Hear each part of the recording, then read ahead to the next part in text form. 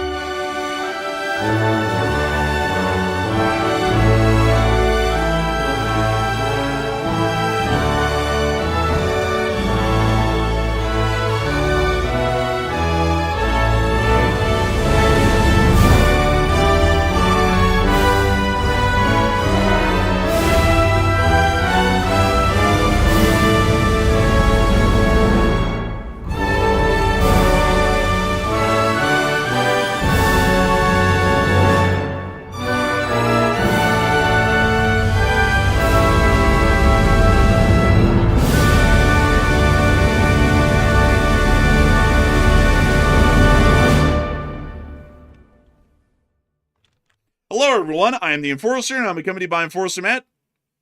And good evening, folks. It's Enforcer Matt, and welcome back to day 1490 of the War News stream. And tonight we have more wild news yet again. We are hearing that Iran is now threatening to destroy imminent U.S. invasion forces. And also, we are seeing massive U.S. force deployments currently underway to Iran and expected to arrive on Friday. At least some of them are. And also, Russian oil has been completely halted on their coast at some of their export terminals after massive Ukrainian strikes. And it looks like the sanctions are back on yet again. And it's good to see you all once more. And of course, we're going to be covering the past 48 hours of news from around the world, as we have been able to hear significant developments from across the globe. We have been able to hear that over the course of the day, the United States of America has begun to mobilize a Brigade Combat Team of the 82nd Airborne Division and will be shipping it out immediately to the Middle East. This comes as news has emerged that the 11th Marine Expeditionary Unit on board the USS Tripoli is currently only several days away from the Islamic Republic of Iran and is expected to arrive before the end of this weekend.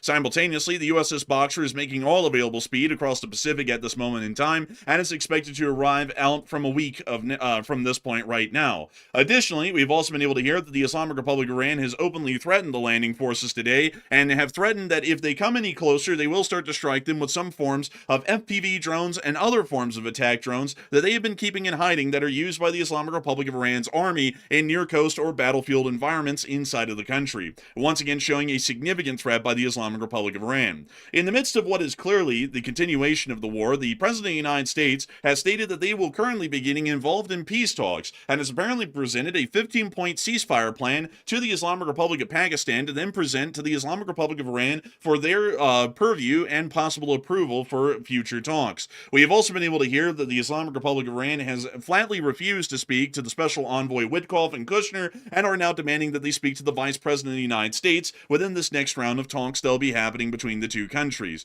However, while these talks are largely being stated at the moment, it does appear that we are seeing that by all indications, this war will not be ending anytime soon. The Islamic Republic of Iran has clearly stated that they are not involved in any talks, and up to this very hour before we went live, have continued attacks on the entirety of the Middle East, inside of Kuwait, Iraq, the UAE, Bahrain, Qatar, Israel, and multiple other locations throughout the region. We've also seen another attempted attack, this time it did fail, near to the area of the Dimona Nuclear Research Facility, or as it's called, the Negev Nuclear Research Center.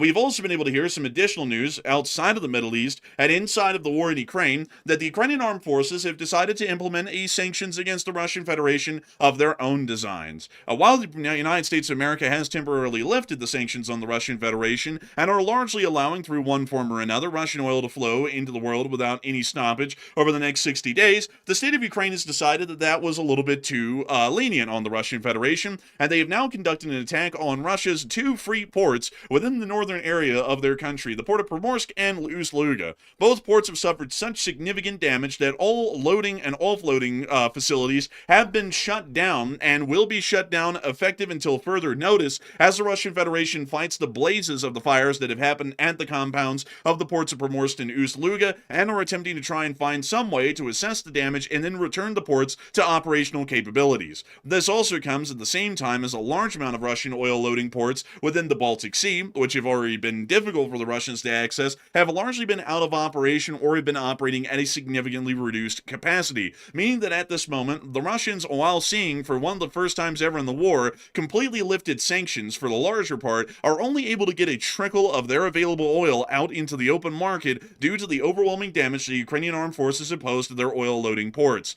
Additionally, a Belarusian drone or some form of Russian drone breached a Lithuanian airspace just yesterday, provoking another violation of sovereignty incident within the area. This also comes as Poland is now stating that they will be conducting a joint development of defenses with the state of Ukraine and Lithuania for future actions in drone warfare. And we've also been able to hear that Volkswagen is apparently returning to its roots and will be shifting from producing cars to producing weapons. We've heard that story before. I guess you could say on one tank from Warsaw to what was it? Berlin to Warsaw. What was the one tank? Yeah, Berlin to Warsaw. There you go. On one tank. That's a scary thing. This time around, it's apparently going to be from Berlin to Tehran on one tank, a significant improvement in fuel efficiency, and once again living up to that German efficiency standard. We have also been able to get some further news out of the unfortunate tragedy that occurred at the LaGuardia airport, as we were able to hear that the NTSB did provide one conclusive result today, that it appears that the fire truck involved in the collision did not have a ADSB transponder installed, which appears to be showing us that the NTSB is already moving forward with the investigation after the collision at full speed and is attempting to find points of error, recommend that these be changed, and to see that civil aviation maintains a high level of safety as it's historically been known to within prior decades here in the United States of America. We've also been able to get some additional news as well out of Southeast Asia that the Republic of the Philippines has declared a state of emergency today over the ongoing situation and lack of fuel resources flowing out of the Strait of Hormuz, which appears to already be affecting directly the economy and nation of the Philippines. We have all of this news and a whole bunch more to cover, mind you all, including our smaller stories that we will be getting through tonight. And of course, folks, we are going to be making sure to move through this news, starting with our largest stories first, and then moving our way on down into the smaller stories through the night, as tradition has dictated on this channel for 1,490 days. And what's that? No breaking news. No breaking news. Yeah, actually, believe it or not, this is one of the first nights so far that we've had in a while that there's actually not breaking news right at the very beginning of the stream. So we are cleared to go straight into the main news segment this quick. And it appears, folks, that we're already wired for sound. And so let us move directly on into the Middle East to the major developments that we have been able to hear today, or more specifically, into the Middle Eastern news segment, which actually starts us off at Fort Bragg, North Carolina. News has emerged today that a specific element of the 82nd Airborne Division is going to be given orders and has been given orders to move out immediately to deploy to the Middle East. I have to tell you that there's been a little bit of questionability about the size of this element that is going to be sent, as we have heard anywhere in between 1,000 troops of the 82nd, and then another source that has stated that it's around 3,000 troops of the 82nd Airborne Division, which are going to be sent sent out to support the Iran war, according to the Wall Street Journal. This is a significant difference between the two, as it would either be the difference between a battalion and an entire brigade combat team of the 82nd Airborne Division being sent out at this moment. The 82nd Airborne Division is a fairly sizable unit, which actually is comprised of 3 airborne infantry brigade combat teams, 1 additional support brigade, an artillery brigade, and also an air assault brigade, which uses a large amount of rotary equipment to be able to either provide covering fire to those troops of the 82nd on the ground, or to be able to provide them with air assault transports in the form of V-22 Ospreys. I'll have to actually show you here really quickly the difference between 1,000 men and 3,000 men that you would see in the 82nd Airborne Division, and the kind of force that we would be talking about at this moment. I also have to tell you all that by our analysis at the moment right now, we are largely assuming that it is an entire brigade combat team that's being sent,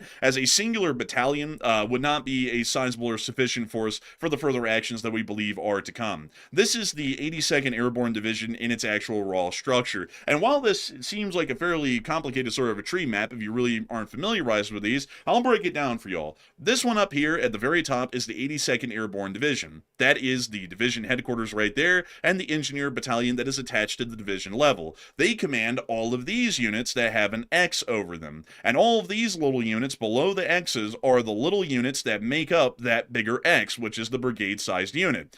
Right now, from what we're hearing, there was 2 reports that came out for the day, and I'll tell y'all that the number of 1,000 is probably unlikely, because if it was only 1,000, that means that a group like the 2nd Battalion only is being sent over, which would be about 1,000 guys. A little bit more, actually. Will actually be a little bit less. Usually a battalion is around 800 guys or so, which means that they might be sending a multifunctional reconnaissance company with them that is attached to their brigade combat team, but we're believing that it is an entire brigade combat team that's being sent instead. That would include the 3 actual airborne infantry battalions, the multifunctional reconnaissance company, and the headquarters company as well.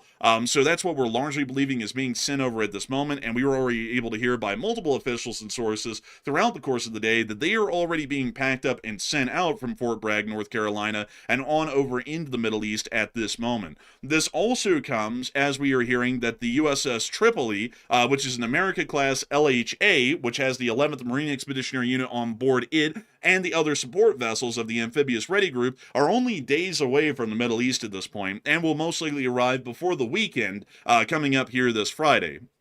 This is a fairly significant force as well. It's about 3,000 troops and has a large amount of amphibious equipment built into it. Although I have to say that amphibious equipment in this case is largely, once again, MV-22 Ospreys of the United States Navy or the United States Marine Corps operated off of the decks of the amphibious support ships that are part of that amphibious ready group. We also understand that the 31st Marine Expeditionary Unit on board the USS Boxer is somewhere within the North Pacific Ocean at this moment and is making all available speed to barrel on over to the Middle East, but it is not expected to arrive anytime this week, unlike the 82nd Airborne Division's Brigade Combat Team of an unknown type, and then also the 11th Marine Expeditionary Unit on board the USS Tripoli. So we can confirm that at least at a minimum, we're expecting that about 6,000 combat forces, or at least ground troops, of the U.S. Army and the United States Marine Corps will be arriving within theater before the end of this upcoming weekend. This is an important thing to remember, folks, that these are still outbound at the moment, and the orders for the 82nd,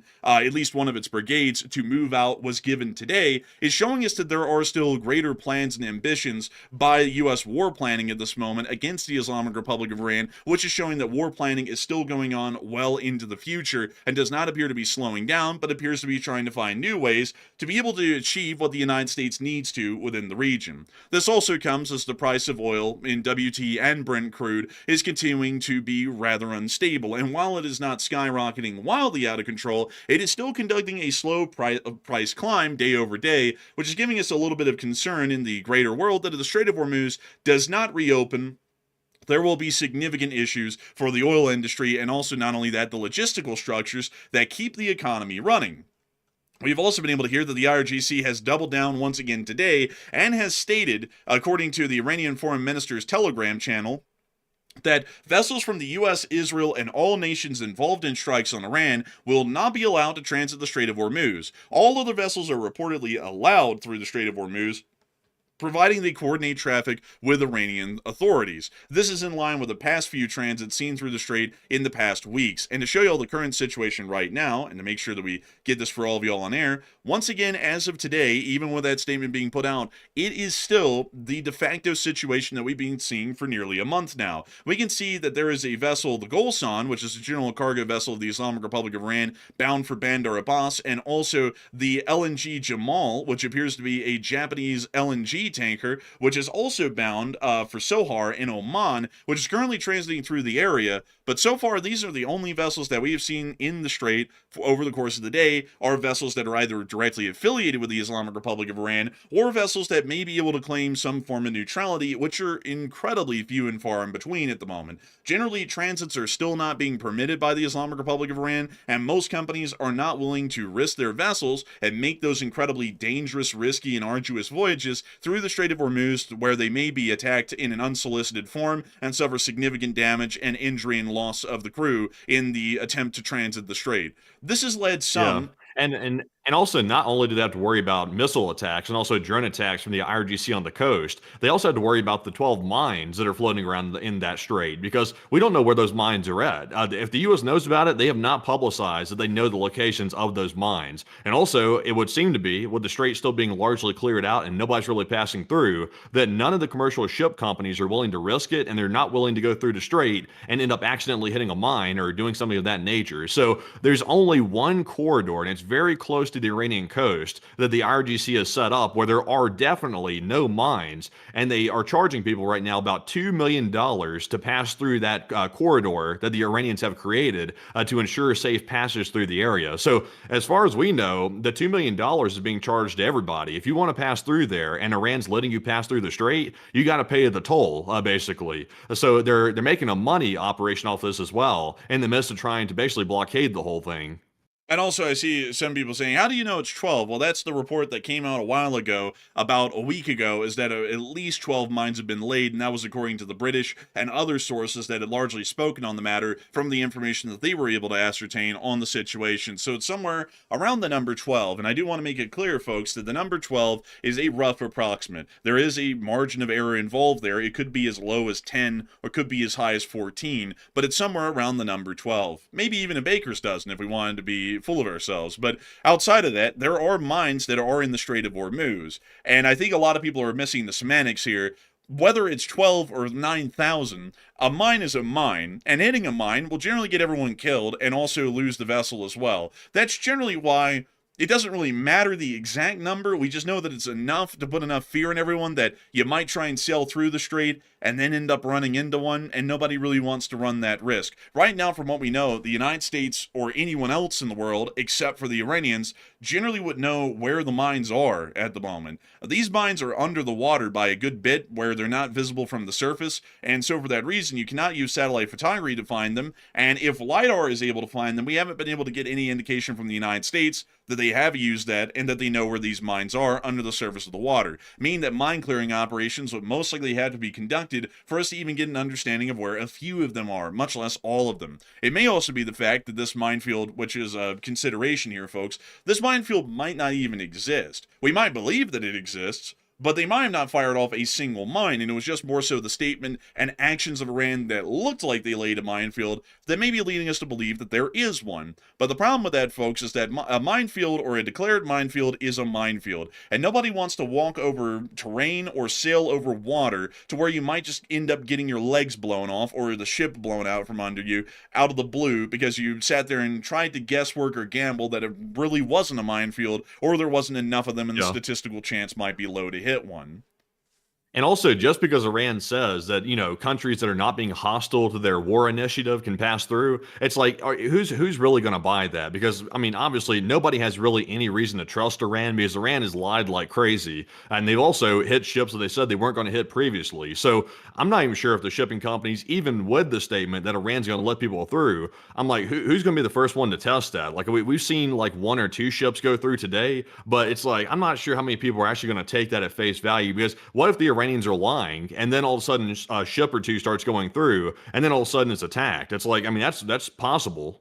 It definitely is possible, and it does pose a significant risk within the area. We've also seen that while all of this is going on in that region of the world, it does appear that the Strait of Hormuz is continuing to grip the strategists and analysts here within the United States of America. And a lot of people have been saying, and I have to say, folks, that I always have to make sure to point out something that we've said as analysis that now has backing. We've been saying for quite a long time in this conflict that allowing the Islamic Republic of Iran to control the Strait of Hormuz and not stopping its control, and more importantly, the situation about leaving the war at this moment in the condition that it's in right now, and basically allowing Iran to control the Strait uncontested through the entirety of the war to its conclusion, would end up in fairly disastrous results, not only for us in the war right now, but well on into the future for our strategic picture in the long term, even if we never go to war with them again. But before I get into what we were able to hear about that today from a fairly reliable source and a fairly knowledgeable analyst, I do want to make sure to get into the news that we have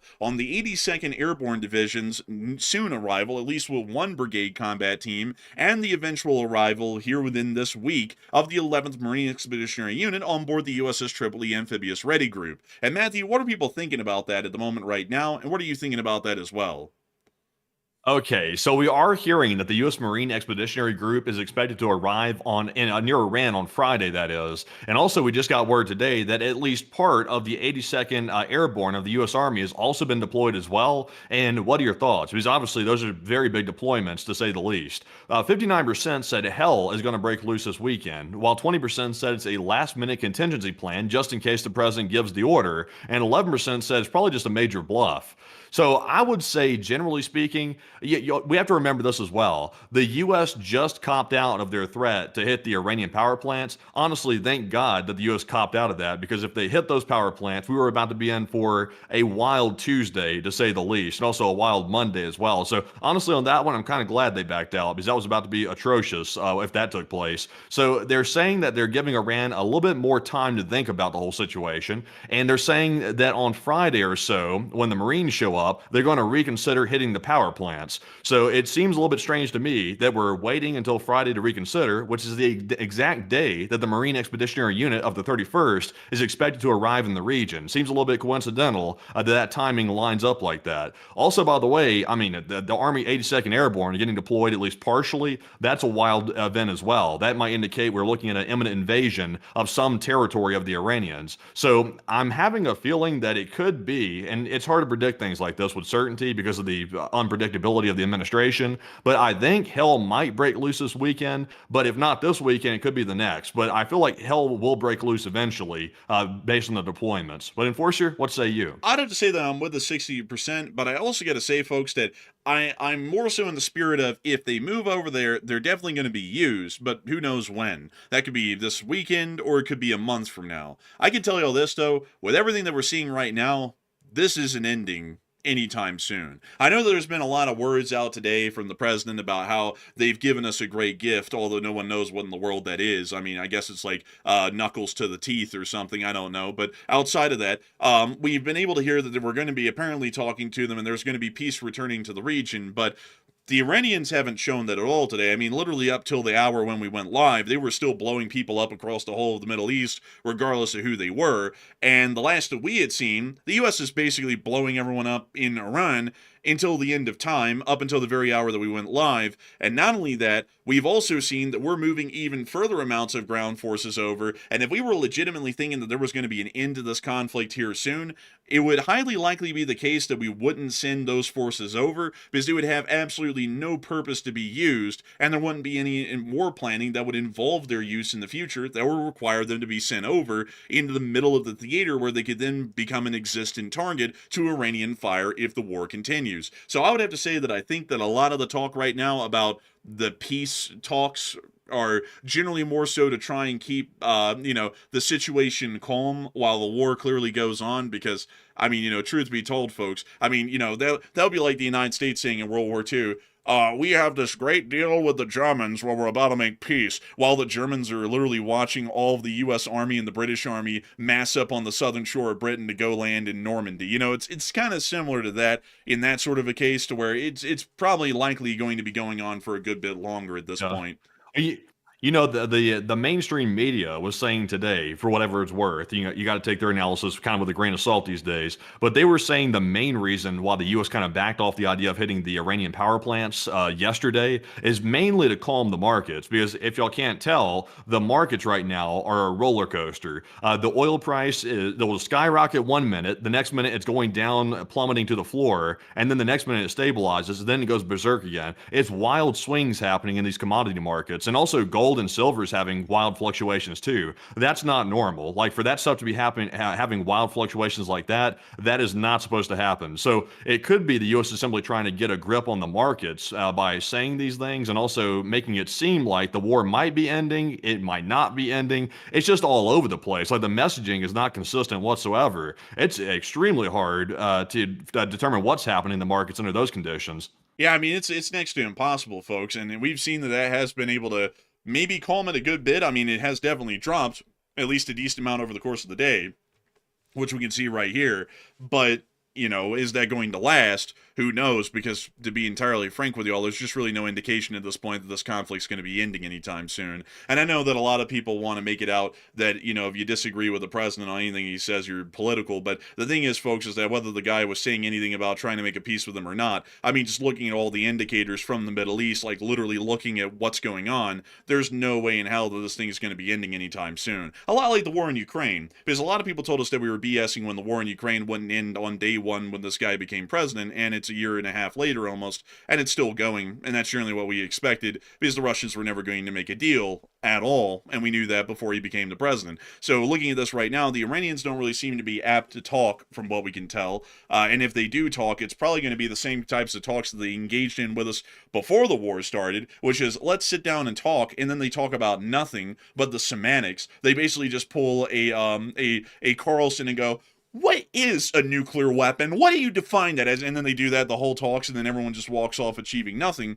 So that's what we're thinking it's going to be, if anything, and this is going to keep going for a good bit. But getting us on out of that poll and on into the other news that we've been able to hear out of the United States, we have been able to hear from someone, getting us back to the news that we were about to get to out of Washington, that has generally been able to validify or validify the analysis that we had on the channel prior about the Strait of Hormuz. To once again refresh everyone's memory on this, the Strait of Hormuz is really the only linchpin that the Iranians are able to exert any control over and really cause us some damage. Not militarily, but economically. And economic damage is about as bad as military damage in most perspectives. You can end up strategically defeating an enemy, at least militarily, but if you lose on the economic side strategically, it's almost a Pyrrhic victory or a complete draw or a stalemate.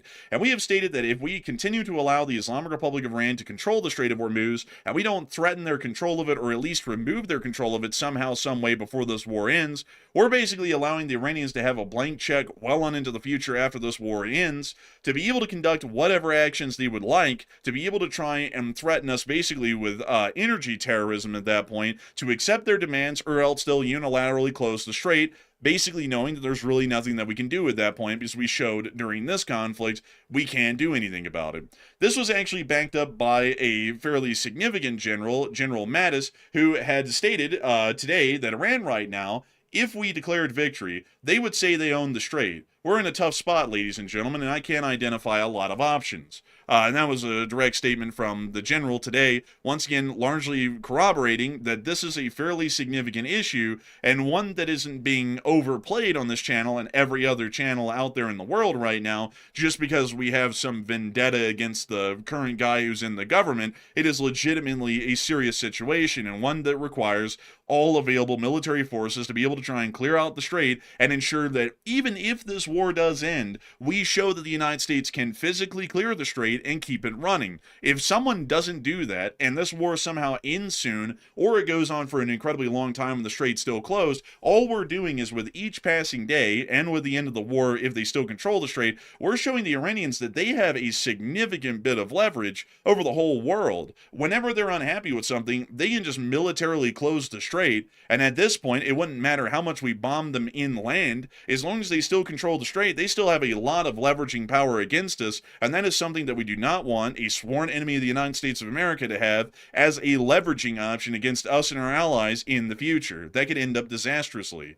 Moving on from that, though, we have also been able to hear a significant amount of other statements out of the United States today.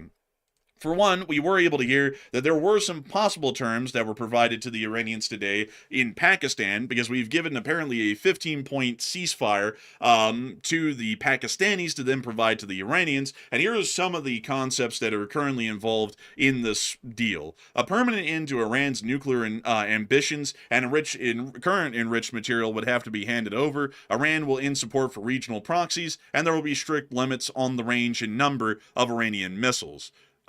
This is fairly interesting, folks, because to be entirely honest with y'all, this is literally the exact same terms that we were negotiating with the Iranians before the war started. Like, literally, T for T, these are the exact ones if these are accurate. And what is interesting about this, folks, is that the Iranians completely refused to even budge toward these terms before the war started. And I'm believing that right now, they're probably not going to budge any closer to them anyways either.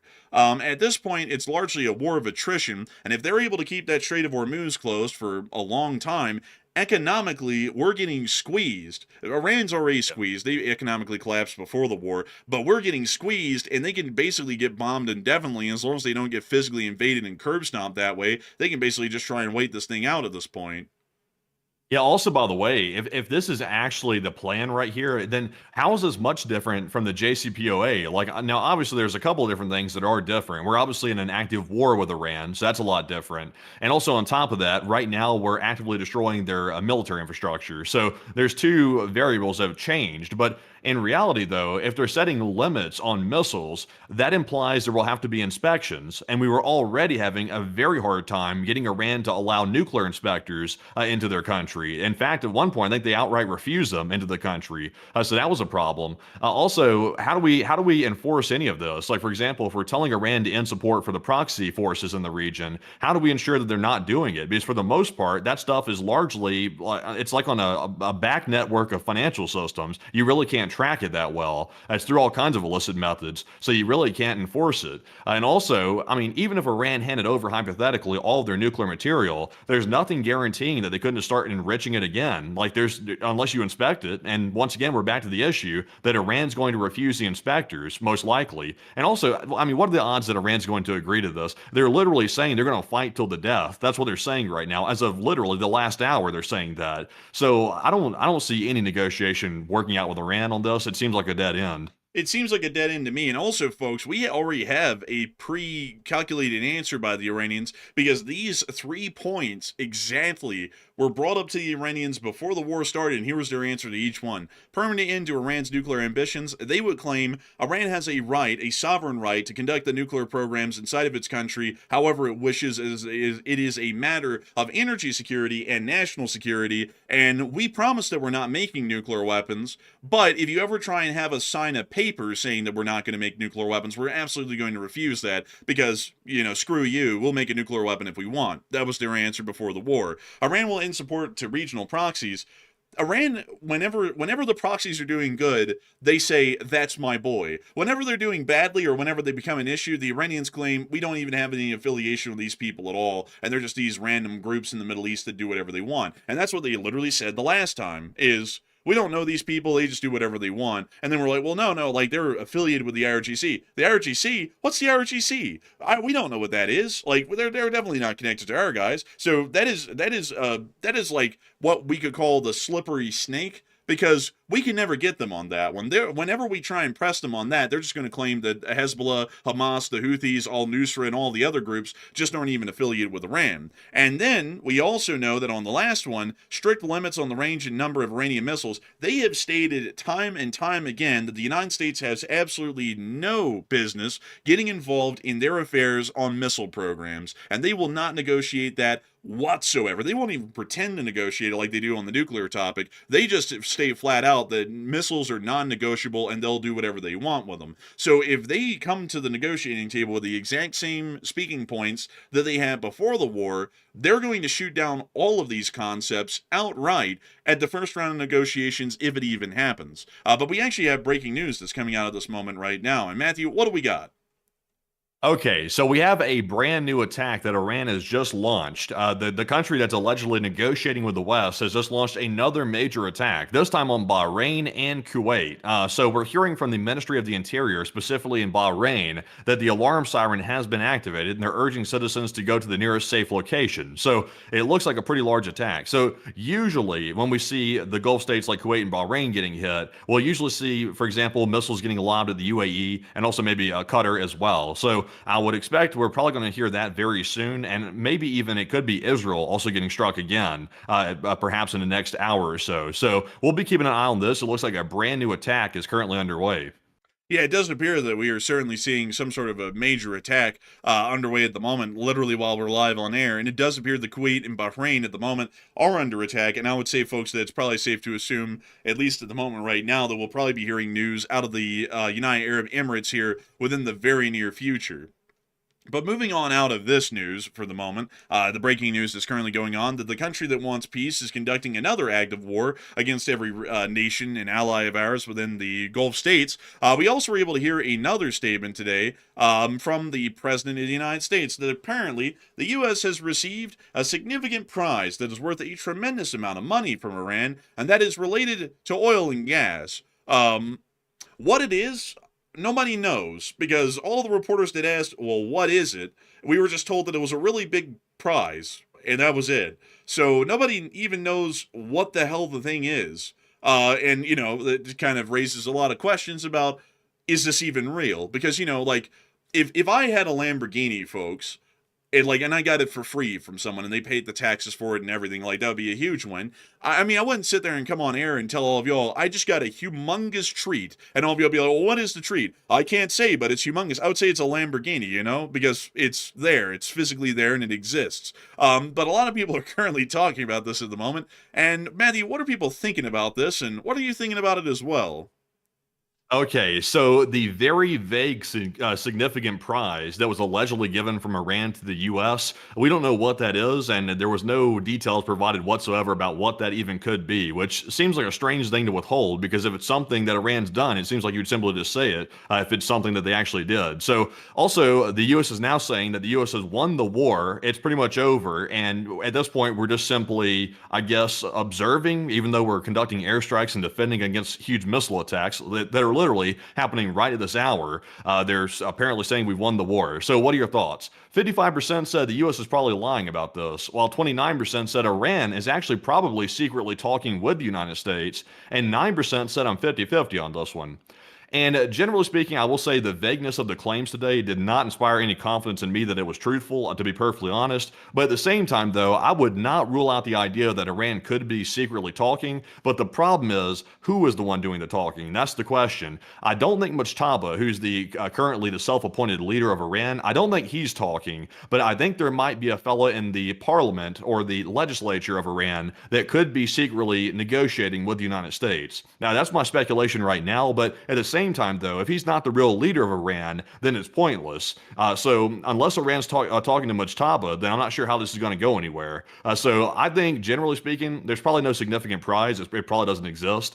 And also, I don't think the U.S. has won the war either, because it's still going as we speak. It's not over. But Enforcer, what say you? Yeah, I'd have to generally agree with that. I think that the current U.S. government or the current administration is largely lying about whatever this is, because, I mean, to be entirely honest with y'all folks, if there was some sort of a major prize and a win for the United States, why wouldn't he just disclose what it is when he announces it, for everyone to know how big of a win or a prize it really is? I mean, you don't tell people, oh, you won the lottery. Oh, how much? I can't tell you, but you won. And then you never, like, you know, proceed to show any winnings or anything like that. You know, that's generally, like, to tell y'all what I've generally seen people do. I've seen some people who appear to be on the amphetamines, you know, who are wandering around the streets. They always tell you that they're like the CEO of Amazon or something like that. It's like, really, do you have a way to prove that? No, but it's a big thing. And it's like, well, I don't really believe that. You know, it's like people can say all kinds of stuff, and if you don't have proof for it, it probably doesn't exist.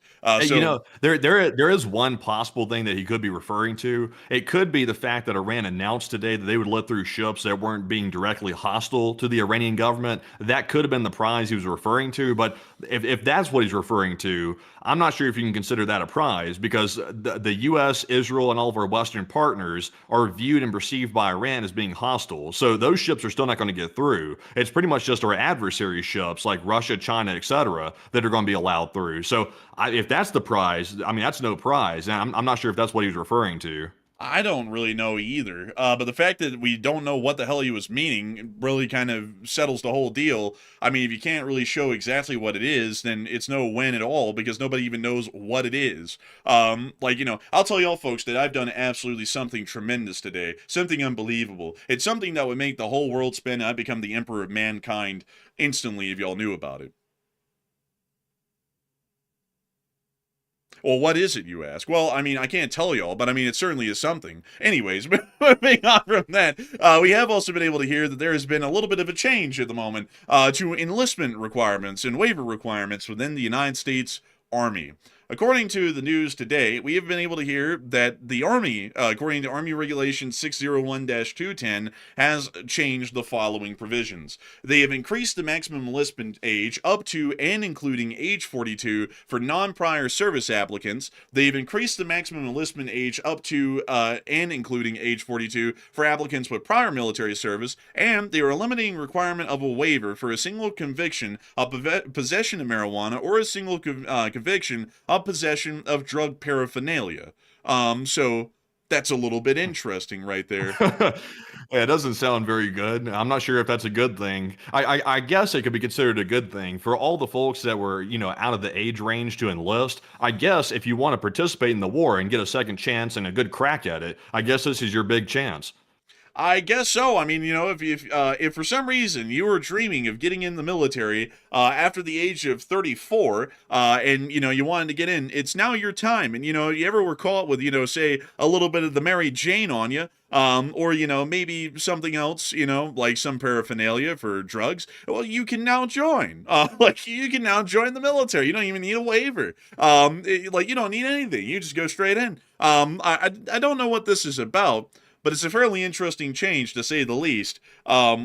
I'd be entirely honest with y'all. I mean, a change like that kind of suggests that the Army might be hurting for recruitment figures and recruitment quotas, because generally you don't see that people change these a whole lot at all, unless you're trying to, get more people in the forces and increase the possible enlistment pool. So I don't know what this is suggesting or showing at this point, but it's a little bit interesting. And it seems as though we just got a poll on this, which I'm going to let marinate for a minute here before we get to it, on that very topic. And to get to our last piece of news within the United States, we were able to hear that over the course of the day, chemical prices are rising. This was actually a notice put out today by Dow Chemicals, which is one of the major chemical producers within this country, which stated the following to one of their customers. Dear valued customer, the Dow Chemical Company and Dow Chemical Canada ULC will modify the previously announced 15 cent per pound price increase to 30 cent per pound price for all HDPE, LLDPE, and LDPE resins sold in the United States and Canada, respectively, effective April 1st of 2026, or as otherwise allowed by contract. Your local Dow representatives will contact you to answer any questions you may have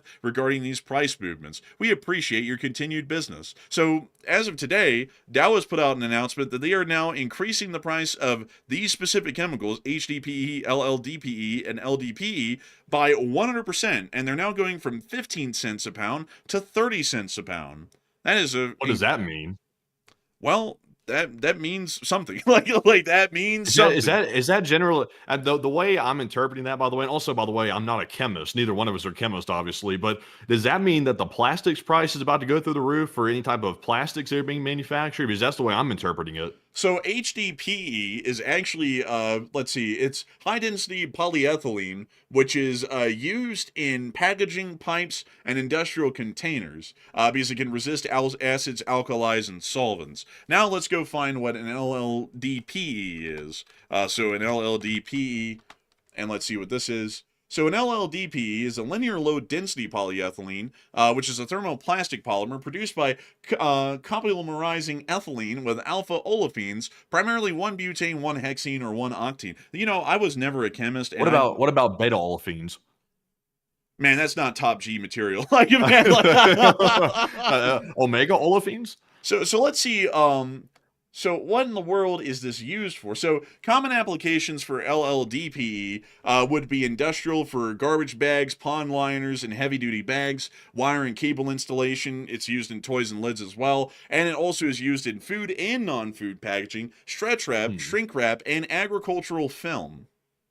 Yeah, and also, by the way, just taking a cue from the actual announcement itself to doing a quick scan of it, it says at the top packaging and specialty plastics. So I would assume, like I saw someone mention that, like for example, your shampoo bottles and like soap bottles and stuff like that are made of chemicals that might be like this right here. So that could mean that product prices are going to go up because the packaging costs are going to go up possibly. But then again, we're kind of spitballing right now because I'm not entirely sure what these different types of chemicals actually are.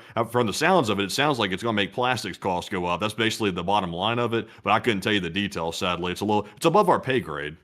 Also, by the way, one last thing, LDPE is specifically packaging for plastic films, wraps, and bags. It's also used in squeeze bottles, so like the Dawn dish bottles, kind of like those. Let's see, tubing in laboratory containers, and greenhouse films and agricultural plastics. So it appears that all of those may be affected in price a decent bit, because the raw chemical materials needed to produce these polyethylenes, which is generally plastics, are now increasing in price, at least from Dow Chemicals, by a factor of 2, and instead of it being 15 cents a pound per the materials, it's now 30 cents a pound per materials. I'm not really sure how that's going to affect the final price of goods that are produced from these raw chemicals that Dow provides, but still it is showing that currently the issue inside the Middle East is leading to price increases for specific rare material, well, raw materials is the better way to say it, around the world, and we're already seeing that being reflected in the pricing right there.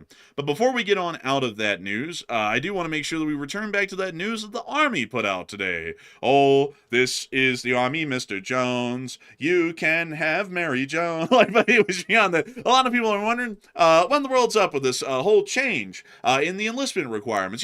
Forever, folks, if you were over the age of 34, you were called a geezer in the Army and you weren't allowed to join, or enlist at least. But now it's going up to 42. A lot of people are wondering, what's up with that change? And Matthew, what are people thinking about that? And what are you thinking about that as well?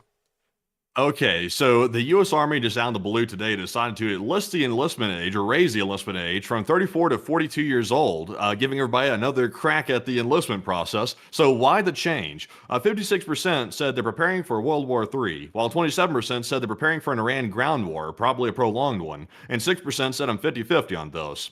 And I will say, whatever the reason is, this is never a good sign when you see the enlistment age getting raised. We're not even in an active ground war yet, and they're already doing this. So it indicates to me that they've predicted that they're going to need a lot more troops coming up very soon, which I think you can kind of take a crack at that and realize that's probably not a good sign. So we don't know exactly why they're going to need this many extra troops, because I'd imagine that big of an age increase like that probably opens up a huge swath of people to be able to be eligible to join the military. So that's going to be a huge boost to the manpower of the U.S. Army. So to me, I would say I'm kind of 50-50 on it. Obviously, we're closer to World War right now than ever. One bad spark, like, for example, Russia attacking NATO or something like that, could set it off. We're that close to it. But I would say the more likely answer is they might be preparing for a prolonged Iran ground war. It's probably the most realistic answer at the moment. But then again, it's kind of hard to tell. But it's not a good sign. But Enforcer, what say you? Also, I see a lot of people reacting like this is the announcement of an increase of the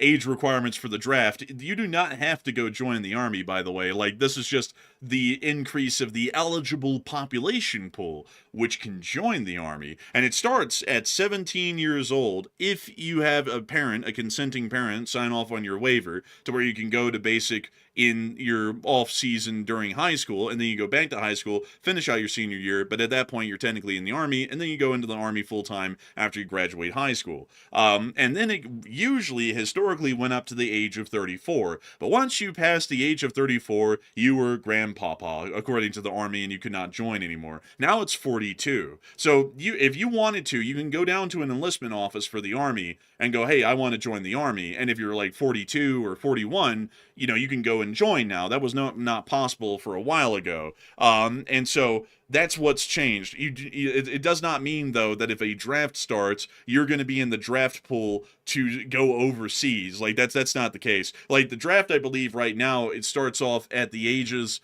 between, what is it, Matthew, 18 and, like, 25 or something? 26. Yeah, 26, and that's the draftable pool of the population right there. But if they start running out of manpower, the Congress can then extend the requirements to include larger age brackets, people with physical or medical debilitations and stuff like that. Also, by the way, real quick, a correction. It's not 26. Apparently, it says registration is legally required within 30 days of turning 18, with the late registrations accepted up till the 26th birthday. That's kind of interesting. That's the AI overview, so don't take that as fact. But it's 18 through 25. But there's technically like a cutoff. I think it's like at your 26th birthday or something like that. I think it cuts off. So I think that's generally it. Yeah, and also I see a lot of people saying, well, I mean, like it's well, I would go and join. But the thing about that is, folks, is that especially for the Army, not so much for some other branches, but especially for the Army, it's a little bit of an issue because the reason why they had an age limit on that was generally in the mid-30s is because technically the most physically prime that a person is at is usually from about the time that they're around 17, or at least an able-bodied man. It would be about from 17 on towards kind of like their late 20s. And there might be some exceptions by the time you're getting into your 30s, but for the most part, most people that are getting on up there in that age bracket, further on up into their mid 30s and late 30s, the physical quality of those people begins to degrade. And that's not insulting anyone, that's just the honest truth of it. And that's why they had the age restrictions set out in that way and form. Now, you can stay in the military, until you're like in your 50s and 60s, but by that point, you're expected to be in more of an administrative role, leading people, than actually having to do the grunt work, like putting on a ruck and carrying a rifle around and, walking like 20 miles a day or so. So that's kind of why it's a little bit interesting to see that age limit has been raised, because for entry-level positions, like, 11 Bravo in the Army for like a 41-year-old person, that is probably going to be too physically strenuous for someone of that specific age bracket. I mean, that's something that I think people need to put some serious consideration in. Now, there's other roles that they could do, but, infantry, mortar teams, and such things like that might really be out of their physical aptitude. But anyways, with that, I hope that does address it the best I can, at least with that. We also were able to hear that apparently, according to the President of the United States, the Secretary of Defense doesn't want the war to end, according to what he was saying today, and apparently the Secretary of Defense and also General Kane are wanting the war to generally continue, generally because of the strategic overview that we just packed up and left, and that might end up being an unmitigated disaster, worse so than even continuing the war at this point. But with that, I hope that does address that the best we can, at least with the news that came out of Washington today. And we have also been able to get y'all a little bit of additional news, not a lot of it, that has come out of the area of the LaGuardia airport, which we want to briefly cover for a moment, because I know that we were able to give it a limited amount of coverage when the unfortunate tragedy happened in LaGuardia, which involved the collision of a LaGuardia airport fire truck and that of a landing Canadair CRJ 900, which led to the death of the two pilots and a significant amount of the additional air crew and passengers on board being significantly injured in the collision. While we have not been able to hear any conclusive results from the NTSB yet from a full and comprehensive investigation, the NTSB has stated at a minimum today the conclusive finding that the fire truck in the LaGuardia collision did not have an ADS-B transponder needed to trigger the warning system. I unfortunately wouldn't be able to speak to the requirements that the NTSB and the FAA lay out for ground vehicles on the tarmac, specifically those involved in the emergency and rescue services at the LaGuardia airport and all other airports in the United States of America, but it does appear that this was found to be some sort of a fault or a failing at the moment that may have not allowed for the air traffic controller to see an imminent collision warning pop up due to his approval for the fire truck to pass across runway 4 via Delta. That seems to be at least one finding of the NTSB at the moment, and I'd have to say, folks, that while I'm not an NTSB official or anything, I'd have to say that there is something that is pretty blaring and pretty obvious to me that makes this largely a faultless tragedy, or at least a faultless one for anyone who was involved in the incident when it happened. The pilots were given clearance to land on runway 4. The air traffic controller given clearance for the fire truck to cross runway Delta, unfortunately right before the aircraft landed. But something that a lot of people haven't been pointing out, and I think this is something very important for people to think of, is that air traffic controller was basically running every single frequency simultaneously at the airport, and each frequency at the airport is supposed to be a separate job for a separate air traffic controller. There's supposed to be a ground controller, an arrivals and departures controller. There's supposed to be a wide variety of controllers, and they basically had this poor one guy up there running the entire airport single-handedly. I mean, with that kind of overworking on a singular person, an accident is going to happen. And I don't think it's the fault of that guy at all, or anyone else who was involved in the fire truck or the aircraft that were involved whatsoever. I think that this is currently a failing of the larger U.S. government's push to see a great deal or a larger increase in the workforce of air traffic controllers, and we're seeing that air traffic controllers are nearly being worked to death these days, in my honest opinion, and that is, I believe, what led to this unfortunate tragedy, and for that extent, it's completely blameless for anyone who was involved in the incident, the air traffic controller, the pilots, or any of the emergency response teams in the fire truck. This is more so of an administrative failing, because that we shouldn't be seeing that air traffic controllers are basically overworked to death to the point that they can't help but see that an unfortunate incident like that happens, because they're being overwhelmed by the amount of data and control that they have to input at any given moment across the entire airport, as busy as LaGuardia, almost single-handedly. But that would be my opinion on the matter, and of course I would say, folks, that that's just my opinion. And if y'all want to get any conclusive answers to what happened, I would generally wait for the NTSB to put out its final conclusion as to the results of the crash and the incident that happened there in their recommendations. But I would love to see that we eventually give some sort of incentives or prioritize people who are graduating high school to basically go immediately down the air traffic controller route, and even see that the government pays for that education, because we need to see that there is a larger pool of air traffic controllers, so that we're not seeing that the ones right now who are vital to national function are being overworked to the point that a mistake can't help but be made at that point. But moving on out of LaGuardia and on out of the United States news, it is time for us to move on and out of the United States of America and on into the rest of the news that we have been able to get over the course of the day.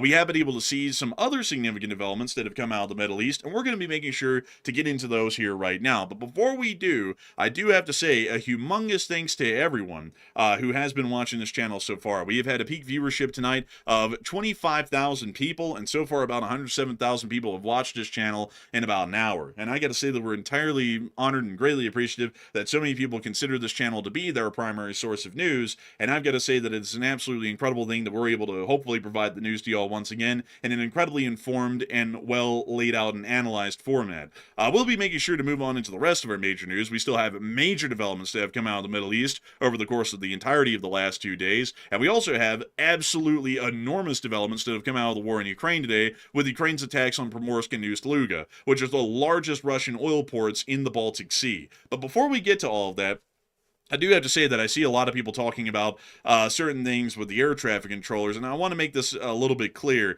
that this had nothing to do with anything that people are putting out as the flash words in domestic politics like DEI hires or anything like that. This had to do with overworking the people who were there.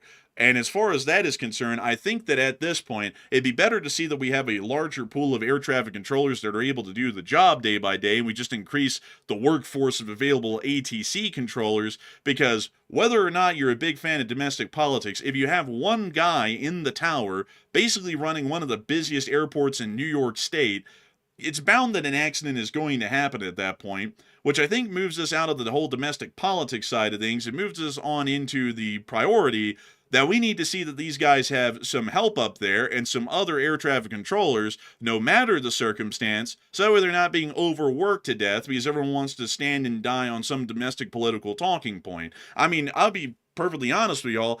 I don't want to die in an air crash because one guy is having to operate 30 aircraft and then 50 ground vehicles all simultaneously, and he can't juggle them all because they've understaffed every airport in America that badly. I mean, that's not even a domestic political point. That's just a matter of public safety, and not only that, having some respect and decency to those air traffic controllers, which has pretty much sacrificed their lives at this point nationwide to just try and keep national airspace running because they're so understaffed. But moving on from that, it is time for us to get on on into a little bit of a question segment. And Matthew, let us get 3 questions in this segment, and then move on into all of the rest of the news that we have for the day. So what do we got?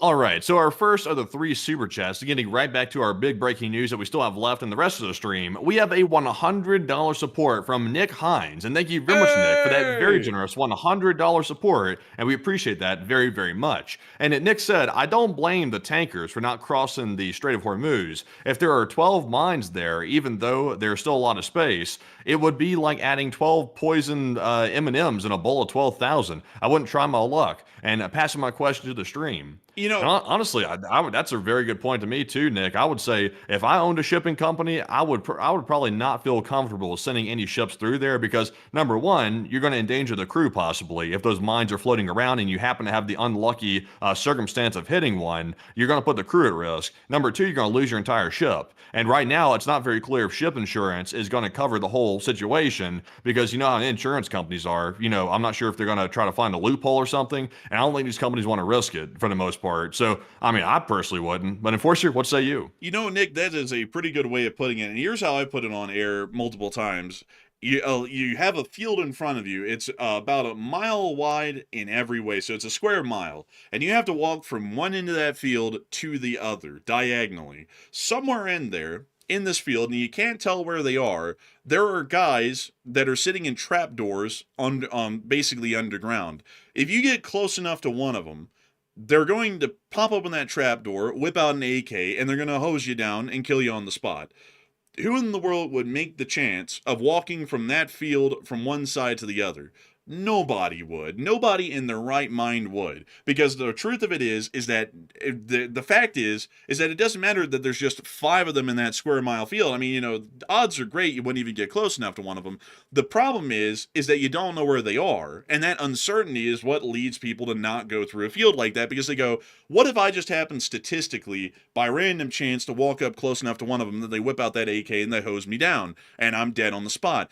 And that sort of unpredictability there is what leads people to not go through. And also, someone said, how much cash? Well, I mean, you know, it's just an average salary. Whatever those sailors are getting paid, that's what they're getting paid. So, you know, it's like to get to and from work today, you have to walk through that field and you might just get killed. You know, and everyone's going to go, hell no, I'm not doing that. And especially your employer, they might just say, look, wait for someone to go out there and figure out where these guys are and take them out. So that way it's safe enough for you to get through the field instead of, you know, getting killed, because that wouldn't really be good for our company either. And so that's the kind of situation that we're seeing right now in the Strait is that there's not a lot of mines. I mean, 12 of them in that sort of an area, that's not a big number, but we don't know where they are. And, you know, someone might run the statistical chance of just running into one, and then that poses the problem. So I got to thank you massively for the support, Nick, and I definitely have to say I understand the companies and the crews and the captains on board those ships and not wanting to conduct those passages because I myself wouldn't conduct that passage with the amount of uncertainty involved into whether or not the ship or yourself would survive the passage through the Strait. And even still, not only that, folks, it's not only the mines. I mean, the Iranians are just going to fire an anti-ship missile at you if you try and pass through. So if you don't get hit by a mine, you're daring so let me change the metric that way. So there's 5 guys in the field like we had last time when I just explained the scenario, but there's also a sniper out there at the very edge of the field somewhere. And if you try and walk through it and you make it about halfway, he's going to start shooting at you and hope to get you. So there's the additional add-on to the equation that makes it a lot more guaranteed that death would be a certainty in that scenario, because even if you somehow avoid the 5 guys in the trapdoors in the field, you're not going to be able to dodge the sniper forever. He's going to get you eventually. So that's generally what's stopping everyone from passing through. I forgot to add in that additional fact that they will just lob an anti-ship missile or a drone at you from the shore and get you anyways, even if you somehow avoid the mines. So a big thanks to you for support and helping this channel to keep on running, and I hope that does address that incredibly well. And with that, we are on to the next one. And also in the meantime, to get that live chat question in honor of Nick's super chat, this one goes to Sean Willem, who said, the U.S. said that we got a gift from Iran. And do you have any thoughts about what that could be?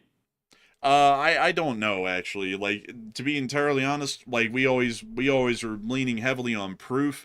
And that sounds like one, like, I'll be honest, that's like a hocus pocus statement if I've ever heard one. You know, we've got something great. It's like, well, what is it? I can't tell you. It's like, well, then it doesn't exist then. It's like, that's like to be entirely honest, that's like I don't even know how to explain that, honestly. It's almost like a con man trick. It's like, oh, well, we got this big business you can get in. Well, what is it? I can't tell you, but if you give me $50, you can get in. It's like, it's like that kind of stuff sends up a lot of red flags to me. But I hope that does address that live chat the best I can. And with that, we are on to the next one.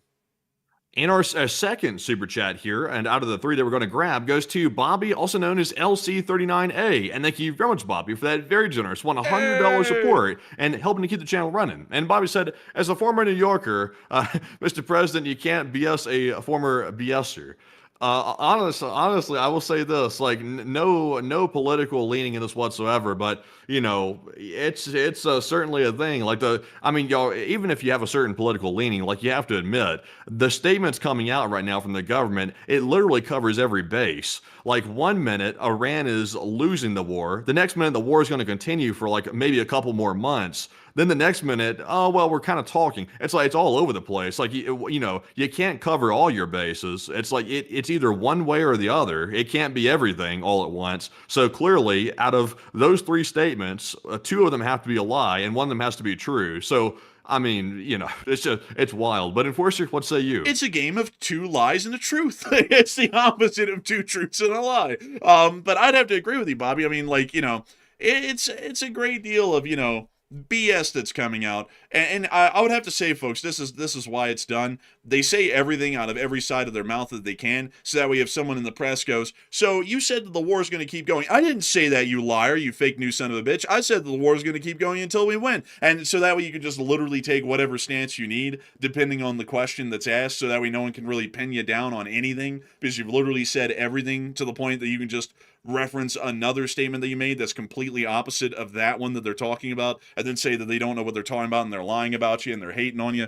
That's basically the whole reason it's being done. Because yesterday it was, we're fighting this war until we win. Today it's, we're going to talk to them and make peace.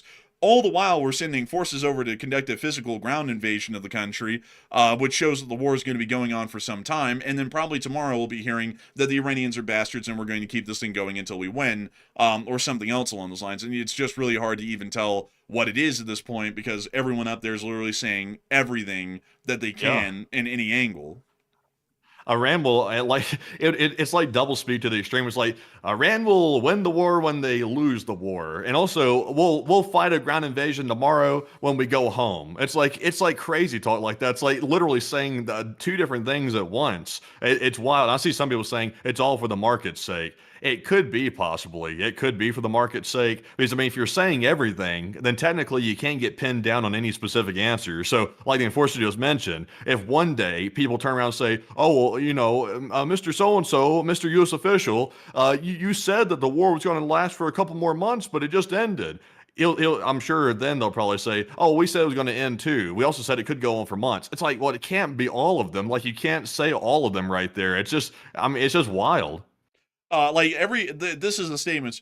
We're winning, we've won, and we're going to win. Like, it's every statement in between. Or, well, actually, we're winning, we've won, or we're going to end the ongoing war. And it's like, so how are we going to end the ongoing war? I didn't say that it's ending. Fake news. I said that we're going to win the war. Well, I mean, how are we going to win the war? You idiot, we've already won the war. Well, how have we already won the war? Well, we're going to end the war. And it just keeps on going in a circular cycle. They should nickname this, by the way. They should call it quantum messaging. You know how in like quantum physics there's a thing where a particle or like a molecule or something can be two different states at once. It's like superposition or something. It can be two different things at once. It's like this is literally like coin the term. They came here from the Enforcer channel. Quantum messaging. That's what they're going to call this right here. It's literally like that. It's literally a circular talk, because no matter what, whenever you go from point to point, the end result is, you idiot, it's actually the other one, and it just keeps going in a circle endlessly. It feeds itself, because it's like, we've won. Well, how have we won? Well, we're going to end the war. Well, how are we going to end the war? Well, we're not ending it because we've already won. And then, it's like, well, how have we already won? Well, we're winning the war. It's like, it just keeps going in a circle. There's no way to end it. And that's the thing that's leading to the confusion. And honestly, the complete lack of transparency at this point is that there is no clear answer like, we have won the war, which wouldn't be true because it's not over, or we're winning the war, which could be true to some extent, although the Strait of Hormuz is still an issue, or we're ending the war, which suggests that we may not even be winning the war. We're just ending it and walking away and basically folding at this point, possibly. So, it's any one of the three. Take your best guess. But it's very difficult and confusing to work with, Bobby. And the only thing that we can really do here, folks, on the channel is look at what's physically happening over there. Like if more forces are being sent over, and based off of that saying, well, out of those three different statements, most of them have to be wrong, rather than the one of we are still fighting the war and we're winning the war. That would be one of the three that we would go with at this point, because that seems to be the best indicator. But a big thanks to you for the support and helping this channel to keep it running, and I hope that does address that the best I can, Bobby, because it's a great thing to have you here tonight, all the way from Canada, and it's also great to know that you are a former New Yorker. Did you ever get to know that guy who always talked about the Gambinos tried to get me? They put a couple of marbles in me. Like, I mean, I forgot his name. What in the world's his name? The Guardian Angel guy? I can't remember, sadly. Man, I can't remember his name. But anyways, with that, it's time for us to get on to the last question of this segment, and then we're going to be getting on into the rest of the news.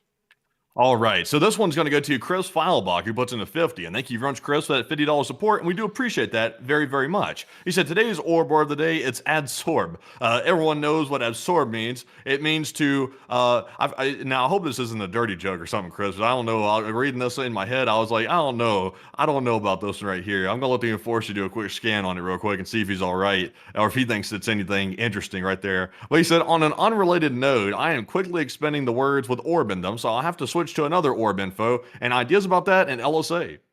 Absorb just does mean to soak something in, like you absorb something, like you absorb some knowledge, or... I was just making sure something was setting off my radar on that one. I was like, something about this is getting me a little worked up. Man, Matthew's been had so many times. He's like, censorship. Like, he's like censored, pending review. But it's fine. But a big thanks to you for support, Chris. And I gotta say, thank you for sharing another orb word of the day. It's a wonderful and incredible thing to see that you're still helping this channel to keep running, and also sharing orb words with us, which is very orbulous, I do have to say. And I gotta thank you massively for the support and helping this channel to keep on running, because if it wasn't for folks like you, we wouldn't be able to make this channel possible, and we wouldn't be able to keep it running. And so, a humongous thanks to you so much once again. I hope that does address that incredibly well. And it's Curtis Lewa. It's Curtis Lewa here with the Guardian Angels. You see, we got 4 Christopher Columbus statues in the city. The mafia tried to shoot me in the back of a cab. Back when I was gunned down by the Gattos and the Gambinos back in '94. But anyways, with that, it is time for us, folks, to move on from this question segment. A humongous thanks, though, to Chris Feilbach for that massive support and help with this channel to keep running. I hope that does address that well. And, of course, long live the Lee Spring Army, and the Lee Spring Army will never die. Moving us on back into our news out of the Middle East, we have been able to hear of an unfortunate incident today within an unknown location of the Middle East. Class A mishaps 3. On 18th of March 2026, location withheld for operational security purposes. A parked PA Poseidon was damaged when a foreign aircraft taxied into it. No injury to aircrew. So there might be a PA Poseidon out there that's now out of action because it's had a little gash cut into it from a collision. We're not sure. What's considered a foreign aircraft? A missile wouldn't be considered a foreign aircraft, or a drone, would it? No, it might have been like a commercial aircraft, and it might have like skimmed its like winglet over the rear fuselage or something. It could have been something like that. Like ground collisions do happen from time to time, and especially if there's not that much coordination in between the U.S. Navy that's operating that aircraft and the civilian air traffic control of that airport, a collision like this could happen. It was probably like a little bump or something, nothing too big. Yeah, it's a shame though. It's a very expensive aircraft right there to have it bumped. Also, by the way, I do have to point out, folks, that a Class A mishap does mean that this is about less than $2.5 million in damage that's being caused in this collision. But I mean, still, it's like, I don't know what in the world that is less than 2.5 million. It could be like 2.4 million, or it could be like, $2 million or something, but it does appear that there was a PA Poseidon that was damaged into some ground collision. We've also been able to hear, additionally, moving us on to the Islamic Republic of Iran today, they've been getting hit. Up in Tabriz, an IRGC facility was directly hit by what we believe to be Israeli airstrikes on the area, which we're able to see from that smoke plume right there. We see it rising in the distance after the strike. A successful one, for sure. We have also been able to see another clip moving us on down towards the area of Qazvin, which is on the highway from Tehran to Tabriz, that it also appears there were some airstrikes in this area as well.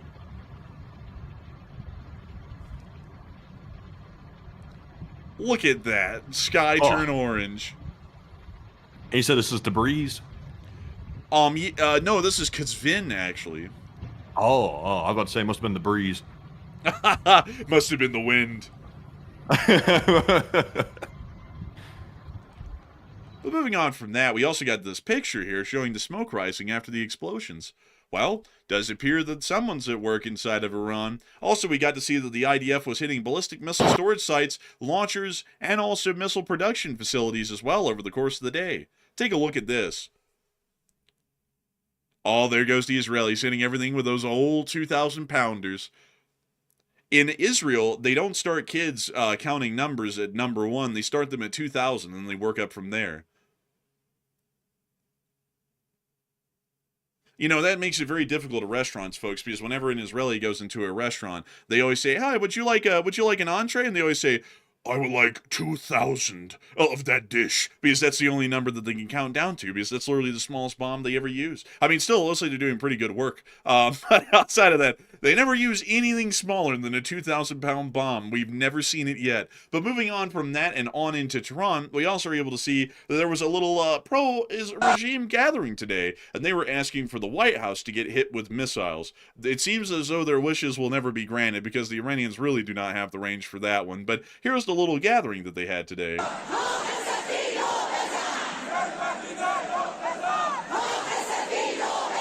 that the Gadsden flag? No, that's the flag of Hezbollah. Oh, okay. It looked like it had the "Don't Tread on Me" thing on there for a second. I guess I'm seeing it now. Like, that's weird. It really looked reminiscent of the Gadsden flag. Man, everyone else there is going, "Aloha, snack alert." Meanwhile, this guy, "Don't step on Snick." It's like,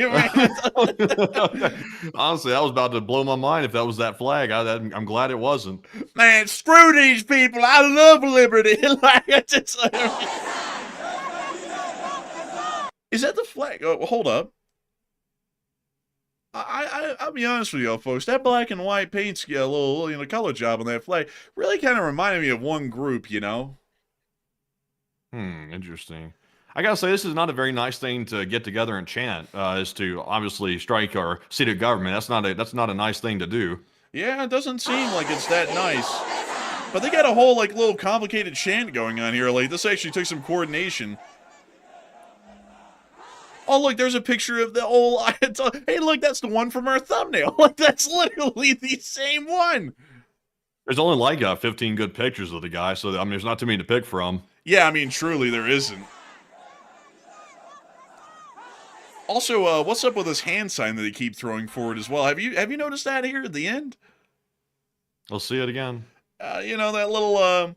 Geschlick mal Leibman in die Deutschen, and it's like, whoa! It's like... What they doing here? I don't know about that. They got that little flare behind it too. I'm not so sure about this. Man, this is just also, by the way, it's like you really can't even tell how large this crowd is. Like, you can't tell if they're just like, blocking the rest of the view because behind them there's no body behind them possibly, but it's like, there's always going to be extremist lunatics in every country, but largely speaking, from what we can gather so far, not most of the country supports this type of activities.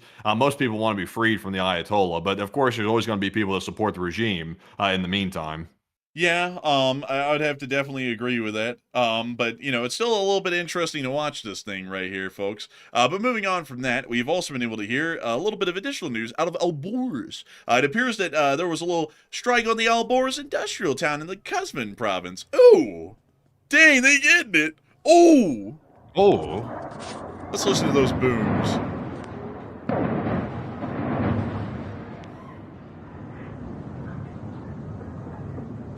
Oh!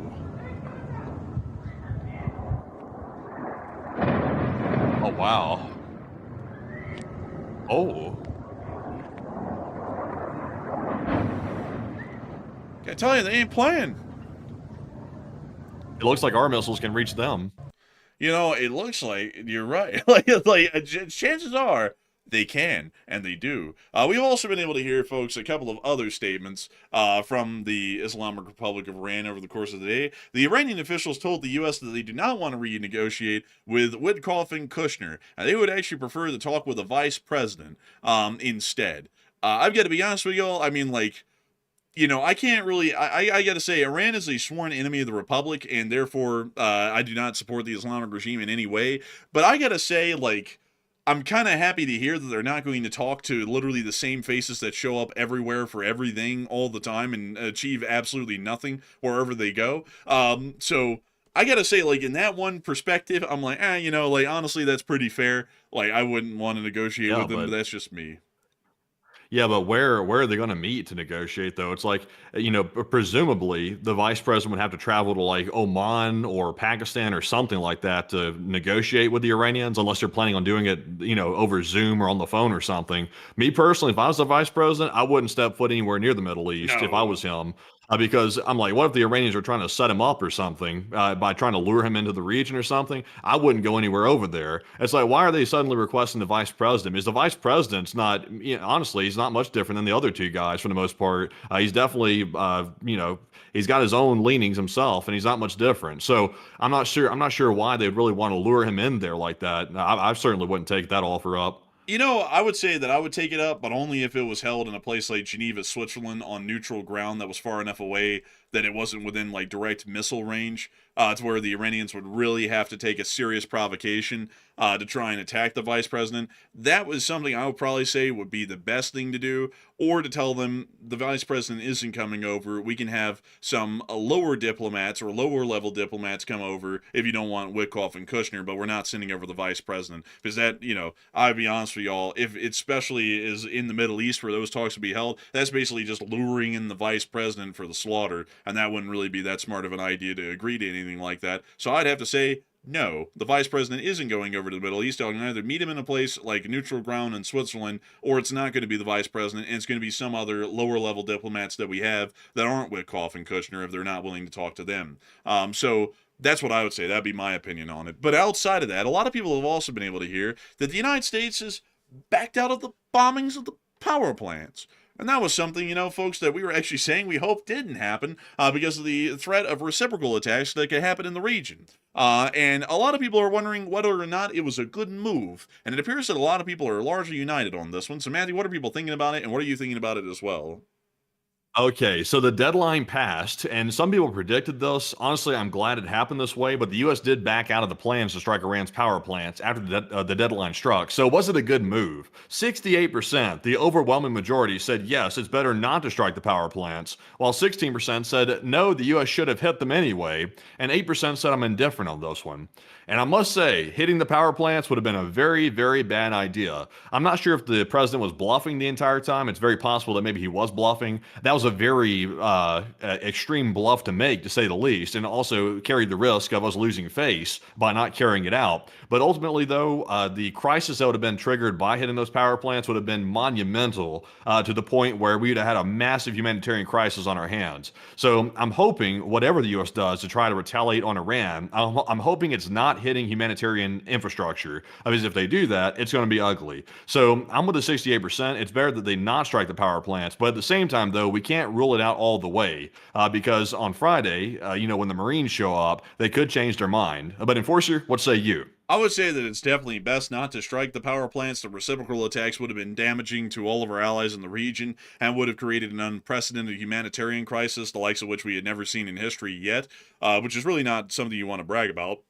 So I'd say that that's probably the best move, that we didn't hit the power plants. I know that the deadline has supposedly been extended, folks, but the reality of it is that it's probably just going to end up fading away and disappearing into the background, because ever conducting strikes on their power plants would be not that great of an idea. And also another thing, folks, I got to say, because I see a similar group of people saying that the deadline is extended, and also a lot of those people just moments ago were saying that the president of the United States is, we are, just dissing on him because he stated that we've won the war, or we're winning the war, or we're ending the war. How in the world is it that, according to some of y'all, that we're ending the war, but we're also going to bomb their power plants come this Saturday? How in the world does that one work together? Because if we're ending the war, why would we even have that deadline anymore to bomb the power plants?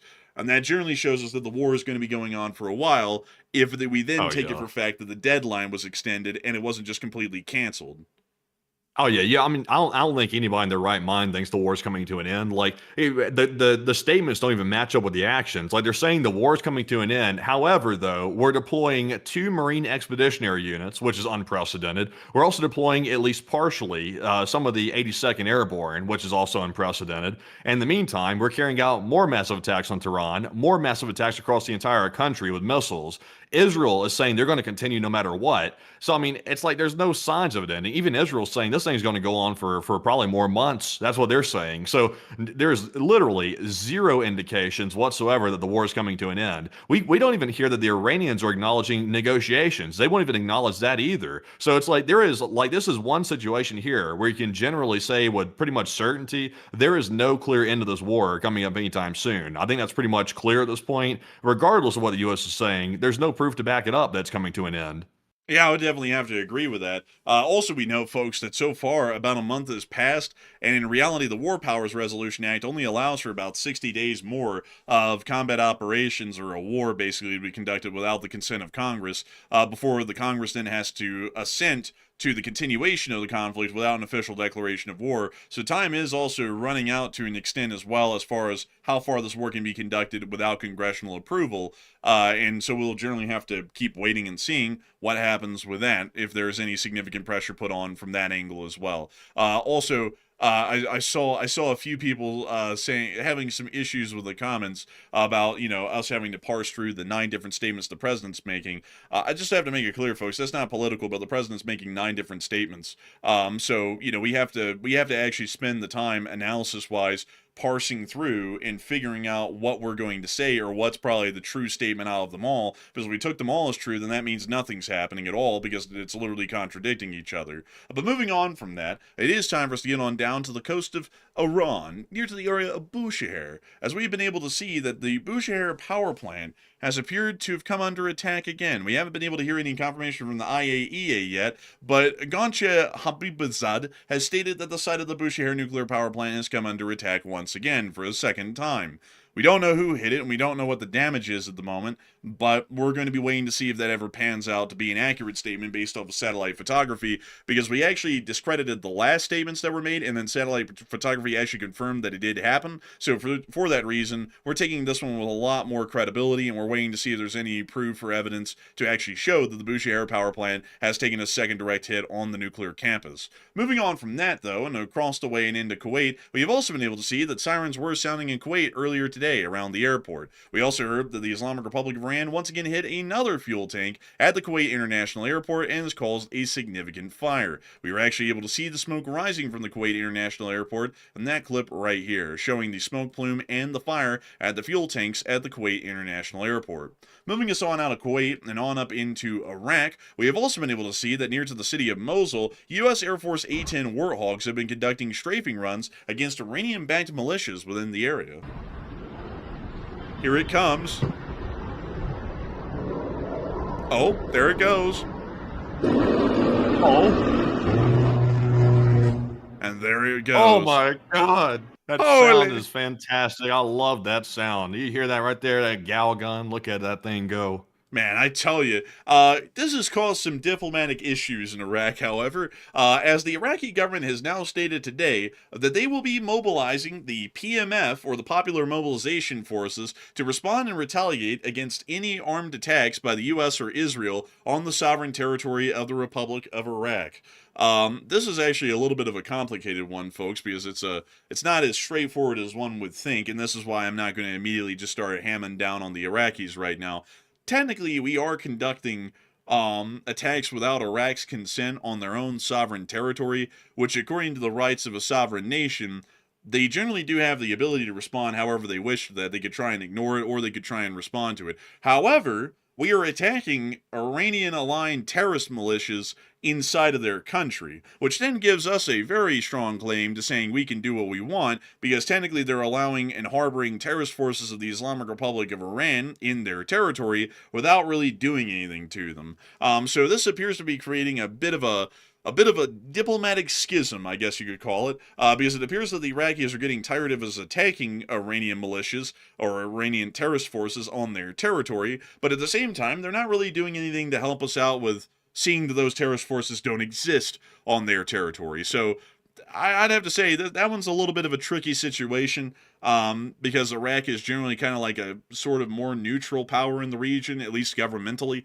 There's multiple different factions in Iraq that lean every way in reality, and we'll have to see how to navigate that one without pissing them off. And before everyone says, well, let's just bomb them, that's a very bad idea. We already have a big enough fish to fry with Iran. We don't want to then extend that to Iran and Iraq. That would be senseless. So we need to find some way to generally negotiate that without pissing them off, but still achieving our objectives however we see fit. But moving on from that and on up into Erbil, we did get to see that Iranian attacks on Iraqi territory are also continuing as well. And in the Kurdistan region, it appears that one of these drones hit a high-rise in the city of Erbil, which we unfortunately saw right there.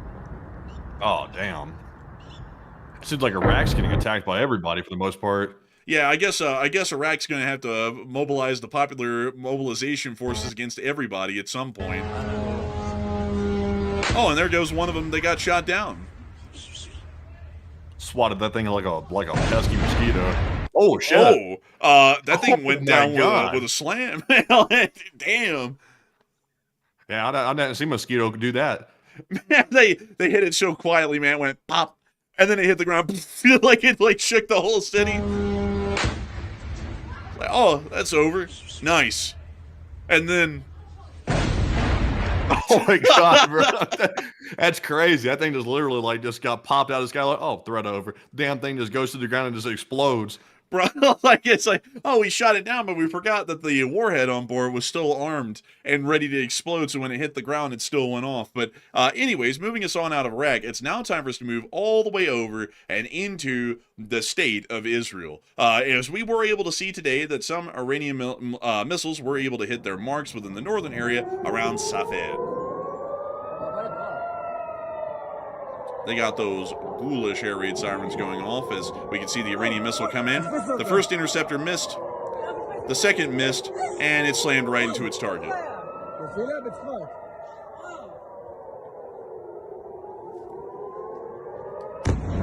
Oh!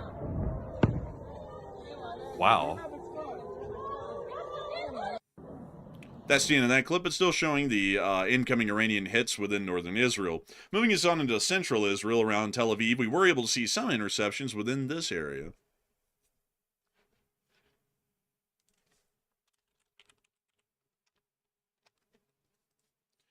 We see the interceptors up as the Iranian missiles are coming in. It's so weird how the missiles look slow when they're at higher altitudes, but once they go in their final descent, that thing rapidly speeds up. But in the sky, though, it looks like they're going pretty slow. It's relative perspective. That's what it is. It's always going fast. It's just the perspective of which that makes it look slow. But moving on from that, we also got to see that down in Jerusalem today, there was a couple of Israeli government statements. The Israelis are concerned that America might reach a bad deal with Iran, per Israeli media. Oh, man. And we also were able to hear that the Israelis are preparing for mass mobilization, and the Israeli government will approve a plan allowing the IDF to mobilize up to 400,000 reservists through the end of May. Now, the source for that was Amit Segal. So it does appear that they are definitely preparing for a ground invasion into southern Lebanon, because this is about what they did the last time they conducted that ground incursion into southern Lebanon. So we'll be waiting to see that. And I do have to say, folks, that the Israeli Weapons Industries, or the IWI Tavor, is a pretty cool-looking little bullpup right there. I mean, I think that everyone can kind of agree on that. I mean, take a little look at this thing right here. Let me show it to you, Matthew, in all of its true glory. The Tavor. Here we go. Here it is. That's a pretty decent one. I kind of kitted out with a suppressor and a scope. It's a pretty decent-looking bullpup for bullpups. I just don't like bullpups. That's the problem to me. If you try to cross-train between a bullpup and a normal AR platform or something, the weight distribution feels completely messed up, and it's all off kilter and stuff. So you really can't train on both of them the same. Or at least to me, it's too big of a switch. Yeah, I would have to agree. I'm not really a big one for bullpups, folks, and also the trigger is always kind of sticky. It's kind of a little bit weird, and I'd say it was a really cool concept. I just don't really think it was a great idea. Now, on the other hand, though, the peak evolution of the AR platform is the HK416, which basically everybody's going to these days. Did y'all know that the Marine Corps has an IAR-27 now as their main service rifle? which is this thing right here. It's basically just an AR like platform, but it's a little bit heavier, and it is a modular weapon system, so you can turn it into a light machine gun, or it could be a normal assault rifle for the normal infantry, or it can even be a marksman designated variant, which is pretty cool for that sort of a platform. I always thought that was a little neat, but I've heard that it's incredibly heavy, and therefore a lot of people in the Marines don't like it because it's just wildly heavy. But anyways, moving on from that little side note about firearms and such, enough of that business. It's time for us to get on into the poll. And a lot of people are hearing about that little claim that that another bombing happened near the Bushehr nuclear power plant. And Matthew, what are people thinking about that? And what are you thinking about that as well? Okay, so another big deal, by the way. Also, I do want to point out that in between the last time we streamed and this stream right here, Iran has once again tried to target the Dimona nuclear reactor inside of Israel. They launched another attack. Thankfully, Israel shot everything down. There was no confirmed impacts, so it was safe. But Iran is consistently trying to hit Dimona left and right, and thankfully they're not able to pull it off for the most part, thanks to the air interceptions in the area. So now we're hearing that Iran's claiming that the U.S. and Israel fired missiles near the Bushehr nuclear facility once again, and do you believe it? 55% said yes, they probably did this to Iran, while 21% said no, Iran is lying about the attack, and 9% said it's a false flag attempt. And I will say last time we did call BS on Iran because Iran claimed that it had previously been attacked, at least on the location of the Bushehr nuclear power plant. And we said generally it sounded like Iranian lies. Well, it turned out it was actually true. And then we saw the satellite images showing an impact literally on the facility's location itself. So it could be very possible that either Israel or the United States carried this out. Once again, it's very dangerous, whoever did this. It's not wise to start hitting near nuclear power plants. That's a horrible idea. So whoever did it, it's not wise, but I wouldn't rule it out completely because last time we thought it was fake and it actually turned out to be real. But Enforcer, what say you? I'd have to say that I think that the U.S. or Israel likely did it again. I would generally have to agree with Matthew on that. The last time one of us did it, it was either us or Israel. I would lean more towards the Israelis doing something like that. And it was probably the Israelis again that did that as another warning shot over the bow to the Iranians about what they attempted to do to the Negev nuclear research facility near Dimona today. So I would generally be with the 55% for that reason as well. Moving us on from that, everyone, before we get on up into Europe, we have one last piece of news that kind of has to deal with the Middle East, but it's in Southeast Asia. Today, we've been able to hear that the Philippines has declared a state of emergency. And in this fairly long release by the Philippine government, they stated the following: that due to the energy situation and the energy crisis due to the Strait of Hormuz, the Republic of the Philippines is going to be declaring a national emergency due to the energy crisis. So it does appear that this is another country, a second one now next to Slovenia, that is largely already declaring an energy crisis over the closure of the Strait of Hormuz, showing that the oil resources are being spread thin, even with the prices largely staying somewhat stable at this point right now. But moving on from that, it's now time for us folks to finally move on and into Europa, as I like to call it, because it's time for us to cover the war in Ukraine and everything else that's been going on in this area. To get us a couple of appetizers before we get into the war itself, we were able to hear that Volkswagen will reach an agreement with the Israeli Iron Dome manufacturer to switch from the automotive business to the missile defense business, according to Financial Times. Man, I remember that Porsche used to make some stuff back in the day. I tell you, folks, I remember something about them. Oh, what was it? Oh, yeah, that thing. The early days of Porsche design. And also, you can't forget the Kubelwagen. And now, that wasn't their best. That wasn't their best iteration right there. Oh, sorry, I typed in Porsche. I was looking for Volkswagen. Oh, yes, the Kubelwagen. Oh, yes. Look, it's a little thing. And the Schwimmwagen, which was the earlier variant of the Kubel, if I'm not mistaken. This was the amphibious variant, actually. And then they had, let's see, what else did they have? They made a lot of Kubel wagons, by the way, folks. That was like their main thing that they made in the Second World War. And let's see, anything else? 9. Nothing else, really. I hope so we don't look at other Well, you want to... Just pull up the Porsche Type 64. Punch that in real quick. This was some of Porsche's earliest work right here. Honestly, pretty futuristic for the year it was created, as you can tell right there. Very futuristic. Also extremely expensive. I think this thing sold at auction for one of the most expensive prices of all like possible auction cars that have ever existed. You know, I have to say it looks way better there than this one does right here. Yeah, I will say it looks like it was hammered out by hand. This thing looks like it was chiseled by a blacksmith. Like he had out the hammer and a chisel, and he was really trying to get this thing all suited up. A little interesting with that. Like Germany was a very interesting country, at least with what they were making. In like the 30s and the 40s, they usually were making like absolutely crazy stuff. To be entirely honest with you, all stuff that just would never work in real life. And all of it didn't work in real life, believe it or not, folks. Even the stuff they actually put on the field, it never really worked. Like, here is one that I always think about a lot, because this is probably the best looking tank, in my opinion, that the Germans made in the Second World War.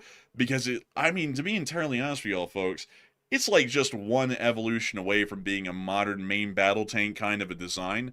Like, that you would just see like 7 years after the end of World War II or so. But the thing about this thing that is crazy is that the transmission had this habit of exploding whenever it would go up a slight incline, and it would send shrapnel into the driver from the transmission exploding. And that seems to me to be like a little bit of a problem, And also the fact that the engine was wildly underpowered on this thing too really didn't do it much any favors. But I will admit, the thing is wildly advanced looking. This thing is probably the best age tank that came out of World War II for Germany, because, if you put that thing in the midst of, like, a whole bunch of tanks from the 50s, it would look like it kind of fits in a little bit. But anyways, we do have more breaking news coming out at this moment right now. Matthew, what do we got? Okay, so real quick, we have some breaking news coming out of the Philippines right now. We had heard earlier that they were being placed on a state of alert following a national energy emergency declaration by the president. Now we're hearing that the National Police Force of the Philippines has also been placed on a state of alert. So I'm not sure if that means that they're expecting some type of civil unrest, possibly because of this energy crisis is likely brewing as we speak. But that's also pretty big news as well. Apparently, the Philippines is expecting trouble, sort of stemming out of that energy emergency that they're currently experiencing. Also, by the way, we do have to cover a couple of other developments as well. We have been able to hear, and this is something interesting, that the Saudi Ministry of Defense has stated that air defenses have intercepted 23 drones over the eastern province in the last 4 hours, which is showing that Saudi Arabia is still under attack by the Islamic Republic of Iran, which shows that Iran lied. Shocking, I know. Because they said they weren't going to attack Saudi Arabia anymore. Surprise, surprise, they still are. Also, apparently, China's foreign ministry says an officer of the Japanese self-defense forces broke into the Chinese embassy compound in Tokyo, accusing Japan of failing to manage its defense forces. Japan did that? Tanaka Banzai! like jumps in through the window. That doesn't sound like something that Japan would do, to be honest. That sounds very out of character. Oh, I'd honestly say, that definitely sounds like it. I don't know what's up with that situation, but that's an interesting one. And also, by the way, folks, we have another video from Ust Luga, but we'll get to that in literally just a minute, folks. We're about to get to that here in a second, so I'll just keep this Twitter page up, and we'll get to that here in a moment. But a big thanks to Enforcer Matt for compiling and sharing with us some of the breaking news and developments that are happening in the world right now. But moving on from that and on into Poland, we've also been able to hear that Poland is going to be getting into the joint developing of smart mines to line the Russian and Belarusian borders. They're going to be teaming up with Estonia and Ukraine to do this. The mines communicate via encrypted mesh networks, detect intruders for seismic and acoustic sensors, and can be remotely detonated or set to act autonomously. That's a fairly interesting sort of an evolution in mine laying, I would suppose, and we'll have to see where that goes. We've also been able to hear that Lithuania has once again alleged Belarus and Russia of another sovereignty violation, as another drone has breached Lithuanian airspace as of yesterday, and it does appear that this is going to once again become a little bit of an interesting road bump for the Baltic states, and they'll probably try and declare another Article 4 invocation and sadly get nowhere with it again. But we can hear the drone coming over the Polish border, the Lithuanian border, right here. Also, we can only show a small segment of this, by the way. Oh, heavens. I didn't even know. But moving on from that, it is time for us to finally move on, folks, and up into the war in Ukraine.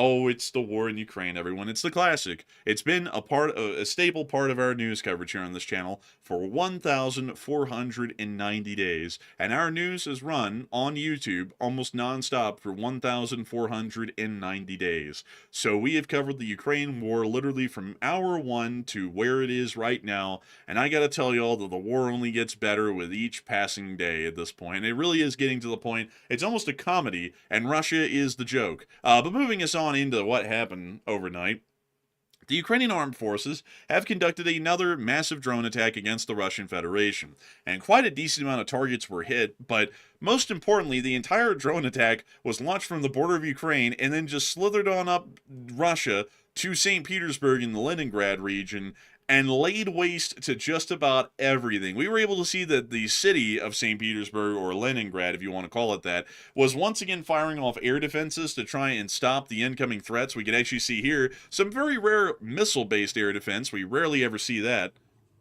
We see it hit something up there, possibly a drone.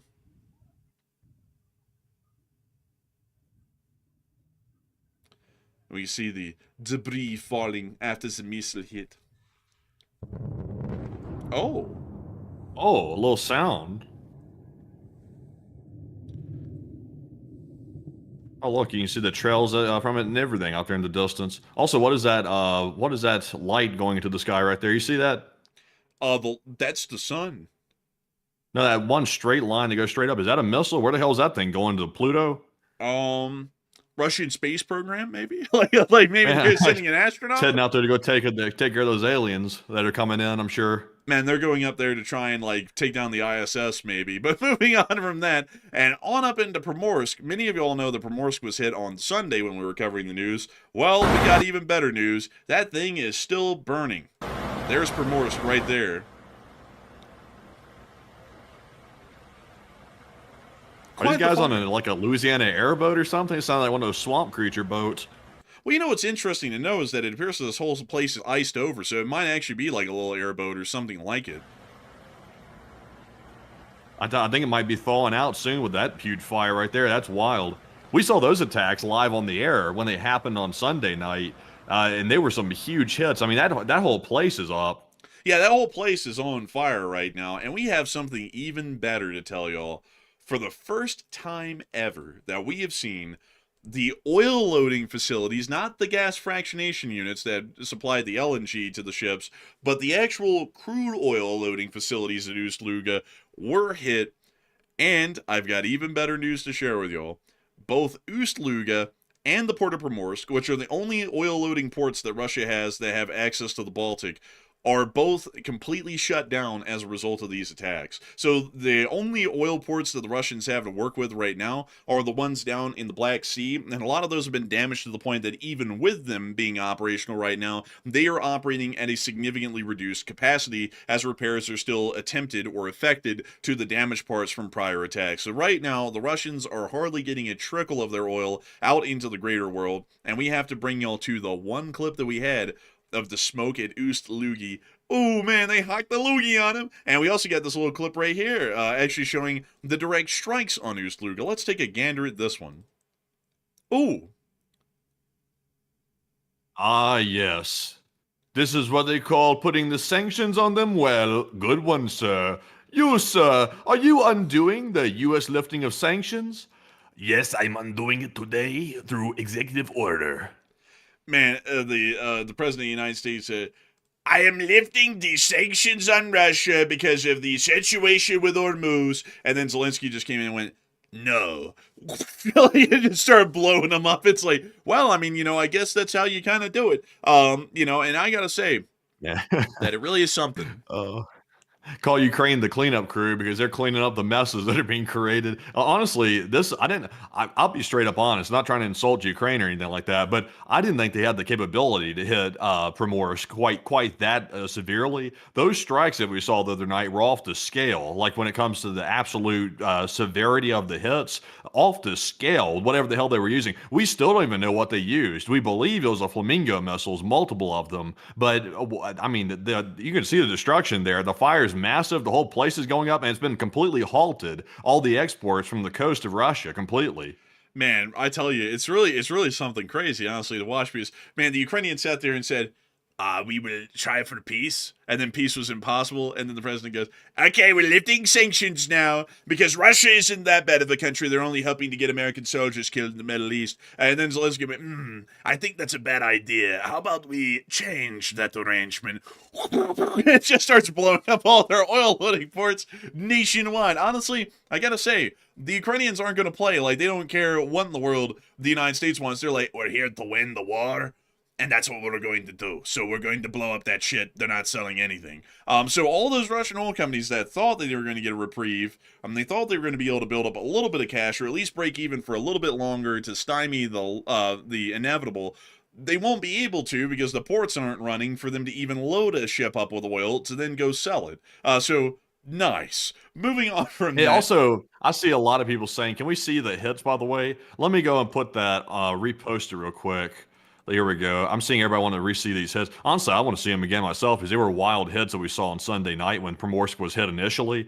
Sadly, we don't really have any live footage of Ust Luga getting hit. It was hit by drones. We don't have any footage from it. We just have one picture showing the aftermath. But Enforcer, show the people that hit on Primorsk. This is crazy. Like with almost like hypersonic like missiles. But here's the clip.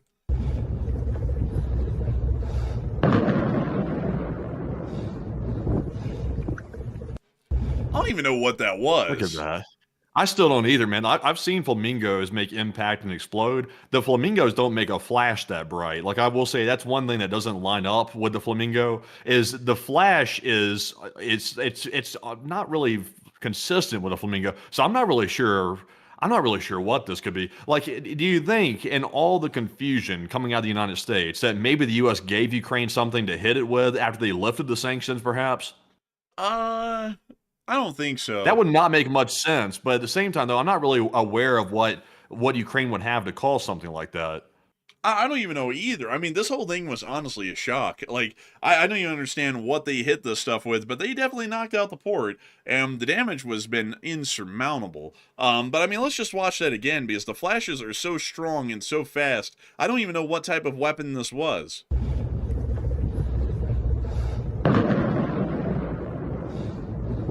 I mean, the sounds of the explosions are not even normal to what we would know from, like, say, a flamingo or a LaGuardia or anything. I mean, nothing about this, at least in, like, the sound and sights that we're getting from it, really lines up with anything we've ever seen before. And I see some people saying, maybe it's French. This doesn't even line up with a Scalp EG. We've seen Scalp EGs hit targets, and this is totally different than anything else we've ever seen before. So we have no clue what this was.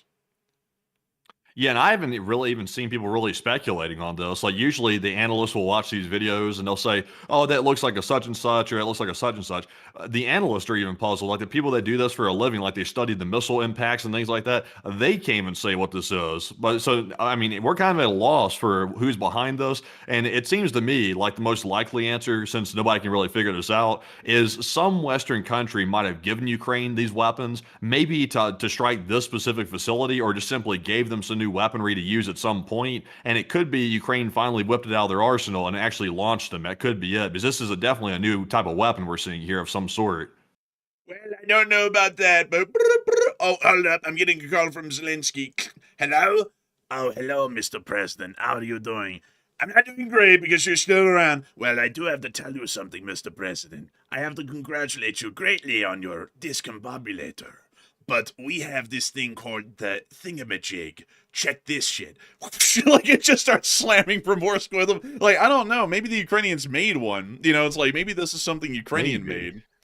Maybe, but also, by the way, guess what? We just got some satellite images showing Primorsk. What were the odds of that? Literally just got it. I just reposted it right now. We have some very, very spicy. This shows you exactly which facility or parts of the facility was hit, as you can see right here. Let's take a look at that. Let's see here. Oh, so they hit the big tank farm that's right here, because there's two of them. There's the like more easterly one and the westerly one. They hit the larger westerly one and heavily. Yeah, it looks like they smacked it pretty good. I will say this, like, it's impressive that in one strike, you know how Russia always brags all the time about, well, if we really wanted to, we could whip out our unseen weaponry and simply take down the whole Ukrainian army. Well, Ukraine actually, like, did that. Like, Ukraine, I don't think Ukraine has threatened to take out these facilities before. They just simply did it. There was no talk involved. It was simply pure action, and they did it in one night at all of their coastal export facilities. It's impressive.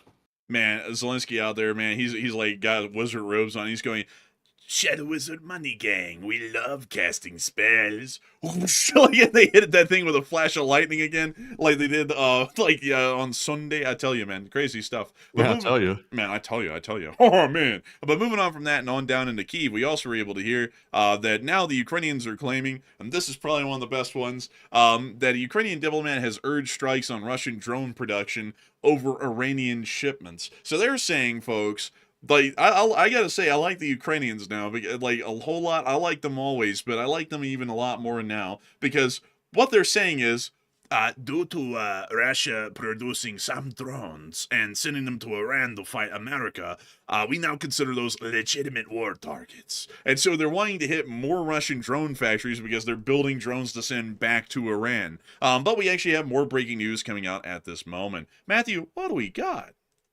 So we're getting everything that we need, literally right as we need it. I just mentioned a second ago, we didn't have any video of Ust Luga, and we just got the video from Ust Luga right here, literally right now. The satellite images came in at Primorsk. That was perfect timing. And we've also just gotten Ust Luga footage literally right now. So let's take a look at that. And then also, we are seeing something going down in Cyborg. Apparently, that's a real place inside of Russia as well. We're seeing apparently some ships are on fire in the port in Cyborg. Oh, dang. Oh my god. Oh, Great wow. balls of fire. Oh. Holy cow. Oh my god. Oh my god, man, it's the same weapons that hit Primorsk. Wait a minute. I don't know about that. Those are smaller. Like, really small. But I mean, they're going off everywhere. I think it's the distance. Man, I think it's the distance that's making them look smaller. I think that looks like the same type of flashes that we saw at Primorsk, just farther away. What does this one show? Holy cow. What are these things that they're Holy using? cow, man. This is insane. I don't know what the hell those things are, man. They're wild, though. Those things are moving. Like, look at the amount of them that we're hitting over there in the port in, like, a short amount of time. Look at that. Boom, boom, boom, boom, boom, boom, boom. Like, it's just so rapid. It's like they're hypersonic or something. I mean, what the hell was this thing up here? I don't even know what's going on. I mean, like, really, this is some new weapon that they have, and they're not telling anyone what it is. Because we're watching some of the craziest stuff I've ever seen at this point for strikes. Man, what if they start hitting, like, Moscow with this or something, you know? That. Oh, and look, here's Cyborg. Where the hell is that? Like, we got to type that in. Man, I was trying to figure out where the hell Cyborg was at, too. I don't know where that's at. Oh, it's a real place. Oh, wait a minute. This is in St. Petersburg. Is that it? Oh, it's St. Petersburg. But it looks like a computer gaming place. Bro, they got a hotel bell up in here.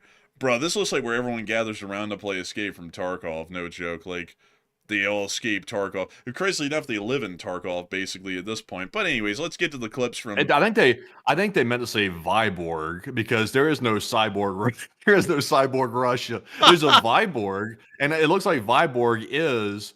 Yeah, Vyborg is at the coast. It's like right on Finland's border almost, if that's accurate. I mean, it might be. You know, I can't say for certain. I mean, I've never heard of the town of Cyborg, but let's take a look at the city of Cyborg. Oh, what's that? A little fire. I think that is Vyborg. It kind of looks like it. Yeah, I think this is Vyborg. Well, what about the others? Oh, they whipped out the old fire truck. The Zill.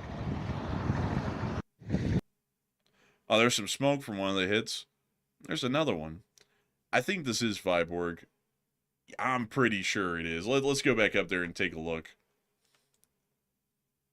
There's that tree-lined path that we're seeing through the city right there. Seems to me to be indicating that we're looking at the right place. Let's see here. Any carriages nearby, huh? Let's see here. Has Finland joined the war? Man, If they did, man, It's so close to Finland's border, man. It's like right there. I'm joking, by the way. Obviously, Finland hadn't joined the war. So before anybody says, Matt, you're crazy. Yeah, I mean, I'm not saying this. I'm being sarcastic. Fake news! It's like, well, it's a joke. Like, it's like, so you don't have to worry. But let's see. Did he hit this building? Like, if it seems like it may have. But we'll have to find out someday.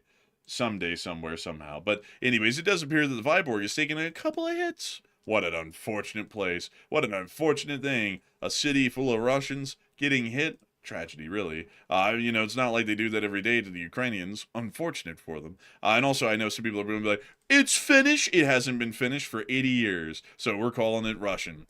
Because Königsberg hasn't been German for 80 years. And there's not a German left living in Kaliningrad or what was called Königsberg. But moving on from that, it's now time for us to get on down into Ukraine and get back to our war coverage. We were able to see the Russian casualty report over the course of the day. And it was juicy. We were able to see that Miss DC Keeper of the Record stated that March to day average troop losses dropped below 1,000 a day, tanks increased above average, and drones dropped to the lowest level since February 27th of 2026. Over the past 24 hours, we have been able to see that 890 Russian soldiers have been wounded and killed, along with 3 APCs, 180 supply trucks, 6 main battle tanks, 33 artillery pieces, 1,023 drones, and 1 MLRS. All in all, not too bad, and pretty decent to see.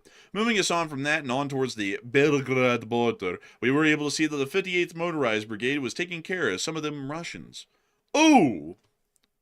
And take a little look at this. Oh! And then they did a little, oh! They're going to work, I tell you. The Ukrainians are clocking in to go put the Russians and clocking out, if you know what I mean.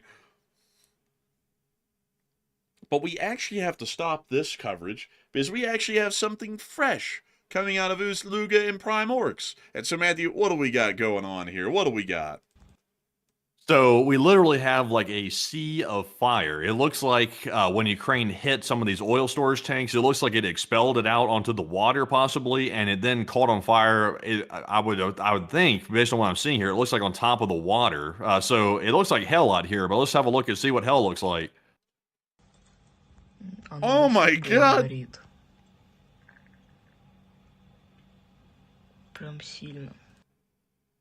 Man. Is that where Putin lives? In Pell? Honestly, it could be right there. He probably feel right at home in an environment like this right here. A little ashes, a little fire, a little lava and stuff like that. Man, this is actually, I heard that Volodymyr Zelensky already has a plane ticket up here, and he's going to be hanging out here for the weekend.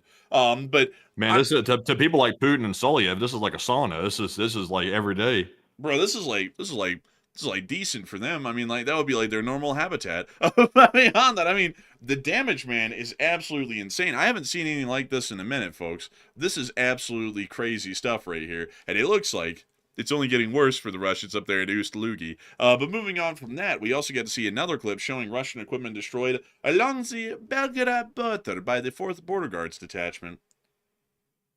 You know, the Ukrainians, folks, they don't have border patrol and groups like ICE. They have something called the Border Patrol. And if you look like the Russian army, they don't even ask you for your papers. They just take you out. Real easy. Simple. Look at them go.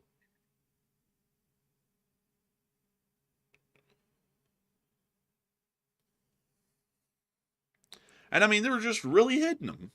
Giving them the works. Oh, look, a Murin M. And a Scanner K. That's pretty simple, honestly. And a Skylock. Well, unfortunate for the Russians, but very fortunate for the Ukrainians. Moving us on down the line and into the area of Konstantinivka, we were able to see a Ukrainian soldier of the 28th Mechanized Brigade taking care of a drone. They got that music. But he's hosing that thing down with a full mag. Oh! Oh!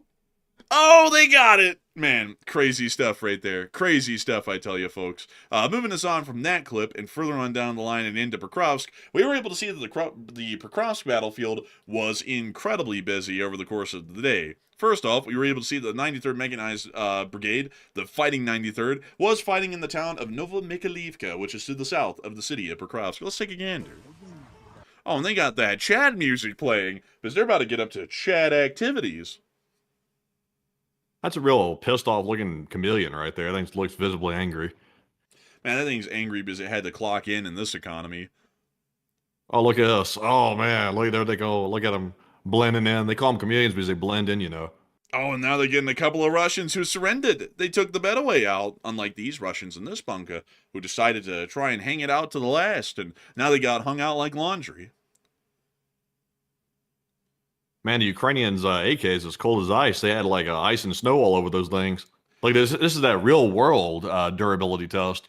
Donetsk is a frozen island wasteland, ice and snow. About 50,000 Russians live in foxholes here. It's a frozen wasteland. You see them looking through the pack. Taking a good look at the equipment. Oh, is that another Russian surrendering, huh? Oh, just toss that over there. Oh, and here's the 2 Russian prisoners of the day. We can see that they're prisoners. Honestly, it's the best thing that could ever happen. It's the best thing that could ever happen to a Russian in this war right here is becoming a prisoner. Man, honestly, you're not wrong. It's probably the best way for them to go. Out of the war, at least. We see them gathering a couple of more. You know, they're just going around gathering up the Russians that don't have a will to fight any longer.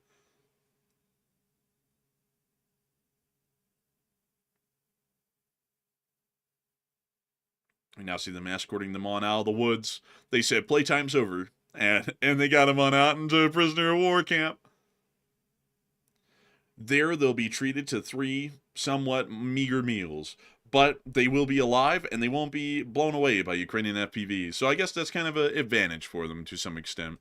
We also got to see that further on up close to Pokrovsk, the 414th Magyar's birds were doing a little bit damage to the Russians themselves today. Would you look at the trucks the Russians are using these days? The fact they're cooking them.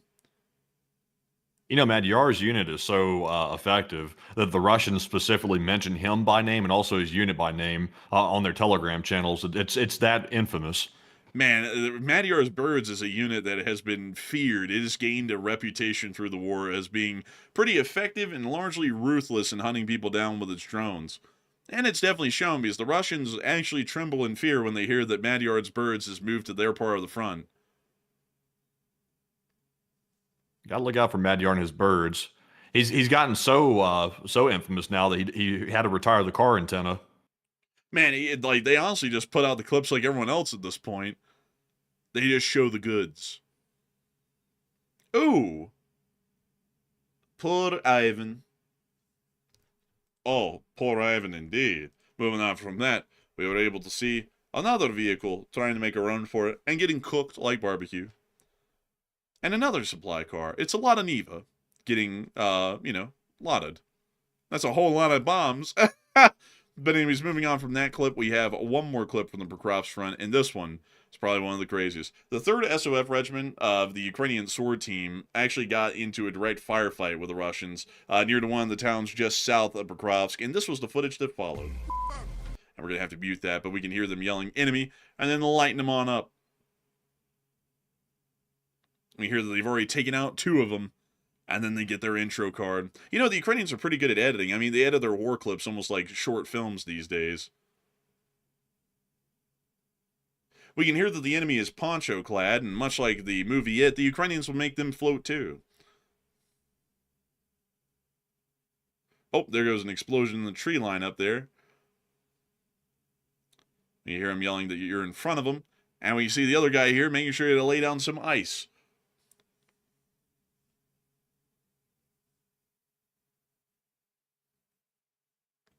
We see them intercepting the Russians' radio and using it to try and figure out what they're doing and how the Russians are reacting.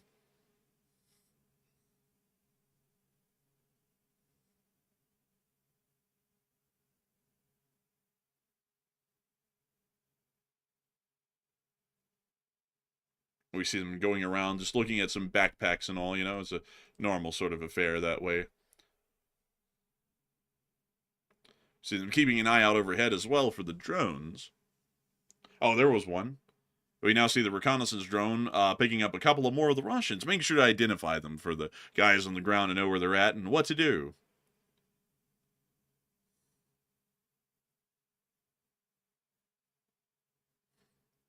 And we can see them continuing to move forward, taking out the Russians and pushing them back with precision fire.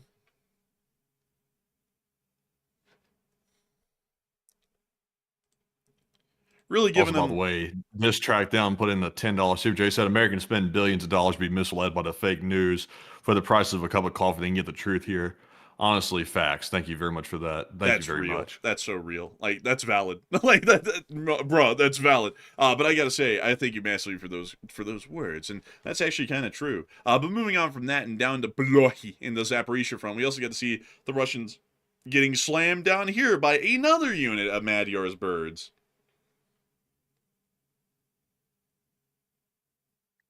Also, by the way, I'm sure y'all have probably noticed, but these days, we're considered independent media. That's the technical term for it. That's what we're called. We're obviously not mainstream media because we're not in the mainstream. We're like alternative media, but soon to be probably mainstream, the new mainstream media, honestly, with the way things are going. But y'all might notice that some of the mainstream media reporters are now joining independent outlets like ours. Like I saw a guy from, I think it was from CBS, went and joined an independent outlet yesterday that y'all might know about. I won't shout them out though, because I think they're kind of political, so we won't shout them out. But it went and joined an independent outlet as well. So I'm noticing as well, there seems to be a recent push that mainstream media is trying to bring people like us onto their platforms to try to bring our viewers to their platform, which is kind of interesting. I don't see too many people taking the bite on that, except for maybe one or two here and there. But it is interesting though that mainstream media is getting so desperate for views, they're trying to change their whole strategy of how they present it to kind of copy people like us.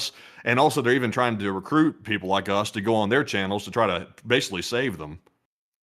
And I have to say that sadly, there's no saving those because you don't really get the kind of autonomy that you get when we do the news like we do here, folks. Like there's people up above who tell you what to say, and you read off of a teleprompter that's pre-written for you, and that's not our style. We do things ad lib live on air like we do every night, and I think that's a much better way of providing the news. It's more raw and unfiltered and more honest at that point because you don't have like people going, "Oh my God, look at our backers that are politically aligned. They're going to be unhappy if we say something they don't like." You don't have that here on a channel like this. We say what we want. But moving on from that, we also get to see another clip from the Southern Front. The 108th Territorial Defense Forces really giving a number to the Russians as well. Blazing hellfire.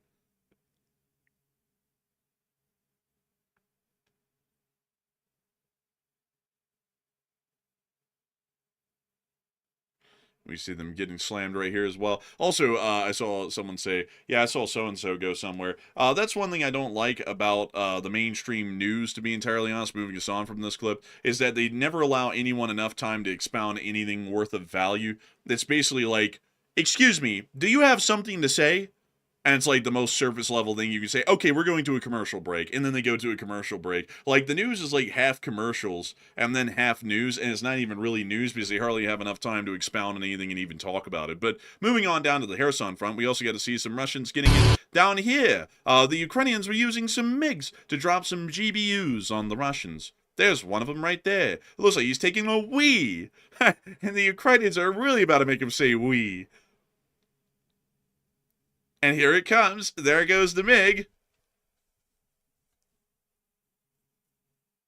I just had a brilliant idea.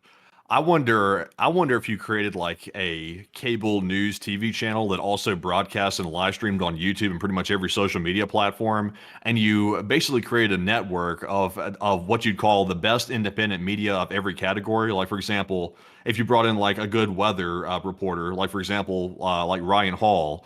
Also bring in like a good war channel that covers different regions. Like, for Iran, there's YouTube war reporters out there that cover them specifically. What if you brought them onto one network and they each covered their independent expert segment the way they always cover it? And you could literally do it like they do on mainstream media, where it's like one time slot is for like one piece of news, the next one's for the next. That would be pretty neat, actually. That'd be kind of cool. That's actually an interesting concept, you know? Maybe one worth exploring, but we'll have to see. But we also were able to see the Ukrainians hitting some Russian boats. The 1st Battalion of the Ukrainian 40th Marine Brigade was able to deal with a couple of Russians in their boats. There goes one of them. Here goes another. Boating around on the Dnieper River these days, just not really a great idea, you know? So many Russian boats, so many losses. When does it end? When Putin agrees to back out, that's when it ends. And that will never happen, because he's not going to agree to back out. Ah, ha, ha, ha, ha.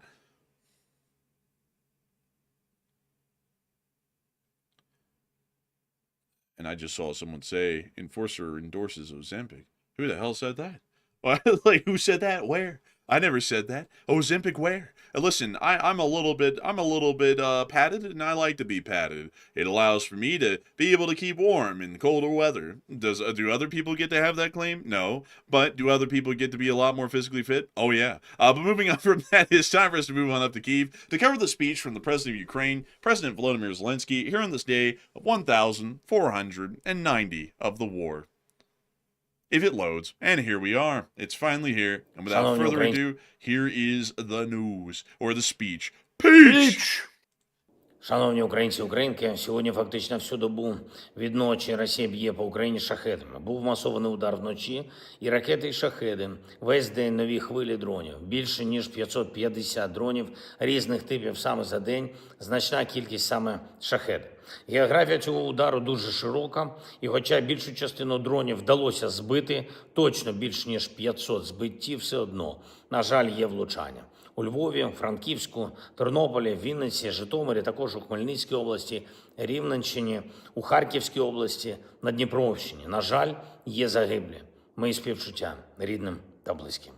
Станом на зараз відомо про більш ніж 40 постраждалих, серед них 5 дітей. Усім надається необхідна допомога. Серед мішеней у росіян енергетика – це основне. Вони продовжують свою операцію, щоб зламати Україну і нашу енергосистему. На жаль, є влучання також у звичайні будинки, атаковані центри наших міст, історичний центр Львову. Була пожежа у будівлях церкви Святого Андрія у Львові. Історія цієї церкви сягає ще початку 17 століття. Іранські шахеди, модернізовані Росією, б'ють по церкві у Львові. Це абсолютне збочення. І тільки таким, як Путін, може це подобатися. У Франківську був пошкоджений пологовий будинок. Масштаб цієї атаки свідчить дуже чітко, що немає у Росії наміру реально закінчувати цю війну. А якщо врахувати, що Росія ще й допомагає іранському режиму завдавати удари по всьому регіону, то висновок цілком очевидний. Без додаткового і сильного тиску на Росію, без відчутних російських втрат у них там в Москві, не з'явиться бажання відходити від війни. Якось звикати знову до миру. Саме тиску зараз, очевидно, не вистачає. Навпаки, є сигнали, які заохочують Росію, заохочують продовжувати те, що вони роблять вже роками, тільки збільшуючи агресивність. Те, що санкції проти Росії були частково послаблені, грає на інтерес Росії воювати далі. Щонайменше $2 мільярди тільки цими тижнями росіяни зароблять від послаблення санкцій. Це небезпечно для всіх. Саме як сигнал, як напрямок шляху. Точно не шахет має бути головним символом того, що відбувається тут у нас в Європі і на Близькому Сході, чи будь-де ще у світі. Людям хочеться нормального життя, і завдання лідерів – сприяти цьому. Я вдячний кожному лідеру, кожній країні, всім парламентарям та громадським діячам в країнах, наших партнерах, які не мовчатимуть про те, що відбувається, і які і надалі допомагатимуть нам тиснути на Росію заради реального миру. Я хочу подякувати кожному, хто напрацьовує нові та дієві формати міжнародної координації, щоб спільно захищатися і щоб реально протистояти і ракетним, і дроновим атакам. Точно має бути більше контролю більше координації, щоб Росія та іранський режим та інші подібні утворення не могли легко отримувати доступ до мікроелектроніки та інших складових, які потрібні для виробництва зброї. Точно має бути в Європі та в інших частинах світу більше виробництв, більше взаємодії для сучасної та надійної протиповітряної оборони. Ми саме так працюємо з нашими партнерами, і ми готуємо відповідні домовленості. Технології війни вийшли на такий рівень, коли протиповітряна оборона має бути багатокомпонентною, і щоб бути дійсно сильною, ППО має бути спільною, коли не хтось один, а всі разом дбають про захист неба. Я дякую кожному, хто продовжує працювати на дипломатію і на намагання знаходити достойні і скоординовані відповіді на кожен виклик. Сьогодні була доповідь нашої переговорної команди, яка повернулася із Сполучених Штатів Америки. Реального руху поки, на жаль, немає. Росія руху до миру не хоче. Але важливо, щоб і ми в Україні, і Сполучені Штати, і європейці, і інші глобальні суб'єкти робили все можливе, все потрібне, щоб росіяни зацікавились дипломатією реально і чесно, а не так, щоб просто заробити на нафті більше грошей і виграти більше часу на наступні атаки і агресії. Мир повинен бути надійним. Саме це наша мета. І це буде. А на атаки відповімо обов'язково. Слава Україні!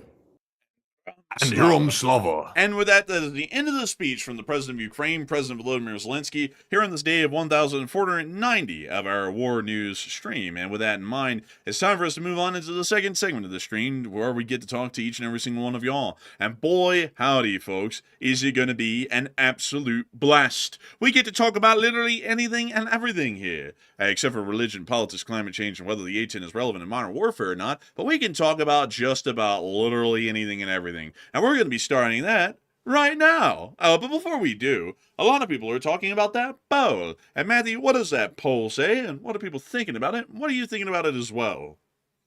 Okay, so we are seeing that Ukraine struck Russia's major oil port of Primorsk yesterday. We just got done watching those videos of that destruction. So do you think this will harm Russia's economy significantly? And about 60% said yes. The oil sanctions that the U.S. just lifted are basically back on as a result of those strikes. 17% said no, it's only a temporary oil issue and Russia will be back in action very soon.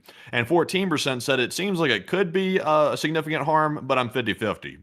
And I would say, generally speaking, I think the oil sanctions are pretty much back on because as a result of the Primorsk strike and also the Ust Luga strike, which are two very, very large Russian oil export facilities, I would say, generally speaking, the oil is basically halted at this point. I think Russia announced that the oil was also halted. So essentially, the sanctions are on thanks to Ukraine. So Ukraine reversed a bad decision that was made by a different power, and Ukraine simply did what they felt was right in their own minds. But Enforcer, what say you? I did say that in my honest opinion, I think that this is certainly showing that oil sanctions are back on the menu. I think that's certainly what it is showing, at least at the moment. And so I'd have to be with the 60% as well. So I hope that does address that the best I can, at least in my opinion. And I think that the Ukrainians are going to make sure to screw up an American mess up, you know. And the Americans, well, we might have messed up by lifting the sanctions, but they'll keep them on for us. How kind of them. But anyways, with that in mind, Matthew, what kind of questions do we have here? All right, so jumping into our super chat questions first, and then getting our live chat questions after that. Our first super chat of the last segment is going to go to Ken Shareback, and thank you very much, Ken, for that $50 support, and we do appreciate that very, very much. He said, for coffee and chicken, and keep up the great coverage, and take one from the chat, and first super chat. And also a huge shout out to you, Ken, for that first super chat ever, and we do appreciate that. It's that support from the viewers through the super chats that keeps us running, because as I've been pointing out for the last, I think, week or so, we get sponsorship opportunities all the time on the stream, but we turn them down, though, because we generally don't like the look of that. Like, we're talking about very serious subjects in these streams, and, you know, there's obviously some very, I would say, heavy things we're talking about as well. well. I'm not sure if cutting to like a hamburger ad or something like that's probably the right move. I'm not sure if that's it. So we turned down the sponsorship opportunity. So thank you very much for that support. And I will say, I got a jumbo Costco chicken the other day. I don't know what it is. Sometimes they have like bigger chickens than usual. I got a big chicken this time. That thing's lasted me for 2 days straight, which is honestly pretty damn good. I had $4.99 chicken. In fact, I even heard a lady who was actually grabbing a rotisserie chicken as I was getting mine at Costco. And she said, she was literally explaining to like her 10-year-old daughter, saying, look, honey, we're not going to get the chicken over there in the freezer because the rotisserie chicken is cheaper. I was like, hey, that's exactly right. I was like, honestly, that's kind of sad, but at the same time, that's facts, though. That's why I'm getting it. So thank you very much, Ken. And Enforcer, what say you? I gotta agree. We don't want to have sponsorships on our stream because, do y'all remember way back in the day? You remember this, Matthew, when like the war in Ukraine had just started and CNN had that whole thing that happened because they're like, and we just heard that a missile hit in the middle of Kyiv and it appears there's been civilian casualties. And then right after they said that, went to whopper, whopper, whopper, whopper. It's like, it's like that was like the I thought worst. that was a meme. It was real. Like that actually happened. Like it was the worst timing ever for like an ad like that. But honestly, like no ad would have come off well at that point. It's like you just got off of the news, literally live. There was a mass casualty event, and then they go straight to like it was. I think it was actually an Applebee's commercial. Like I think that's what it was. But beyond that, though, it's like we don't want that to happen on our show because I feel like while we try and keep things light and we joke about it, we also aren't just selling out. It's not like It's not like, for example, it's like, oh my God, look, it's a war. And then you have like a certain brand car, like perfectly placed in the middle of the frame of the war that's going, something like that. We don't like to do that. And we're never going to do that really especially for the stream. And I got to say a huge thanks to you for the support and supporting this channel for the first time because viewer support through the super chats makes this channel a reality.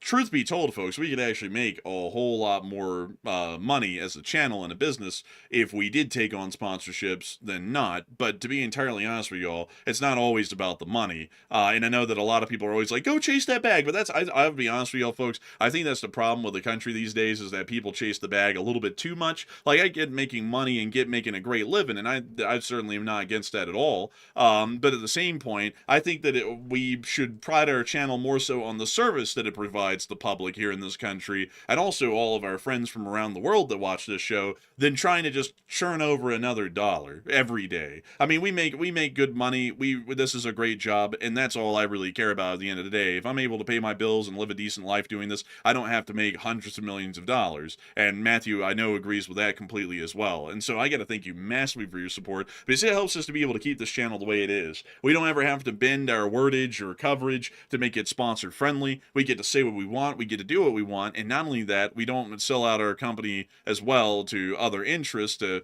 pretty much hawk products in the middle of important coverage like what's going on around the world every day. So a humongous thanks to you so much once again for the support and helping this channel to keep it running, and I hope that does address that incredibly well. And I thank you so much for the Costco Chicken Fund. Actually, the other day, me and Matthew were out and about doing some stuff. We actually rode the front runner up to the Farmington Mall, which is up in, let's see here, it's up in this little magical land. Let's see, where in the hell is it? Right here. There it is, the Farmington Mall, which is really cool looking, actually. I got to show it to y'all because, like, this place is, like, amazing. This is what it looks like.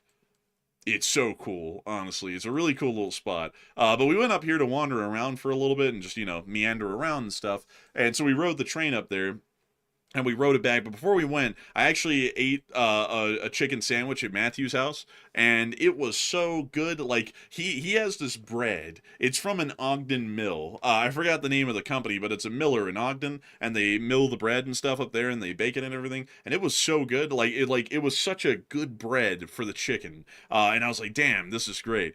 So I got to thank you so much once again for support and helping this channel to keep it running, because if it wasn't for folks like you, we wouldn't be able to have that delicious Costco chicken sandwich. And we also wouldn't be able to ride the train every once in a while to Farmington, which, believe it or not, folks, was wildly economical for the trip that we took. I can't say what station we came from, but it was only about, like, I think it was like $8 round trip to go all the way up there. And the train ride was like over an hour and a half both ways. Driving that with a car, that would have cost a lot more money, because I think it's like that's a good ways away from where we're at, but it was really something. Like, I love that train. And Matthew loves the train too, at least in that instance, but he doesn't like it because it's so smooth and it's so quiet that he gets sleepy on it and he almost falls asleep. But I mean, like, honestly, that's not a bad gripe to have for transport. You know, like, if transport's that smooth and relaxing that you can fall asleep on it pretty quickly, I mean, that's not too bad of a thing, right? You know, it's different than an airplane where it shakes you to hell the whole trip, you know, because of turbulence and everything. I like the train. The train is good. The train's been good to me.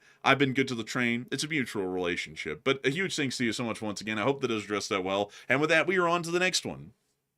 And we also have a $100 support from Truckin' Chef yet again. And thank you very much, Truckin' Chef, for that $100 support. Very generous of you, by the way. And we do appreciate that very, very much. And Truckin' Chef said, because y'all are viewer supported, and rock on, brothers. And rock on, Freaky Bro. And I got to thank you so much for the support and helping this channel to keep it running, Truckin' Chef. And I got to say, thank you so much. We don't sell this channel. The Enforcer channel is not for sale. And I got to say that we're really proud to say that. We love to know it because... You know, folks, I'll be honest with y'all, something I gotta be honest about, not trying to, you know, rant and rave about our channel, but if we did put it up for sale, it would probably sell for a pretty good bit, because these days, the channel's up in like the top 20 in the country every day for live streams. Like, we run one of the biggest live streams in America pretty much on the daily at this point. And, you know, a lot of people would love to be able to try and get access to that. But the thing is, folks, is that sure, we can make a killing selling the channel, and sure, we can make a killing taking on sponsorships, but that would completely destroy what this channel is. Like, it really would. And that's why we never do it, and that's why we stick with viewer support specifically. There's no one out there telling us what we can and cannot say. We get to say what we want, and the viewers make that possible. And a huge thanks to you for the support and helping this channel to keep it running, and I hope that does address that incredibly well, Truckin' Chef, because you're an absolute legend of the channel, and you're helping us to keep this thing running. And so a huge thanks to you so much once again. I hope that does address that well. And I just saw some. What do you got to say there, really quickly? I was just about to move on to the next one. Oh, like, it sounded like you were kind of like trying to bust me on for it. I was like, well, I mean, I saw someone say, I think this blood's BS in it. I think he's talking about the ratings. Oh no, sir, this is all organic. Let me show you here really quickly. You see that right there, number 16. There you have it. Like, we don't BS about the ratings. You can literally just go pull up the ratings on Playboard. I mean, we're beating people that folks have known forever, generally. You know, we're pretty on up there. So with that, I hope that does address that well. And with that, we're on to the next one. We also have a 20 from Austin A. And thank you very much, Austin, for that $20 support. He said, 13 American heroes. And what did we really accomplish? He said, no regime change and no uranium in our possession. And he said, in his eyes, it was a complete failure, and in which it will cause us to go to war with Iran later on down the line. I mean, we're already at war with Iran right now, though. That's the catch right now. So I will say it's very tragic that we've lost 13 Americans. But at the same time, though, the war had a justification to start. It's just that we really wish that the Strait of Hormuz situation wouldn't have turned into such a quagmire if the planning would have been better. But I mean, outside of that, though, I mean, I can't say that the war is a failure. I would say, but Enforcer, what say you? I would have to say that the war hasn't really chalked up to what I would say it would be, and if it ends the way if the war ended today as it is right now, I would actually call it a failure, because the original plan was to overthrow the Islamic regime. Because that would completely end all the problems that we have with them. Their funding of terrorist groups, the missile programs, and the nuclear programs. If we don't end the nuclear program, the terrorist funding, or the missile programs, and we also didn't topple the regime, then that means in both Midnight Hammer and this war, we have achieved absolutely nothing for the strategic aims of the country. And that's why I would say that I would generally be kind of in your camp. If the war ended the way it did right now, it would be an unmitigated failure. I would actually claim this is a strategic defeat for the United States. But if they keep the war going, and they try and manage the situation, at least clear the Strait of Hormuz, then I would say that generally it's leaning more towards a victory than not for strategic aims, because we would still be able to show that we control the Strait of Hormuz, and that Iran doesn't pose an imminent threat to the Strait at this point. But, you know, that's depending on if they can somehow conduct the war properly. So with that, a big thanks to you for the support and helping this channel to keep it running, and I hope that does address that well. And with that, we are on to the next one. And our next one here goes to, also, by the way, I saw Douglas say in the live chat, said this is the fourth channel I've heard today say they would never sell out. Thanks so much for the hard work. Honestly, I think the younger generation, I think one thing, like the younger generation gets crapped on all the time because, everybody says, oh, they're weak, they're not resilient, blah, blah, blah, blah, blah. And I will say there is some truth to that, by the way. It's not complete bogus. But at the same time, though, I've noticed that a lot more younger people in this younger generation, they don't place as much of a value on material possessions as much as the previous generations did, which I think is starting to show. I'm not sure really why that is. I will say for me personally, I'm not really. My desire in life is not to build to buy a mansion one day, build to buy like a Ferrari one day. Me personally, I could really care less about that junk. When I was younger, I used to care about that, but for whatever reason, and now I'm 25 years old, and I think really, what's the point of that stuff? Really, it's like there's really no point to it. I'm not sure really why the mindset has changed like that, but I feel like a lot more younger people are starting to think that for the most part. Yeah, I think so. I'm not really one for that either, folks, because the reality of it is that when we were growing up, I mean, we kind of got to see a little bit of what that was like because, I'm going to be honest with y'all, when we were growing up, it wasn't like, we're the people who have to, like the politicians talk about, I grew up in a impoverished little family in Appalachia. Let me write a bullshit book about it when I lived in Ohio. The reality of it is that we grew up in a fairly well-to-do family. And we pretty much got to see what that was like firsthand. I'll be honest with y'all. I'm totally fine with never getting to that point in my life, where you basically are at that sort of an economic point, because I'll be completely frank with y'all, it was kind of a miserable existence. Like, everyone's very judgy at that sort of a social level that we generally ran to. Maybe that's an Alabama thing, maybe it's a general thing, but everybody was really judgy. You really kind of lived for status at that point, and that was about it. And it was a very sort of a vapid and superficial sort of an existence, and I didn't really like that all too much. And if that's the goal of getting a whole bunch of money, is to go live a life like that, then money isn't really my pursuit in life. It's more so about doing what I think is good and helping out people, letting people know what's going on around the world, trying to do something to improve the nation and to improve the people, the citizenry. That seems to be a lot more important to me than trying to advance my own lot at the expense of everyone else, like many other materialistic people have done across the generations that have been before us and even are with us right now. I think a lot of young people, and also I see some people saying that's because young people don't have any money and they can't afford anything. That honestly may be part of why the young people really don't chase material things quite like the older generations did, is because obviously the financial situation has changed quite a bit. This generation currently is the first generation in American history that will not have it better than their parents. And that's backed up with the data. So that might be part of the reasoning behind it as well. But for me personally, as long as I have financial security and I'm able to generally have freedom not to worry about budgeting for the most part, that's all I ask for personally. If I have that, I'm good to go, as long as I'm able to pay the bills and stuff like that. And also, obviously, I want to enjoy, for example, the government right now tells you, oh, don't go buy that $5 mocha chacha latte or whatever from the coffee store. I would like to be able to get one of those every once in a while, as a occasional treat or something like that. But I'm not looking to go buy a massive mansion, Ferrari or something like that. It's just I don't see any value in that personally.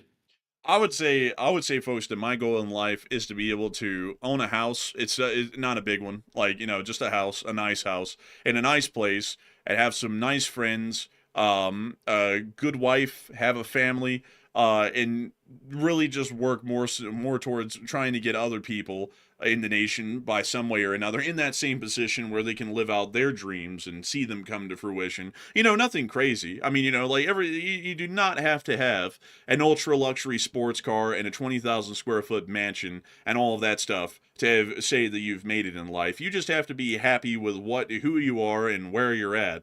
And that doesn't take a whole lot, to be entirely honest with you folks. I mean, if you think it does, that isn't a problem of material matters. That's a problem within you that you need to sort out and see, what really are you looking for, because it's not what you think. I can promise you, if you ever get to that point, it's never it.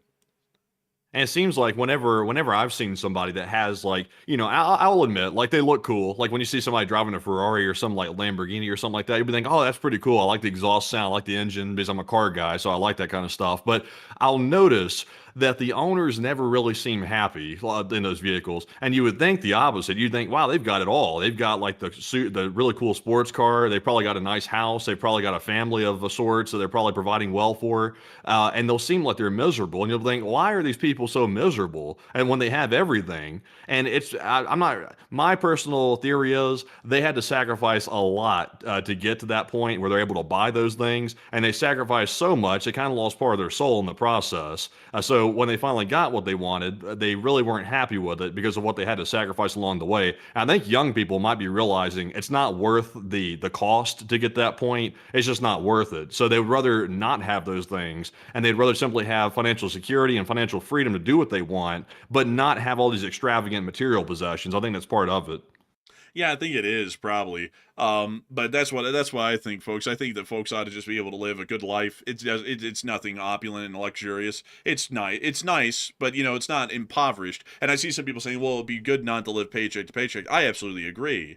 Like that's where I would want to be, and that's generally, fortunately, kind of where we are right now, is that we wouldn't have to worry paycheck to paycheck. Say if YouTube completely upended tomorrow. But outside of that, it's not like I want to just sit there on top of billions of dollars or hundreds of millions even, and just sit on top of it and really do nothing with it, because of that. What's changed? I mean, I gotta be honest with y'all, nothing really changes at that point. You got tons of money, sure, and maybe you can buy a cool thing here and there, but once you buy your first, like this is something you can ask people about that have done it. Once you buy your first luxury sports car, like a Ferrari, the second one just isn't the same. It's not crazy cool like it was the first time. The coolness wears off of everything really fast at that point, and then you're just trying to keep up with the Joneses, and you're just doing all of it to keep up a front, so that way the rich friends that you have will not think that you're falling behind the curve and becoming poor, because if they think you are, they basically leave you behind in the dirt and won't talk to you again. And then it's just a vicious, endless, hellish cycle of being around these fake, superficial people that only care about wealth, and you're having to try and keep up an image at that point, even if you don't really care about it or don't really want to. But anyways, that's my 2 cents on it. But that's why we run the channel the way we do, and that's why we don't sell out, because it's not about money at the end of the whole thing. But a big thanks to you so much once again for that incredible support and helping this channel to keep on running. And with that, we are on to the next one. And we also have a $20 support from Meyer M. And thank you very much, Meyer, for that $20 support. And Meyer said, as a Persian who lost my cousin in the January protest, and also my condolences to you, by the way, I'm very sorry to hear that. He said, I want to say for 90% of Iranians are thankful for the U.S. has done and will never forget, and the Immortal Guard is ready to take over the country. And I got to say, that's incredibly unfortunate to hear. I'm sorry about your loss. But I would hope to see that one day we'll see that the Islamic regime is truly overthrown, because I think that it still should be the U.S.'s primary war goal, is to eventually see the overthrow of the Islamic regime. And so a big thanks to you for the support and helping this channel to keep it running. And I hope that does address that incredibly well, because if it wasn't for folks like you, we wouldn't be able to keep this channel running, and we wouldn't be able to make this thing possible. And so a humongous thanks to you so much once again. And with that, we are on to the next one. And we also have a 20 from Daniel Pagan. And thank you very much, Daniel, for that $20 support. He said, thank you so much for the unbiased and constitutional coverage. And as a weather forecaster, there may be a few tornadoes and record flooding for Western Iran Thursday and Friday. And how would the military deal with the severe weather? Generally, air operations will probably be suspended in some of those areas for a little while due to the inclement weather. But generally, operations elsewhere would most likely continue to press on, or they might try and conduct actions with more standoff ordinances like Tomahawks and such, which don't require aircraft to possibly put themselves into difficult to operate positions and bad weather inclements like that. So a big thanks to you for the support. Did he say a few tornadoes in Western Iran? Did he say tornadoes? Yes, he did. Is that not normal?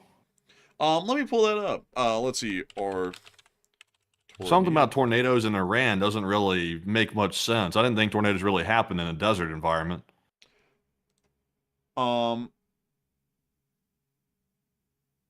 Let's see. Oh no, this is actually somewhat normal, actually. Well, I didn't know that. That's news to me.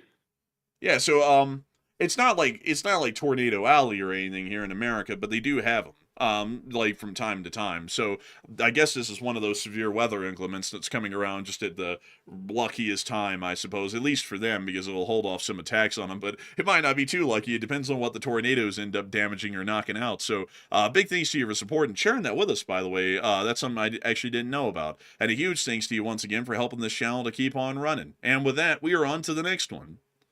We also have a 20 from Mary, and thank you very much, Mary, as well for that 20. And she said, are we shifting more of the mine countermeasure responsibility in the Strait of Hormuz to allies and partners now that the U.S. mine hunters are gone? Or are LCS and unmanned systems fully replacing that role? We actually don't know, unfortunately, at the moment, because the U.S. hasn't really spoken a lot about the multinational coalition that supposedly is coming to help us, and we haven't really heard a lot about it. We could see that minesweepers from countries like the UK come down to help, but if they don't, our fallback generally would be the helicopter skids that we have that we can carry behind the Sea Stallion, or they are going to be the autonomous mine clearers that we can base off of an LCS like the Independence or the Freedom class. So I hope that does address it the best I can, at least from what I know. And a big thanks to you for the support and helping this channel to keep on running. And with that, we're on to the next one.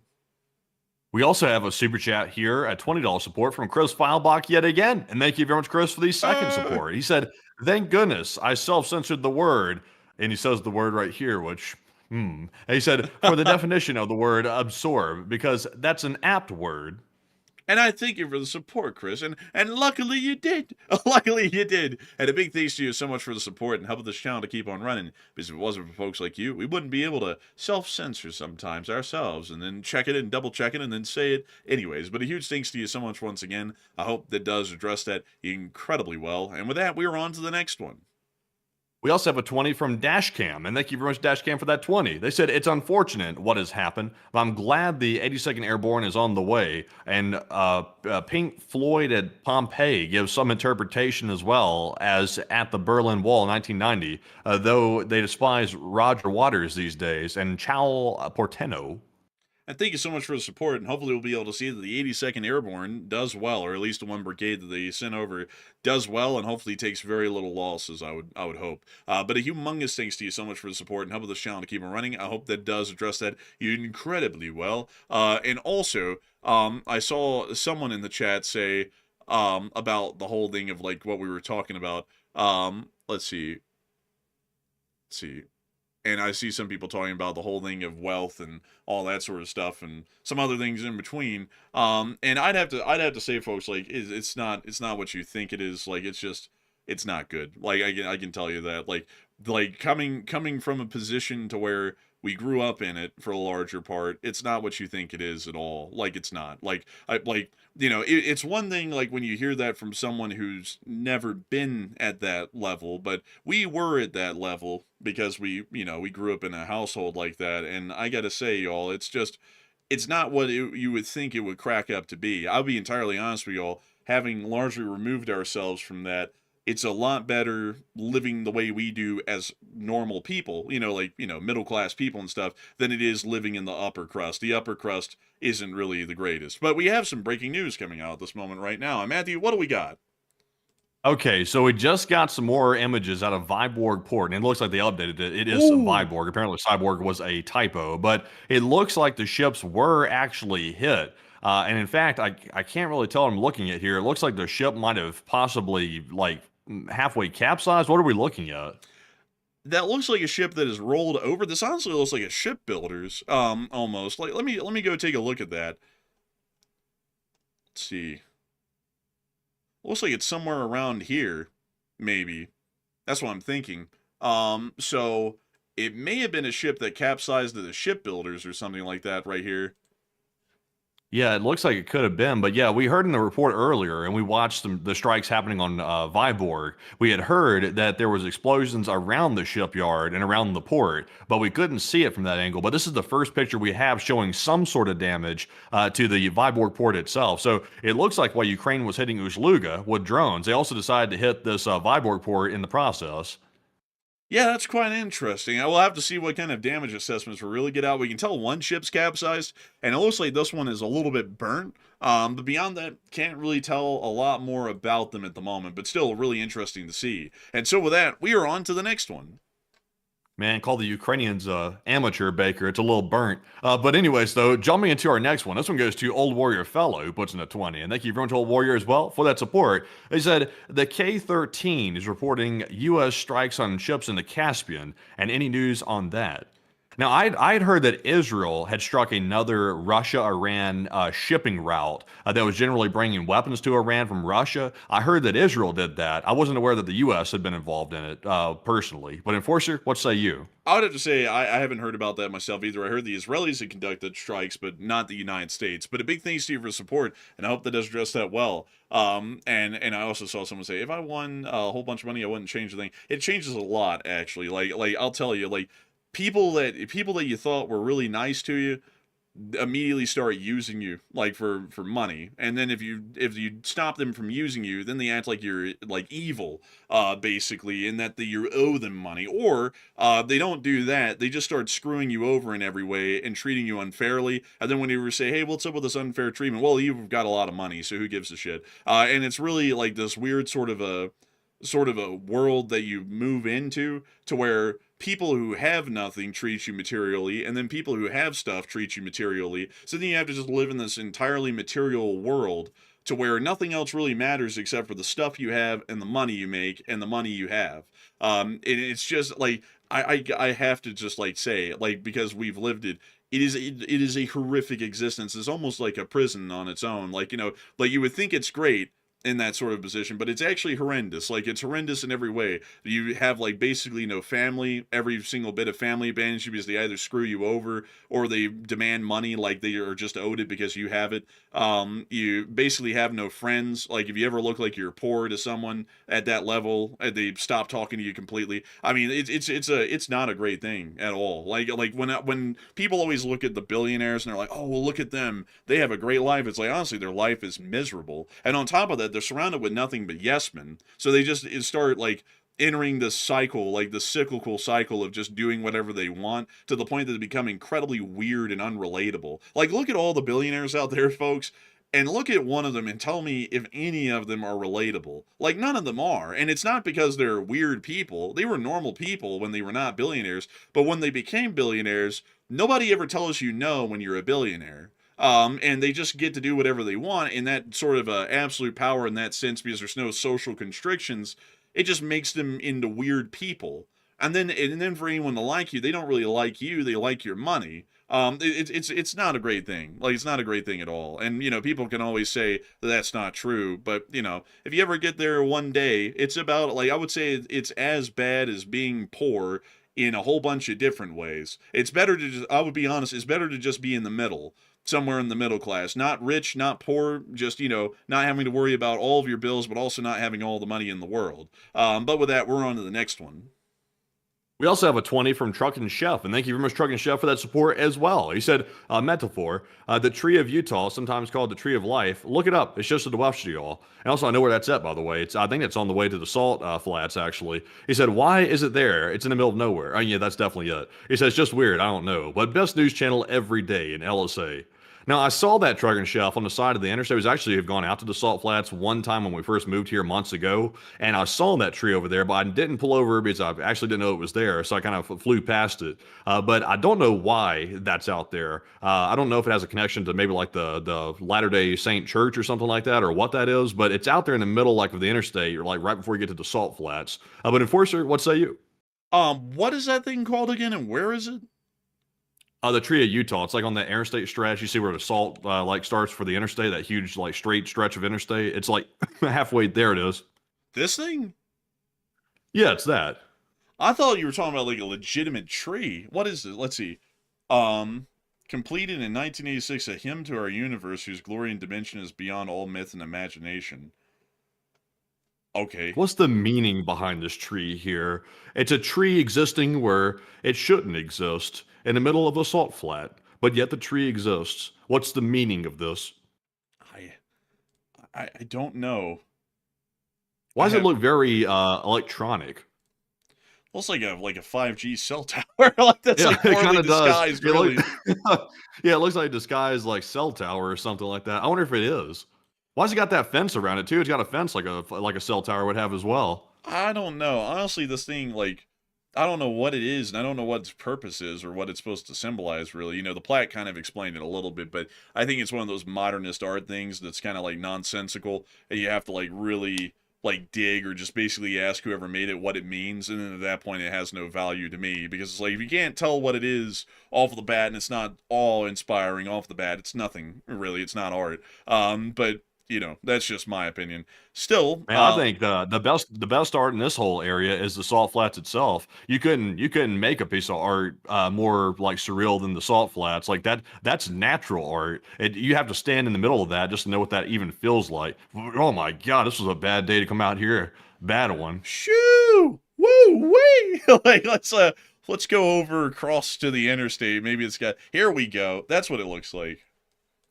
Yeah, when you actually walk out there, like it looks surreal from the pictures, but when you're actually walking out to the salt flats, it doesn't even feel like you're on planet Earth anymore. It really feels like you're truly somewhere else. That's the closest feeling I've ever gotten to feeling like you're no longer on Earth anymore, because you can just walk. Like there's a rest stop thing that you stop at. It's like look down there, like there should be there it is. I think that might be it right there on the other side of the street. But this one has a viewing tower. Yeah, but you're looking at Dugway on that way. You're on the wrong side of the interstate. I go to the other side. Yeah, if you get out here and then you start walking, you see those people. That's where I got out and walked. I just started walking toward that mountain over there. First of all, your depth perception is all off kilter because you can't really tell how far you're walking, so you can easily walk too far. But it's like a Martian landscape out there. It's like you just walk out into oblivion and you're just standing out there. It's really wild. Man, it's so weird. Look at that from above. It just turns into perfect whiteness on into the oblivion. It's really weird, honestly. Like very hard to wrap one's mind around.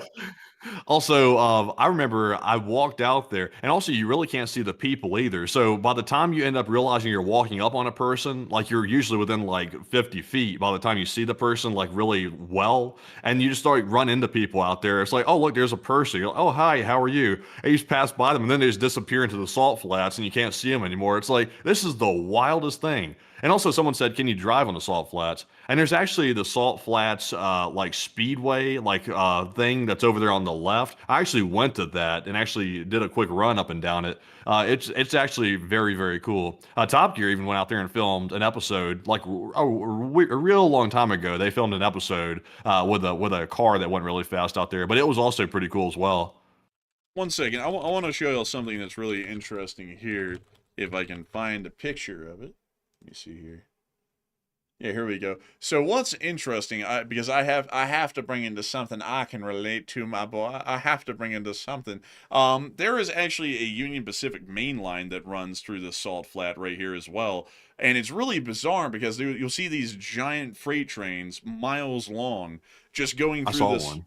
Yeah, like just going through this pure field of white because it is perfectly white out there. I haven't been out there myself, but I've seen enough pictures of it. And it's really something else. I would be honest with you, man. I would hate to be an engineer on that stretch of track because I feel like that would get very redundant after a while. Is literally just living in Squidward's void from that one SpongeBob episode. Where he's like, I am alone, alone, alone, alone. You know that one.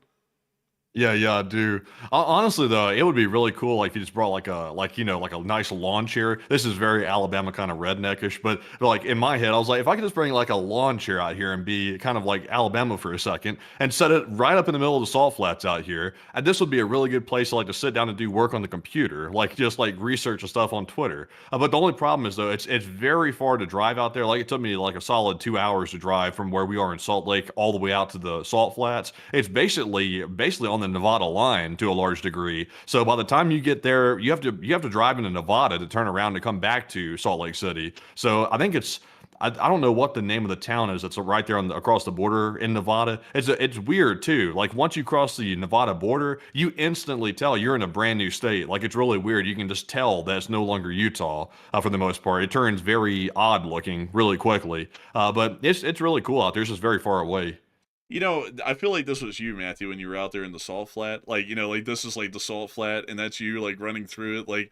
Where am I? What is going on? Yeah, it's honestly wild. Like you got to go out there and see that sometime. I recommend if anybody's ever in the area or you're ever close to it and you have like an option to make a detour, you should definitely make the detour. It's definitely worth it. Oh, by the way, man, you know something that's interesting is that West Wendover is actually a casino city. Did you know that? I got that impression. That's kind of what I was trying to say when I said it's very different from Utah. I assume that's where people from Utah that have a gambling itch, they cross the Nevada border and go there to go gambling, I guess. It seems like a lot of debauchery is happening inside of Nevada. Like they got the brothels in Nevada, which is a little bit interesting, and they got the gambling right across the border in Nevada. They've got all the stuff in Nevada, it seems like. It's like you go from a state that's very tightly controlled and kind of religious in Utah to a state that's kind of like a free-for-all once you cross the border into Nevada. Man, like honestly, man, in Utah, like you hear like those like Mormon tabernacle choirs and stuff when you drive around, and then when you move on over to Utah, you hear that banjo. Yeah, bam, bam. It's like, oh, this is definitely Nevada. Like it's like this is not Utah anymore. But you know what's interesting about this, man, is that these towns are actually shriveling up and dying because they were made back in the day before aviation was a huge thing, kind of in a way. And so they would build these casinos right on the state border on every single side of the state. So that way, all of the non-gambling states around it, which is basically everyone, you can basically drive to the border and then go to a casino. Like here, I'll show you this over here. Like for example, let's see here. I need to find one that's right on the board. See right here, this city, I bet you there ain't no casino in it. They just basically disproved my point. Damn it! Let me go up here. Here we go. McDermott. I think this place had a casino. Yeah, look, see? It actually had a casino in it. I don't think casinos are legal in Utah. No, they're not, actually. That's why they have them built right on the border, so that way they can take advantage of that casino gambling traffic that's coming their way. Let me see. There's wow, are they all like done? I was watching a documentary on this, folks, about these little casino towns. And they're look, see right here, look at that, right on the state border, dude. No joke, border in casino, right on the Grand Army of the Republic Highway. Huh, that is interesting. I didn't know that. Yeah, so they build them right on the state border, so that way people who are like, man, I have to get rid of my child's college tuition, they can go straight across the border and blow it right there without having to go to Las Vegas. Man. Oh man, you know one thing I see in the chat though, I see like a couple of people, and we always see this every single time. People are like, "Who the hell would move to Utah? That's like such a strange place to move." Well, you haven't been out here. I promise you. If you've been out here, you'd understand why. And people might realize that there's actually a decent amount of celebrities that have moved to Utah, and also generally there's a large influx of just everyday people that are deciding to move to Utah. It's an underrated place, and also there used to be a lot heavier of well, so how do I put this without offending anybody? It used to be very, very heavy Mormon to the point where it was almost like their own bubble to a large degree. And no offense to the Mormons, by the way, like it's a free country, like people can do whatever they want. But now it's a lot more diversified. Like 50% of Salt Lake City is Mormon, and 50% of it is not Mormon. And the downtown Salt Lake City area is even more less Mormon than it used to be than that. So the only parts of it that are highly Mormon is, I would say, once you pass the Salt Lake Valley and start going down toward Lehigh, that's still very Mormon down that way. But generally, though, everybody out here is nice. Like nobody's out here, asking, "Are you Mormon?" And if you're not, then all of a sudden they're trying to do something to you. It's not like that. So I've never really had a problem with it personally. It's just, it's got its quirks just like any other city, but the scenery out here is fantastic. And also it's very calm to live out here for the most part. It's not chaotic like it was in the South where you couldn't even get out downtown without feeling like you're going to get shot. Man, you know something that's funny, man, is that a lot of people think of Salt Lake City like the invasion of the body snatchers. You know, the original one from the 70s, where like at the end she's like, "George," and he turns around and he's actually like he's been taken by the aliens, and he points to her and he goes, "Oh," like that ending scene right here.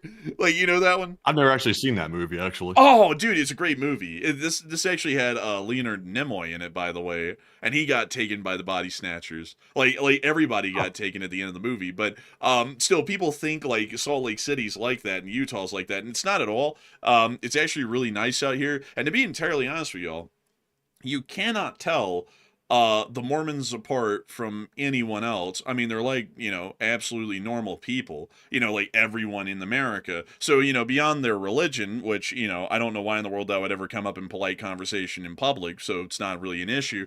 It's a super nice place. And like, let me show y'all. I always got to give y'all a little tour of this place Right. whenever we talk about it. Huh? I want to say something real quick about something that everybody always sort of stereotypes. People say, "Oh, well, the Mormons can't have caffeine," because I think that's a thing. They can't have caffeine, so they don't drink coffee. That's what people always say. The catch is, though, if you go look anywhere in Salt Lake City or even the suburbs of Salt Lake City, like in the Valley, there are like coffee houses everywhere. There's like Beans and Brews, Starbucks. I mean, there's coffee houses all over the place, which proves the point that it's not majority Mormon anymore. It's about half and half, and in some areas it's less than half in some areas.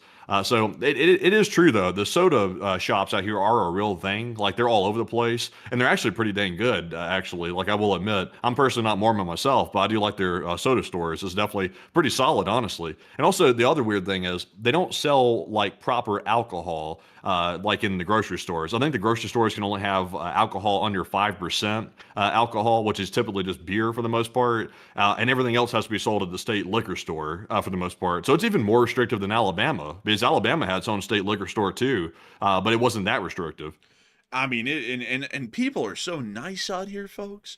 They are like very, very nice, like always nice. Like everyone is, no matter whether they're Mormon or not. And that's a great thing too. And I mean, look at the city, folks. Look at the little park that they have in front of the Delta Convention Center, which was built by Delta, and all of the other nice buildings that they have here. And I mean, it's so nice. It's just so nice. Let me show you this. Let me show you this. Let's see here, Matthew. What's a cool place to show them? I'm not really sure. I can't really say too many cool places I know because I might violate OPSEC doing that. Yeah, like we got to pick stuff that's kind of like, around. Oh, let me think here. Let me think. Shoot, I'm trying to think, folks. Something cool. Oh yeah, the trails. The trails. Y'all ever been to the trails? Let me see here. Oh yeah, look, they got little pictures. They taking them for the motion. Man, I went to the very cool trail today. I went to the Harriman Stairs today, and hiked up that thing. Very, very nice views, by the way. Honestly, that's probably the best view I've seen so far anywhere out here, which is kind of underrated because most people think going over here to Draper and going up these trails with that suspension bridge is that they think that's the best one. But you can see the entire Lone Peak, the entire Wasatch Front over there from that the Harriman Mountains.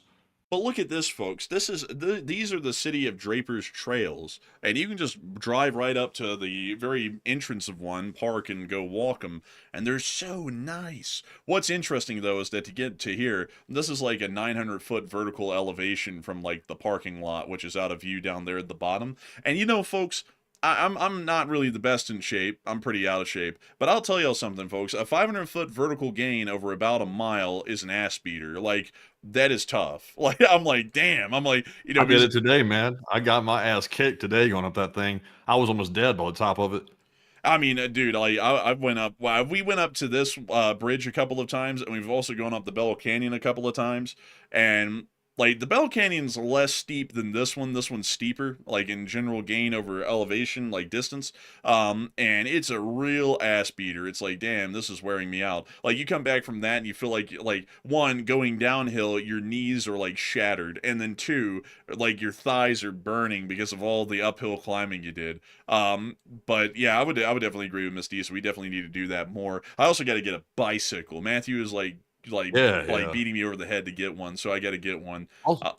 Also, by the way, just do this. Don't show the video that I posted on Patreon, by the way, because honestly, I'll be straight up, folks. I need a haircut, and I kind of look a little bit scrappy right now, a little bit. So don't show the video on there. I'll leave that to the Patreon folks to see scrappy Matt. But it show just the pictures though of the view, and also show the elevation too. There's one picture right there. That was the hike I did today, and that's Lone Peak, and this is literally the entire Salt Lake Valley right here, as you can see from the Harriman Stairs mountain. And there's actually the hike going all the way up right there. Now that one kicked my butt. I will say that one actually kicked my butt today. I'm in decently good shape, but that's a steep elevation right there, going all the way up those stairs. That's pretty steep. How many feet was that?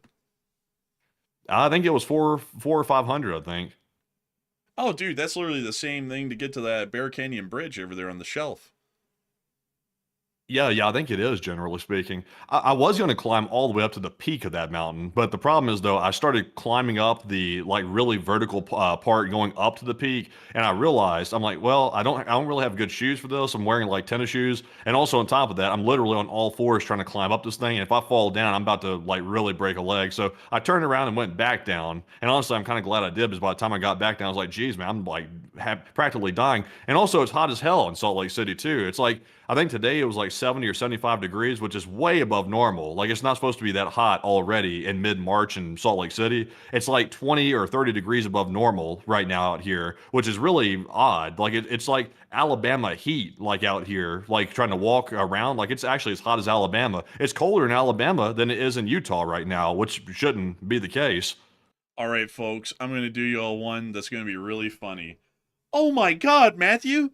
Wait, you can see my house from here. And good luck figuring out where it's at, because that's literally everything from downtown. That's downtown right there, by the way, folks, where my mouse cursor's at. That's literally downtown, which is about 20 miles from where he's at. And those mountains over there, Lone Peak and everything, that's about, I think, 12 miles from where he's at. It's like a big circle, basically. But both of our houses are somewhere within this valley.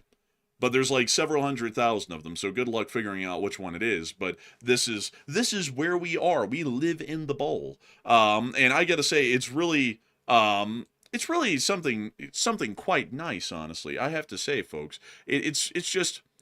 It's a beautiful place, and also it's really nice too because every day that we wake up, we get to look out, and everyone does in the city, and you get to see these beautiful mountains like Lone Peak right here, and the Twin Peaks, which you can see from the city, because that mountain here and this mountain to the left of it, I believe that's what constitutes the Twin Peaks. And then that's Mount Timpanogos over there to the right. That's like all the way down at Ogden. Well, I mean Provo, basically. And then you can see all the mountain ranges as they go up all the way to Ogden, which is way over there to the left.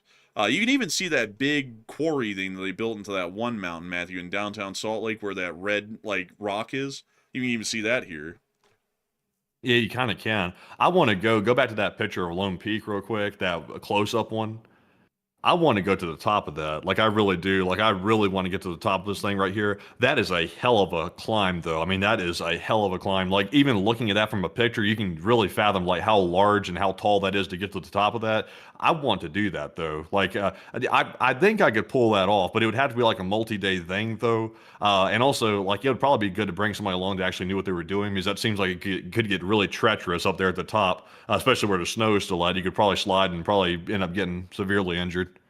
It's crazy, folks, because I'll show y'all how high we've made it on this mountain, because we've tried climbing this mountain. The highest we ever made it was to right there. Y'all see that little line right there? That's the highest we made it. And from where we started at the parking lot to there, that's only 500 feet in vertical gain of elevation. This mountain from base to summit here in the city is about 7,000 feet tall, so it's a mile and a half tall, which is even crazier when you think about that, folks, because the Burj Khalifa, I think, is about 2,600 feet tall. It's about like a third of a mile or a half mile or so. It's something like that. Actually, I think it's less than that. How tall is that building, man? How tall is... I'm not really sure, to be honest. Khalifa? It is 2,717 feet tall, so that's pretty close. So this mountain in height, folks, is about three Burj Khalifas stacked on top of each other to get to the top. That's how much work you would have to do to get up there. Hey, how long does it take to like walk the stairs up to the top of that building you're talking about? Let's see. How long to walk up stairs of a Burj Khalifa? Let's see. Walking up the 2,909 stairs to the top of the Burj Khalifa, which is 160 floors, is an extreme physical challenge, usually done only during organized, elite, or record-setting climbs. The fastest ascent was a record-setting firefighting team that completed the climb in 52 minutes and 30 seconds. Dude, I'd be dead. I'd be dead. Damn, man, those people must be super athletes. That's crazy. That's dang, man. That's wild work. So technically, if it wasn't for if it was technical hiking or like trying to get up certain rock faces and stuff like that, they could get to the top of this mountain right here if they could triple that in just about a few hours. I don't think anyone would have the stamina to do that, really, you know? Nah. And also, you got a whole different thing. You got the altitude working against you on this mountain right here because you start getting high enough up and you start getting altitude sickness at a certain height. How far up is this mountain? Like 12,000 feet or something? The peak is like 12,000 something feet. Yeah, I feel like you get altitude sickness pretty bad up there. Yeah, I also someone said they don't have Sherpas in Utah. Nah, they don't have any of those. Everyone in the city, like for some reason, folks, I always thought that that'd be like a little fun thing to do. Like until I saw how difficult it is to go up vertically on anything because Alabama's perfectly flat, so there's basically no vertical gain to anything. And I always thought, oh, I bet that's pretty easy just to go up a mountain like that. I'm sure everyone's done that out here. Everyone I've ever talked to, I'm like, I want to climb that mountain. And they're like, really? And I'm like, yeah, have you ever climbed it? Hell no. And I'm like, well, what? Oh, I'm like, oh, that must. And then we did the 500-foot climb up to the Bear Canyon Bridge, which is about right here. And I was like, you know what? Now I understand it. Now I get it. Now I get why no one's going up to the top because it is tough. Like, it is really tough to even do 500 feet, much less 7,000. So I see someone saying, bro, plenty of people can hike up that in a few hours. Okay, well, you What can, up you can this? try. You can try if you want. I mean, they say it He set takes up this 12 lone hours. peak. Yeah, that's what that guy's saying. I mean, I guess technically it could take 12 hours, but do you have all your wits about you after that? I feel like you might be like in need of like medical assistance after a time like that. Let's see here.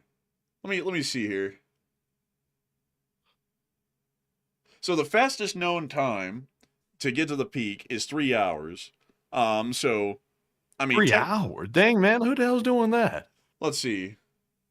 Who did that? Sadly, I wouldn't know.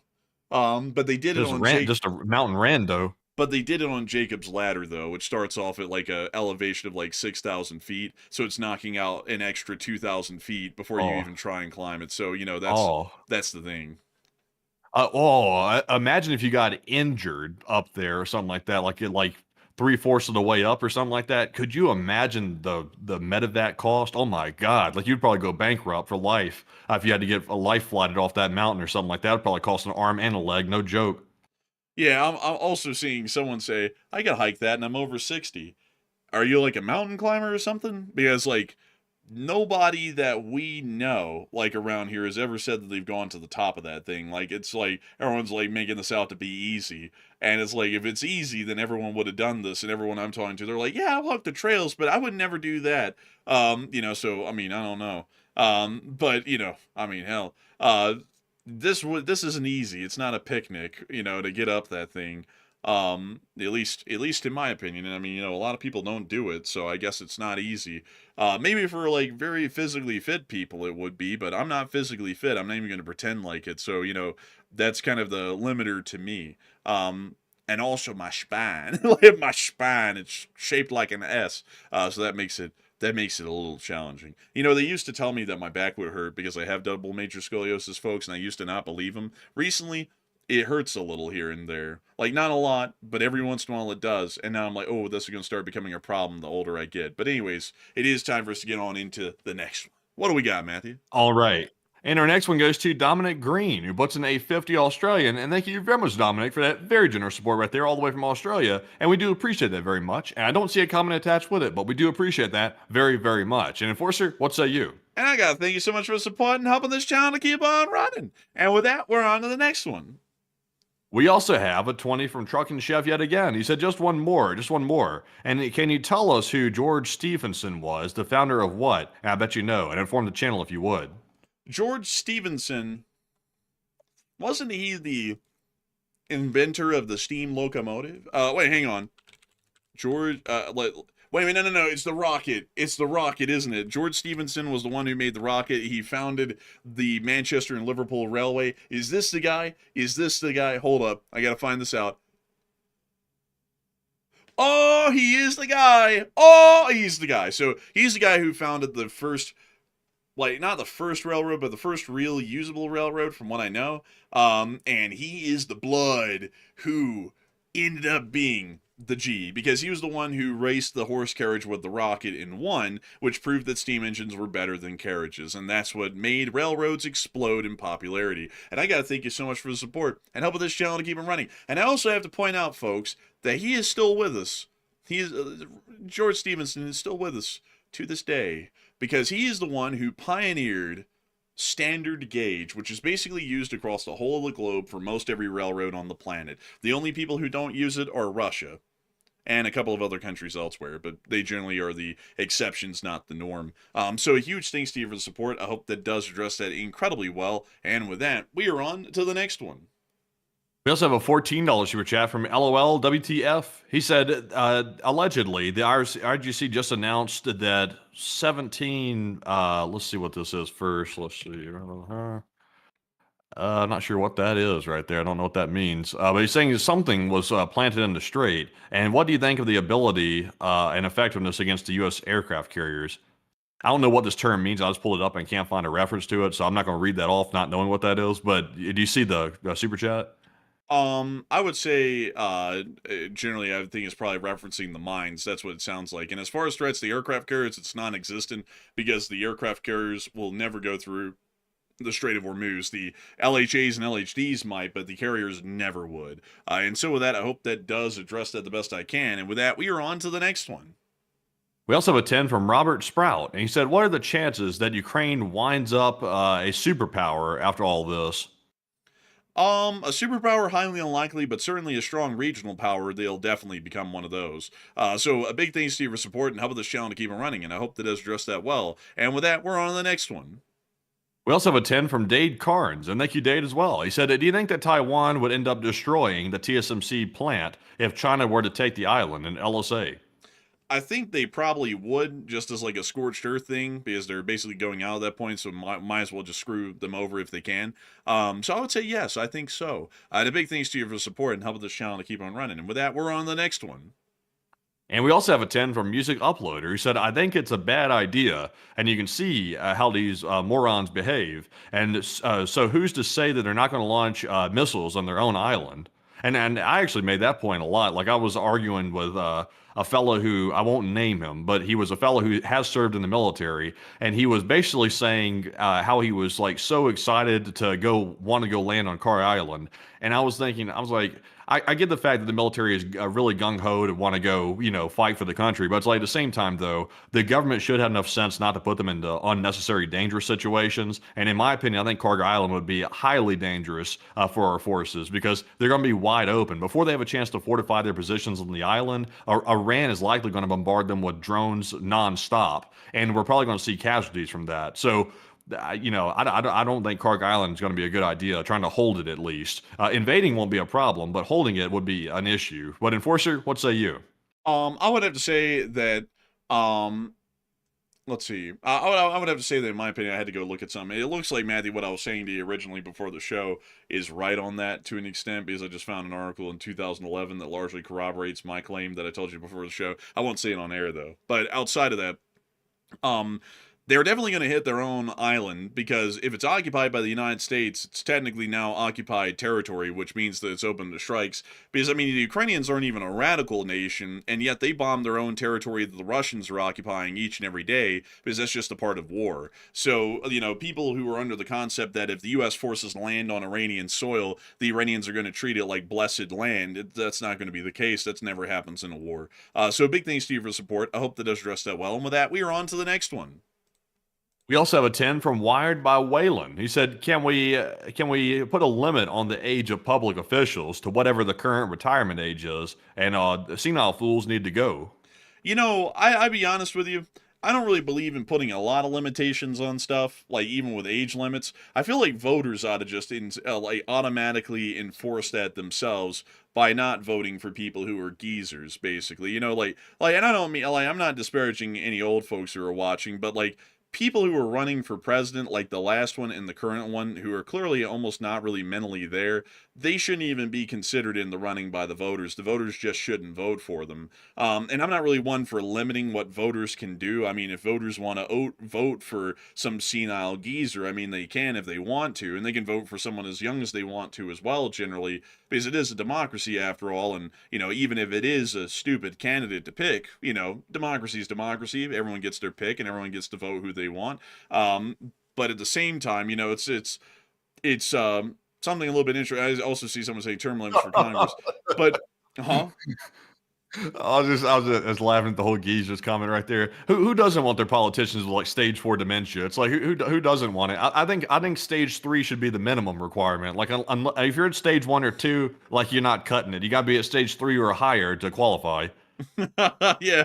Also, so someone say term limits for Congress. I feel like that ought to be voter enforced itself as well. Like, I get that everyone wants to put restrictions in place for that sort of stuff, but if people are happy with a representative and they want to vote for them for like 30 years, and that representative isn't even representing their district properly, I mean, hell, that's really screwing over those voters more so than anyone else, and that's on them. Like democracy is there to make sure that people can have a pick, but I also kind of, to be honest with y'all, don't want to set up so many safeguards that the voters cannot screw themselves over. Like, if the voters want to screw themselves over, they can screw themselves over. That's a part of the democracy, is that, you don't have safeguards in place. It's, it can go all the way to being the best it can be, and it can go all the way to being the worst it can be. That's what democracies entail. But generally, me personally, I would say that I wouldn't put any sort of age restrictions on anything. I would just let the voters regulate that.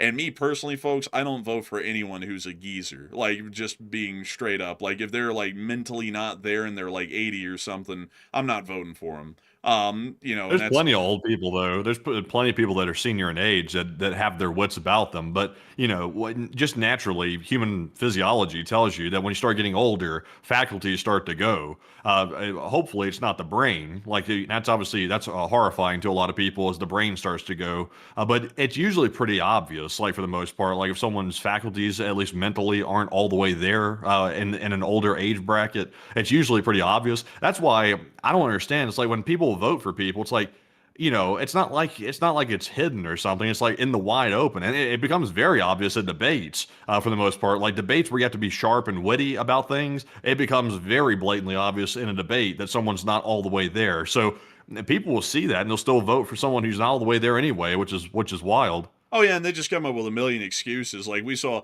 that in the last presidential election, folks, when that one presidential debate happened and the sitting president was clearly not mentally there, and everyone over there, oh, he's fine. He was just having a tough time. He was just having a hard time recalling stuff. It's like, well, with someone being the president of the United States, you really don't get that luxury of just drawing a blank for 2 hours in the middle of a debate. You're the president of the United States. There's a lot more expected of you at that position.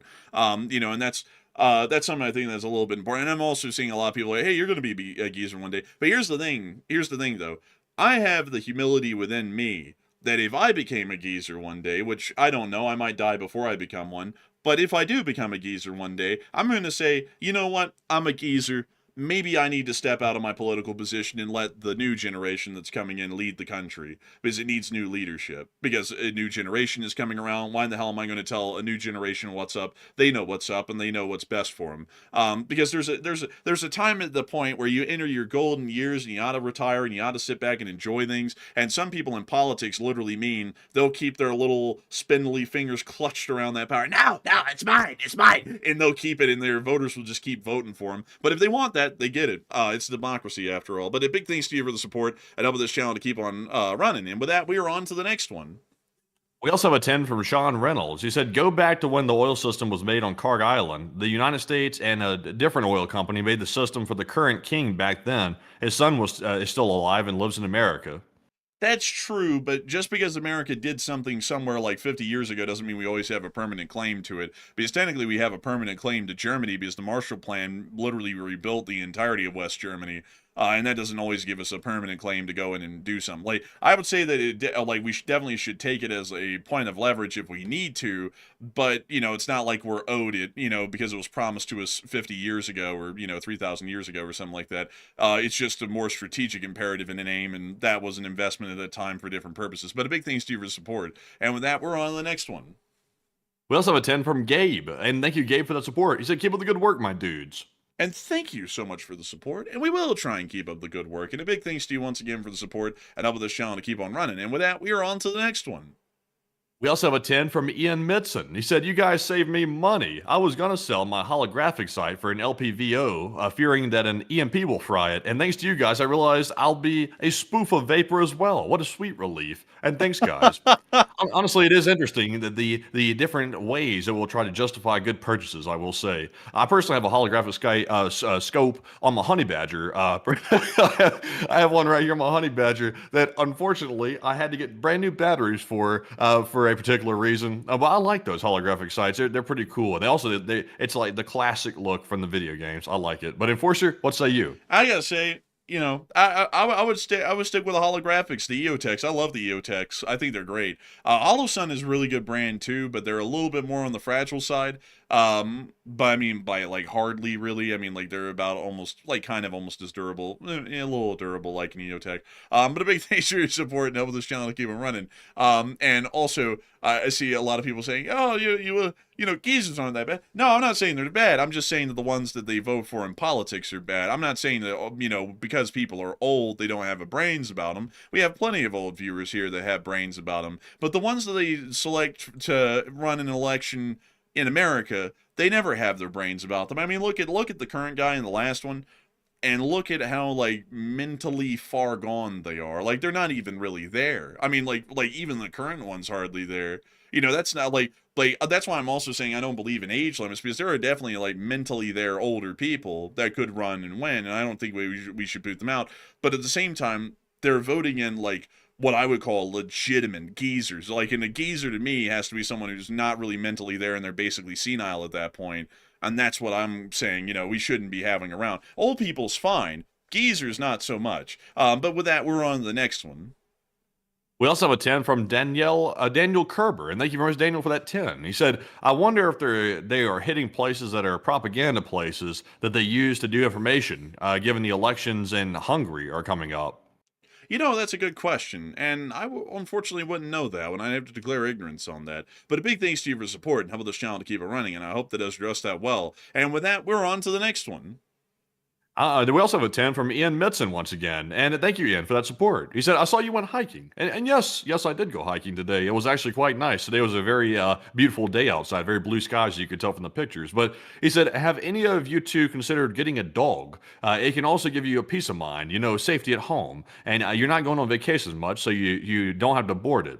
And I will say, I do enjoy dogs very much, especially corgis, especially. But the only catch is, though, we stay so swamped. Like, people would not believe how swamped we stay with this channel, that I just sadly wouldn't have time to properly care for a dog. As much as I would like to have one here in Utah, I just can't because of the time constraints. So my dog experiences are limited to watching YouTube videos about corgis, pretty much. But Enforcer, what say you? It's also limited to going outside and walking around, seeing one and going, "Oh, look at it!" Like, it's like, "Oh, look at the little fella." They're always so sweet. I love corgis. Corgis are the greatest dogs out there, by the way, folks. Like, my honest bias, they're great. Look at them. I mean, such beautiful dogs, smart dogs. That corgi recently helped those ones escape in China from the back of that truck and guided those German shepherds that was injured all the way down the road with the other dogs. The corgi was the alpha of the pack. The corgi is always the alpha of the pack, because the corgi is the brains of the operation. They're never the brawn, but they've got a lot of brains and intelligence about them, and so they always end up being the leader. That's a kind of dog that you want, folks. A real leader. Look at it. And then it has this time to look all silly and cute and stuff, too. Look at him. I mean, what a dog. What a dog. These are great. Look at that one. They always look amazing. There's never a corgi that looks wrong. That illustration of one looks wrong. But the real ones never look wrong. Look at them. I mean, I'm spending a moment on this, folks, because I love looking at corgis. They're amazing animals. But beyond that, though, I do thank you for support. I wish that I could get a dog, but the thing is that with dogs, they kind of run on a schedule to where when the sun goes down, it's time for them to go to sleep, and then when the sun's coming up, it's time for them to wake. And how our schedule works is that we work basically until almost the morning, and then we go to sleep and then get up in the middle of the day. And because of that, it really wouldn't work for a dog, sadly. So I do thank you for the support and helping this channel to keep on running. And it is folks like you who help to make this channel possible and keep it running. And I just saw someone, Matthew, in the chat say, "They all look wrong to me. You are spoken great slander against His Majesty's hounds. Matthew, ban this man." I'm just kidding, by the way. But anyways, with that, we're on to the next one. And we also have a 10 from Distract Them. And that was the one I called off earlier. They said Americans spend billions of dollars to be misled by fake news for the price of a cup of coffee, then get the truth here right here. Hey, and I thank you so much for the high quality advertisement in the middle of our show. And I thank you for support to put it in as well. And so a big thanks to you once again. And with that, we're on the next one. We also have a 10 from Truck and Chef yet again. And he said, oh my God, Enforcer Matt, you had the best idea. He said, bring in Ryan and Max for the weather and y'all for the global information and completely look into it. A complete news broadcast and love it. And I will say that would be pretty cool. I'm not sure how that would work practically speaking, but the idea though, I will admit it does sound appealing. But Enforcer, what say you? You know what you could do, Matthew? You could create a television network. Get everyone together and pull together money to get a broadcasting license on a television channel. And then from about 8 in the morning to 5 in the afternoon or so, or later on in the night, if you can get it to 24 hours, you just basically have all of your category experts come on and run their segments. That could be a way to do it. So get a little bit of that ad money. But I honestly wouldn't do that. Mm-hmm. One problem, though. If you go onto cable TV, all of a sudden the FCC gets involved. And you know the FCC, you know how the FCC is working these days. You know, we don't really have that problem here on YouTube at all. We have to obviously answer to YouTube. We have to abide by their terms of service. But generally speaking, for the most part, their terms of service is generally just don't say anything crazy. Like that's basically summing it up in like real simplistic terms, basically. But now all of a sudden on cable TV, the FCC getting a lot more involved with who can say what and when they can say what, which probably wouldn't do too well with us, to be perfectly honest. Man, I could already see a tweet coming out. The enforcers are a bunch of washed up has-beens because we say something that isn't really painting them in a perfectly positive light at some point. You know, it would come around to that happening. But you know, it's honestly, it's much better on YouTube, really, because YouTube doesn't have the regulations of the FCC. And that's a nice thing. That's also why you get to drop F-bombs on YouTube as well if you wanted to. We don't, but you could, because there is no fine. Like, if you drop an F-bomb, by the way, folks, you don't have the proper rating and you're on actual, like, mainstream television, the FCC actually fines you, like, $10,000 per F-bomb, if y'all didn't know. That's why they're always so militant about not cursing on television before, like, 9 o'clock and after, like, I think it's, like, what is it, like, 6 or 7 in the morning or something like that, because the FCC will actually fine you for that. But anyways, with that, we're on the next one. And we also have a $10 support from Destroyer of Planets, who said, I heard on a couple of channels that Ukraine's been working on new ballistic missiles. Also, one channel said something big was coming, but they couldn't say what, and this was all right before the attack on the port. You know, it might be that new missile. We knew about one as well. I think it's the FL9, and they haven't really shown an awful lot. That might be what we're watching them use right now, which would be pretty impressive. And so big thanks to you so much for the support. I hope that does address that well. And with that, we're on the next one. We also have a 10 from Kyle Padell. Excuse me. And thank you very much, Kyle, for that $10 support. He said, look at Nicholas Hills in Oklahoma City. Nicholas Hills? Let's take a look. Nicholas Hills in Oklahoma. Ah, yes. Posh. Ah, yes. Mini mansions. Honestly, these look like the mini mansions that are on the outskirts of Dallas, Texas, in the north part. Let's take a look. All right, proper look. This is actually a nice place. Like I like the roads, but it's got the McMansion there. Huh? Look how flat it is. I don't think I could tolerate this flatness of this place. I couldn't tolerate that about Florida. That's what really turned me off of Florida a lot. Not just a swamp that was down there in the southern part of the state, but also how flat it was. Like you could literally see it from the plane, just like completely flat. I'm like, I don't know. I don't know if I could tolerate that flatness for that long. Yeah, I don't think I could either. This is kind of like McMansion territory. This is a lot like Greystone or Mountain Brook in Birmingham. It's not bad. Like it's very nice looking, but behind these nice houses are like some pretty decent people in case-to-case basis, and then some very not so decent people, probably, I would assume. But you know, that was our experience as Birmingham. Maybe it's different here. I would hope. I mean, I hope that people didn't have to go through what we went through. But a big thanks to you so much for the support and help with this channel to keep on running. And also I saw someone say, let's see. Someone said, wait, who in the world said it? It was in the chat. Someone said, you may not have the USA without the geezers who fought wars. Yeah, but they weren't fighting them, though, in their 80s. Like, they were us, like, in our age when they were fighting. Like, like the thing is that, like, people have got to understand, like, you're not always going to be in your prime and the go-to guy your whole life. When you're a kid, you're not, and when you're really old, you're, getting into your golden years, it's time to retire. Everyone else steps up and takes up the plate and carries on the struggle. But, like, acting like a generation is always relevant. I mean, it's like, when people get old, everyone gets old, and, it's up to the new generation to carry everything forward. That's just the truth. But anyways, with that, we're on to the next one. We also have a 20 from Benjamin, who said, not to jump off the smiling corgis, but as I saw the airport got hit, unrelated, they issued nuclear safety guidance here in Kuwait, not to prevent panic. Anywho, long live the LSA.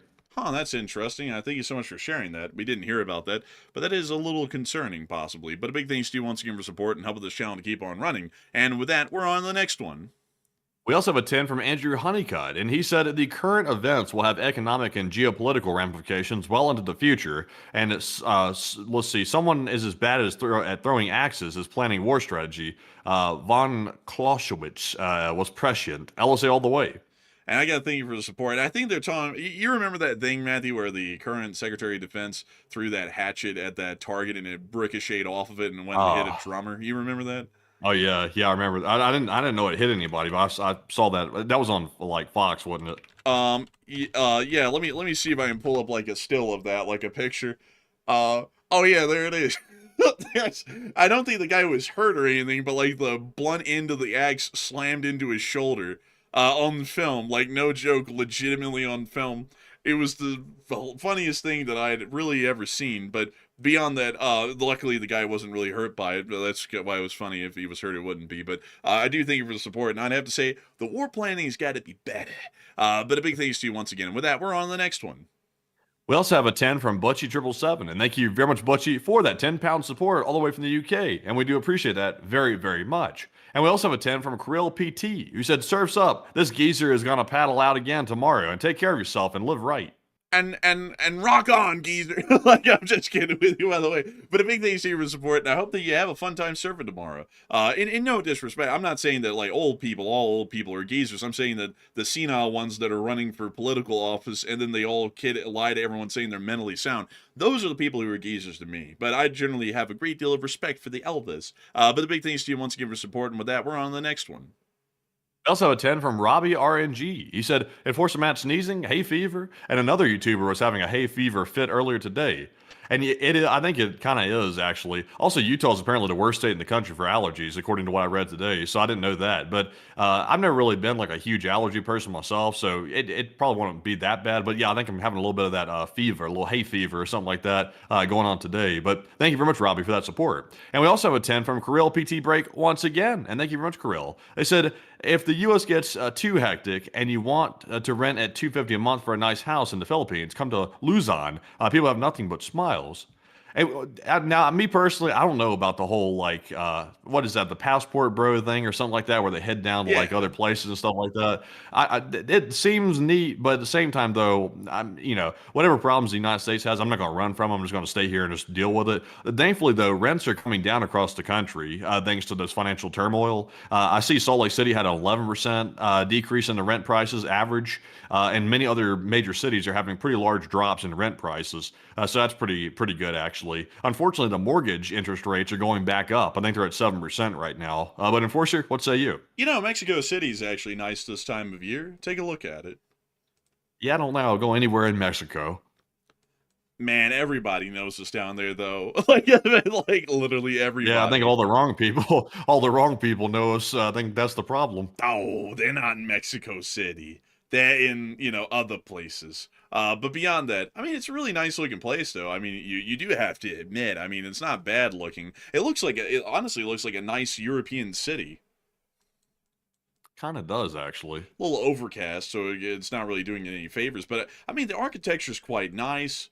It's a nice blend. Honestly, I think Mexico City is a really neat place. I would like to go there one day. But it'll probably be way off in the future if I ever got free time, And also, to be honest with y'all folks, I wouldn't really be able to travel anywhere else outside of Mexico City because we don't, like, you see, folks, we didn't mention this at the time, but when we covered the cartel wars, people from the government and the cartel were watching our show, and it turns out that some of them, like, on both ends, followed us on Twitter, and we really don't know if they liked our coverage or not. And so that kind of makes me wonder, like, are we safe to go in Mexico, like, at all? And it's like, that brings up enough questions that generally we probably wouldn't, because what if they didn't like it, Man, I don't know if I ever want to get a message like on a DM on Twitter or something like that. So I'm like, hey man, I like the coverage, man. I'll be like, thanks, I guess. Yeah, we covered it. I mean, we did our job, and we did it pretty damn well. So I don't know if they liked the coverage and the analysis or if they didn't. I don't know, but I mean, like, I don't want to go down there and find out, to be entirely honest with y'all. That'd be putting yourself in a pretty sticky situation if they didn't like it. So, that's something we have to consider. But Mexico has a really neat and interesting history. It's just that I probably will never go down there and actually get to kind of enjoy looking around it. But anyways, that, I hope that does address that the best I can. And big thanks to you once again for the support and helping this channel to keep on running. And we'll consider that as an offer. But me personally, I'm not really one for being a passport bro myself. I'm very proud of being an American, and I would honestly like to live here among the people, my citizenry, and work towards their common aim and interest, even if it is financially burdensome to keep doing so. But a big thanks to you so much once again. I hope that does address that well. And with that, we're on to the next one. And we also have a 10 from Kirill PT Break once again. And thank you very much for that 10. They said, not a passport bro. My wife was deported under a different admin in 2011. And I travel 1 month a year to see her until I retire. Feel me. No thanks, no diddy. I'd rather not. Like, yeah, it's taking for the sadly decline. We're just playing with you. We get the slang. But also, I'm sorry. I thought you actually meant like passport broing. I didn't know your personal situation. Huge apologies to that. But personally, I just don't know. I'm just not really one for going to a foreign place because I have no issue with the Filipino people or Japanese people or British people, but the thing is that I cannot relate to a lot of them at a cultural base level because I just didn't grow up there to get like all of their jokes and the way they conversate and their phrases and their sayings. And so it makes it kind of hard to relate to folks because, you don't really know a lot of their background, their national background to relate a lot. And it would take a lot of research and a lot of, firsthand experience to do that. So you kind of always be looked at, as they say in Germany, the Auslander, which is like the outlander from elsewhere. I do thank you for the offer, but it's just that I would like to stay in America because I generally know Americans well. I can mingle with them well, and people from other countries somewhat that speak English. But sadly, once you move out of that English kind of cultural bubble, the cultural differences really start to conflict to where it becomes hard to become relatable. Sadly, and I think we kind of gave up all of that. I think we kind of gave up traveling internationally to a lot of countries when we started doing the YouTube channel and it kind of became popular. I think we kind of gave that up because we can't really step foot in the Middle East like we really can't because for one thing, the Russians operate in some of those Gulf states. That's a problem. And I think at one point, not that I think, at one point we got an invite to go to some arms expo in the Middle East, and we were like, hell no. We're not going there. The Russians were going to be there too. It's like we're absolutely not going. We were going to literally be across the aisle from the Kalashnikov group. No joke if we went there.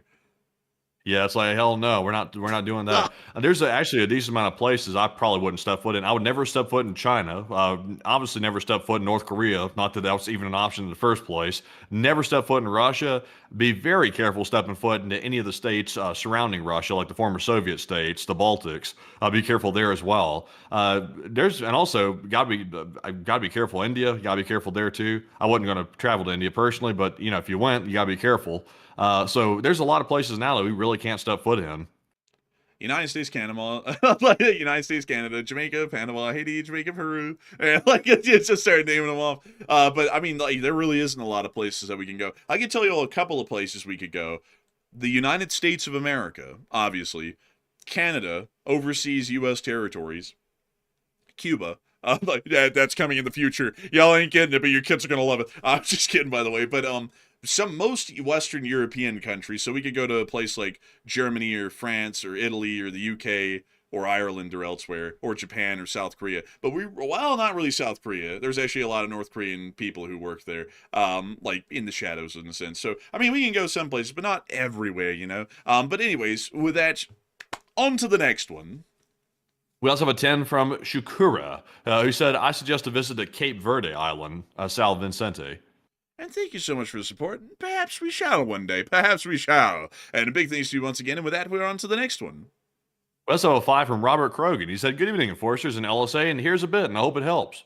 And thank you so much for a bit. It does help us quite a bit. But a big thanks to you for the support and helping this channel to keep running. And with that, we're on to the next one.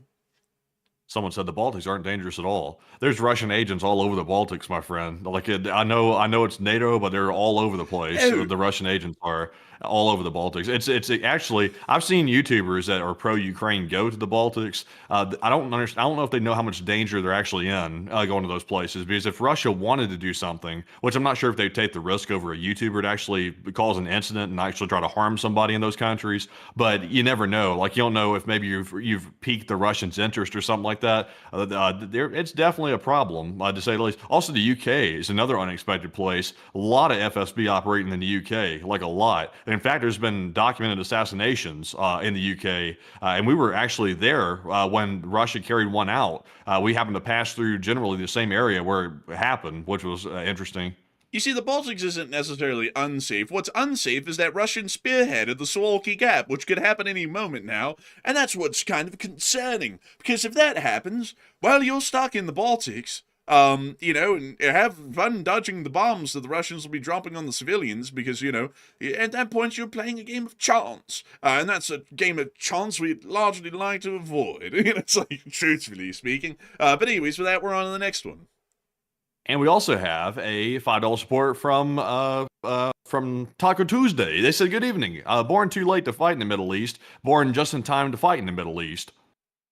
And born too late to fight in the Middle East as well. I guess I'm going to miss GTA and all that. Which one? GTA 6? Oh, you got ages for that. But beyond that, I gotta say, yeah, sadly, born just in time to fight in the Middle East. It's a great place. It's a wonderful place. But a big thanks to you once again. And with that, we're on to the next one. We also have a 5 from Plant Zero, who said, what do you guys make of the Army raising that age bracket?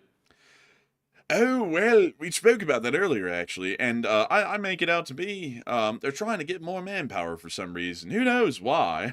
Who knows why, but that would generally be an attempt to get more men for some reason. But a big thanks to you for support and helping this channel to keep running. And I also saw someone say, my daughter's been all over Europe. And that's true, but does your daughter shit on the Russians every day publicly in front of, 30,000 people? That's kind of the concern, you see, because we know that we've hit the Russian radar because they've made that clear from time to time, along with a lot of other people here on YouTube, and they've actually shot a couple of the YouTubers in Ukraine, like, their people have, and that's what makes us kind of a little bit concerned, is that we are very avidly American, so we shit on the adversaries of the United States quite a lot, and with the kind of pedestal that we have, it gives a little bit more attention to us. It might put us on a radar somewhere, and we never know whose radar we're on and how much they want to get us, little boy. That's kind of the issue. But I do love to hear that your granddaughter did get to travel around Europe. It's a very nice place. But anyways, with that, we're on to the next one. And also, I think we'll have to cut someone said from now on because we're running super late and we have a lot of super chats to get to. But this one goes to Ross Nib, who puts in a 10. He said, hey, fellas, and a few bucks here toward the Vegemite on Toast Fund. Hey, and thank you for the Vegemite on Toast Fund. And with that, we're on to the next one. We also have a 5 from Snoopy, who said, how deep is the Strait? And not one stream has talked about that. The Strait isn't too deep. I think it's how deep is the Strait? How deep is Strait of Hormuz? It is, it's about 330 feet deep, but some places can get about 650 feet deep, so it's not that deep. So I hope that does address it the best I can. A big thanks to you for support. And with that, we're on to the next one. We also have a 5 from Trippy, who said, is the prize the Ark of the Covenant or the Holy Grail? I wouldn't know. I have clear ignorance, but I do thank you for the support. With that, we're on to the next one. We also have a 5 from Data Relay, who said, X-Files Cigarette Man is always watching. Really? How That's quite interesting. I wonder if Afro Man is watching. You know, that man who had that famous trial here in America against those police officers. I wonder if he's watching as well. I'd be rather interested. But a big thanks to you for support and helping this channel keep it running. And with that, we're on to the next one. We also have a 10 from Kirill PT Break once again, and thank you for that support. They said, American, just missing my wife, and love your channels, guys, and peace on every level, sirs. And I do have to say that's rather unfortunate to hear that that happened, but it is nice to know that you have love that transcends all distance, and you still find a way to make it work. That is very admirable and romantic, really. And a big thanks to you for support and helping this channel to keep running. And with that, we're on to the next one. We also have a 5 from Good Brodha, who said ATC has terrible jobs set up, mandatory retirement at age 56, and no choice where you'd end up working. Terrible hours, lots of stress, and you want the job? Well, yeah, they make like $250,000 a year and upward too, so they're making good cash though. But it kind of does suck, I will admit. But Enforcer, what say you? Yeah, I would say it does suck, and they need to find a way to try and encourage people to more people to become ATCs. Maybe loosen up some of those rules to make it more enticing. But a big thanks to you for the support and helping this channel to keep it running. And with that, we're on to the next one.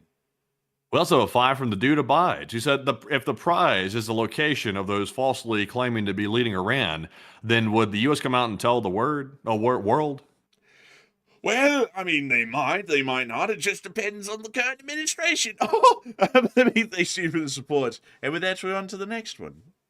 We also have a 5 from Raphael, who said Flamingo 2.0, it's part of the sanctions. Oh, that's quite interesting. I didn't hear about the 2.0. I just heard about the 1.0. But a big thanks to you for support. And with that, we're on to the next one.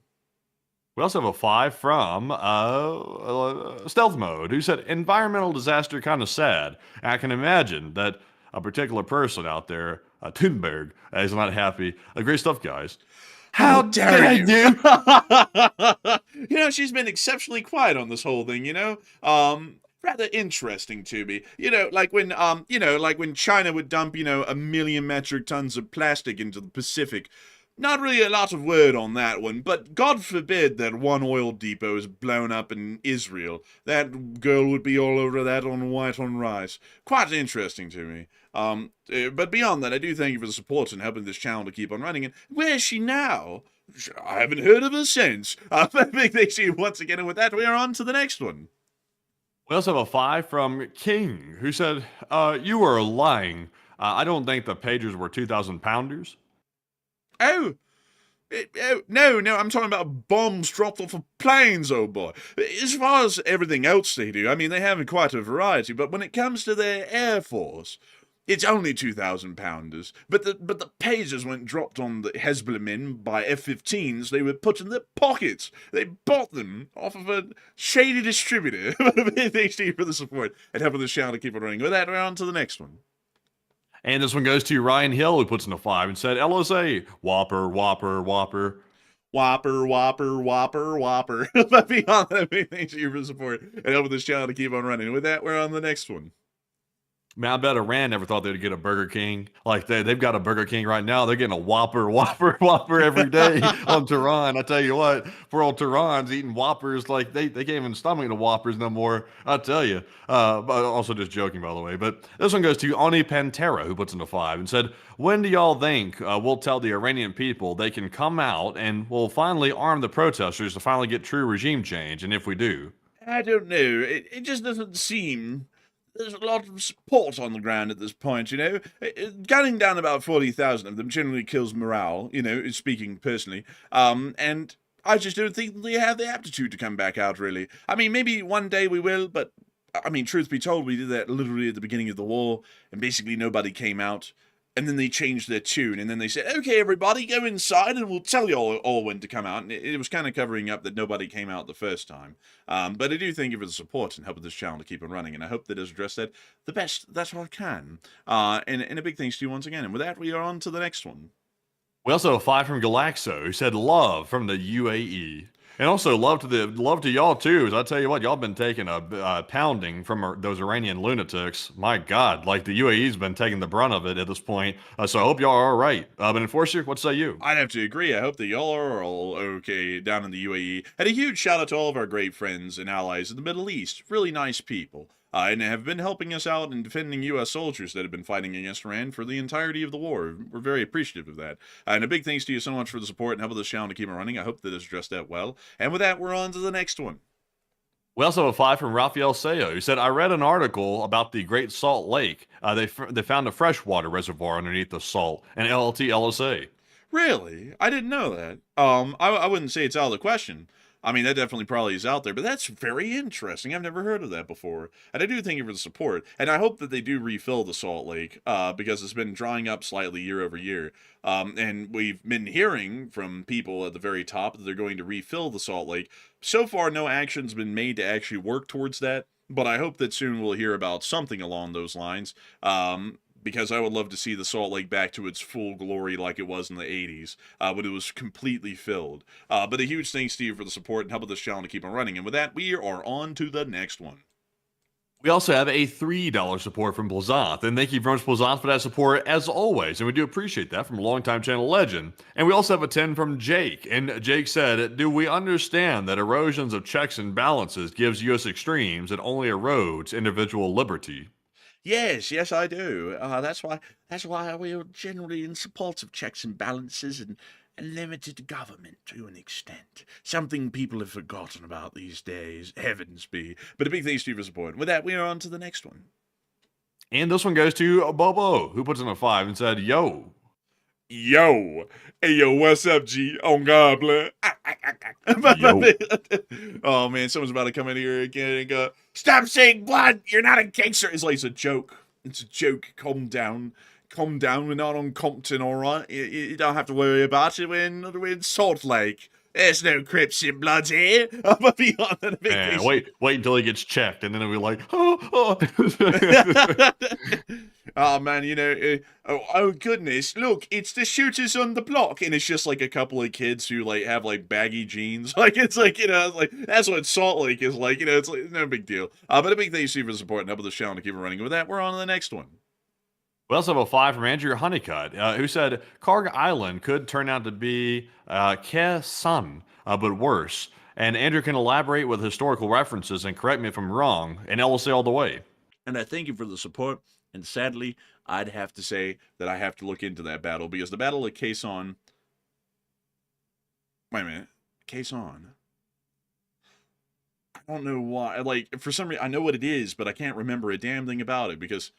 Damn, it's from Vietnam. I can't remember a damn thing about it. I'm sorry about that. But I do thank you for the support and helping this channel to keep it running. And with that, we're on to the next one. We also have a 3 from Boycott, who said tons of 40-year-olds playing PS5, now drone pilots. You know, that's a really interesting idea right there. And I got to thank you massively for the support and helping this channel to keep on running. And with that, we're on the next one.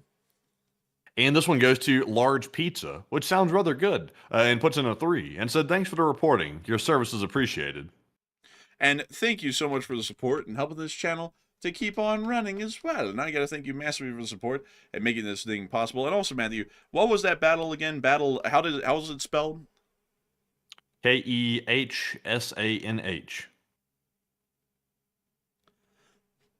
Wait, hang on. See here. I gotta go.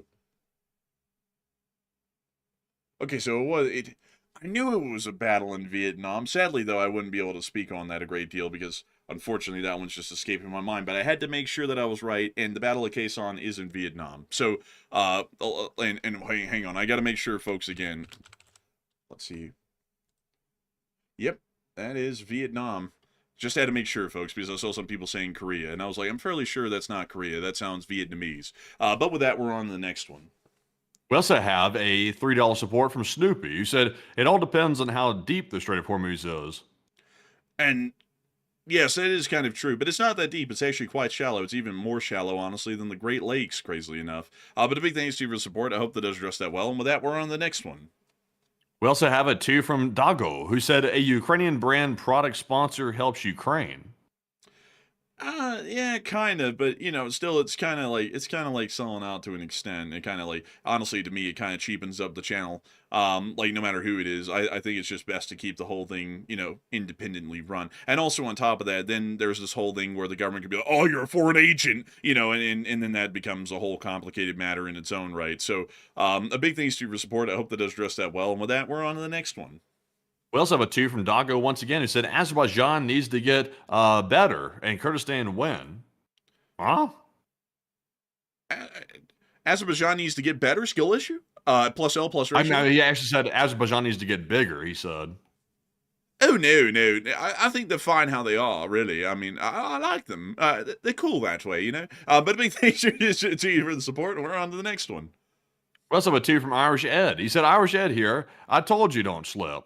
And I tell you what, I hope I don't. I hope I don't if I ever try that big mountain right there. But thank you very much, Irish Ed, for that support. And we do appreciate that. And with that, folks, it is now time to jump into our live chat questions and also our Morse code decoders. And we are running very overtime. We're going to jump right into our Morse code decoders. Tonight, it was Paul, Kevin, Mason, Joni, Norm, Arabelle, Heroic, Fluffiness, Kush, Kiberteric, Sire, and Brian. The Morse code said, if we allow Iran to control Hormuz, this will be a disaster for all time. And LLT, LSA. And that's the sound of money. Y'all got that dead on the nail. That was the Morse code message tonight. I can congratulate y'all greatly for getting it right time and time again. It's always an amazing and fantastic thing. And so with that, we're on to the third to last question of the night. And this one right here is going to go to Jacob, who said tensions are flaring between the Aussies and the Emus again. And what are your thoughts? I back the Emus completely. The Emus dominate and are quite truly a hidden world superpower. So big thanks to you for the support. And with that, we're on to the second to last question of the night. And this one goes to Tim Tom, who said, can you guys please tell us what you know about the Russian tankers that were headed to Cuba? And I'm interested in the outcome of that, but haven't heard anything. And thanks. We haven't heard anything. Honestly, we haven't heard a thing about that. I've been keeping a close eye on it. I haven't heard any new information whatsoever. And the first ship should have arrived less than 24 hours ago to Cuba. So if there has been any type of confrontation, we haven't heard about it yet. And if there hasn't been a confrontation, that means the U.S. just let a ship through that was Russian to go deliver fuel to Cuba, which would be very, very questionable, to say the least. But Enforcer, what say you? We haven't really heard anything about it at all, and generally what Matthew's saying is all that we know at the moment and what we're working off of. And also a big shout out to Matthews Nugian, who threw in the 3 and said Armenia would not appreciate Azerbaijan. And no, they wouldn't. Like, they wouldn't at all. They don't like them. But a big thanks to you for supporting. With that, we're on to the second to last question of the night. And this one goes to Tank, who said, what is the likelihood of China conducting an operation on Taiwan if we end up distracted by a prolonged war with Iran? The chances of them eventually conducting a war with Taiwan are almost absolute at this point. So whether or not we're involved in Iran or the Middle East, they are probably going to try and jump on Taiwan. It's just a matter if we're free or not to be able to help out the Taiwanese when that happens. So I hope that does address that the best I can. And a big thanks to you for the great question, by the way. And with that, we are on to the final question of the night. And so, who is the lucky last person who threw in the lucky last question of the night? And this one goes to One Visual, who said, do y'all think it's even possible to win wars in 2026 when low-cost drones and weapons can deplete expensive weapons? I mean, they could just call up the Minutemen. I mean, I guess that would technically win the war quick, but that would obviously open up a can of worms. But I mean, it's definitely possible to win wars, but a country can't be, operating with an obsolescent strategy that's not even like conforming to the modern battlefield with drone warfare and expect to win it. Like, that's not going to happen. And the U.S. ought to wake up to that. But Enforcer, what say you? Every war can be won. It's just a matter of the proper equipment and proper doctrine. And right now, generally a lot of the major powers like Russia, us, and probably even China have generally gotten into this feeling of superiority that's led to a great deal of hubris. That has then led us to see some pretty blistering wake-up calls from smaller countries like Russia with Ukraine, us with Iran. China might even see theirs come around with Taiwan. And I think that this is, honestly, this is basically just the beginning of a new fighting age. This is about the only time during this new fighting or war age that smaller countries will see a chance of succeeding and winning. And that's kind of what we're seeing right now. But it will take the larger countries learning and adapting to see that we win. That's really all the issue is at the moment. So I hope that does address that the best I can. And with that, we have reached the end of tonight's stream. And what a stream! Woo! What a long stream, folks. We had 25,000 people here at the peak and 200,000 people who watched over the course of 4 hours. What a long stream tonight. And we got to thank you all so much once again for watching. We still have 10,000 people here with us right now, which is absolutely unbelievable. And with that in mind, folks, we will see you all tomorrow at 10 p.m. Eastern Time to cover the next 24 hours of news from around the world. And if there is a short video to be made, I, the Enforcer, will be the one making that short video for all of y'all. And so with that, good night, good luck, take care, stay safe, Slava Ukrainian, Ram Slava, long live the Late Spring Army, and long live the Republic. And with that, folks, thank you to all 200,000 plus people that were here on the end of the stream tonight. We do appreciate every single one of you for choosing us as your news source over all the other options out there, all the other ones out there, even Foxes and stuff like that. Y'all chose us over all those other choices, and we appreciate that very, very much. I know the competition is very stiff these days, but also we will see you all tomorrow night at 10 p.m. Eastern on the next Nightly War News stream, and also maybe midday tomorrow for a short war video if there is enough news to cover, which I have a feeling we might have some big stories coming up very, very soon yet again. So we will appreciate you all once again tomorrow, of course, as I stumble through the outro here because my poor old brain is starting to go kind of like the geezers we were talking about right here. I feel like I'm a geezer right now. But anyways, we will see you all tomorrow. And of course, Slava Ukraine, Heroam Slava, get some rest, and good night.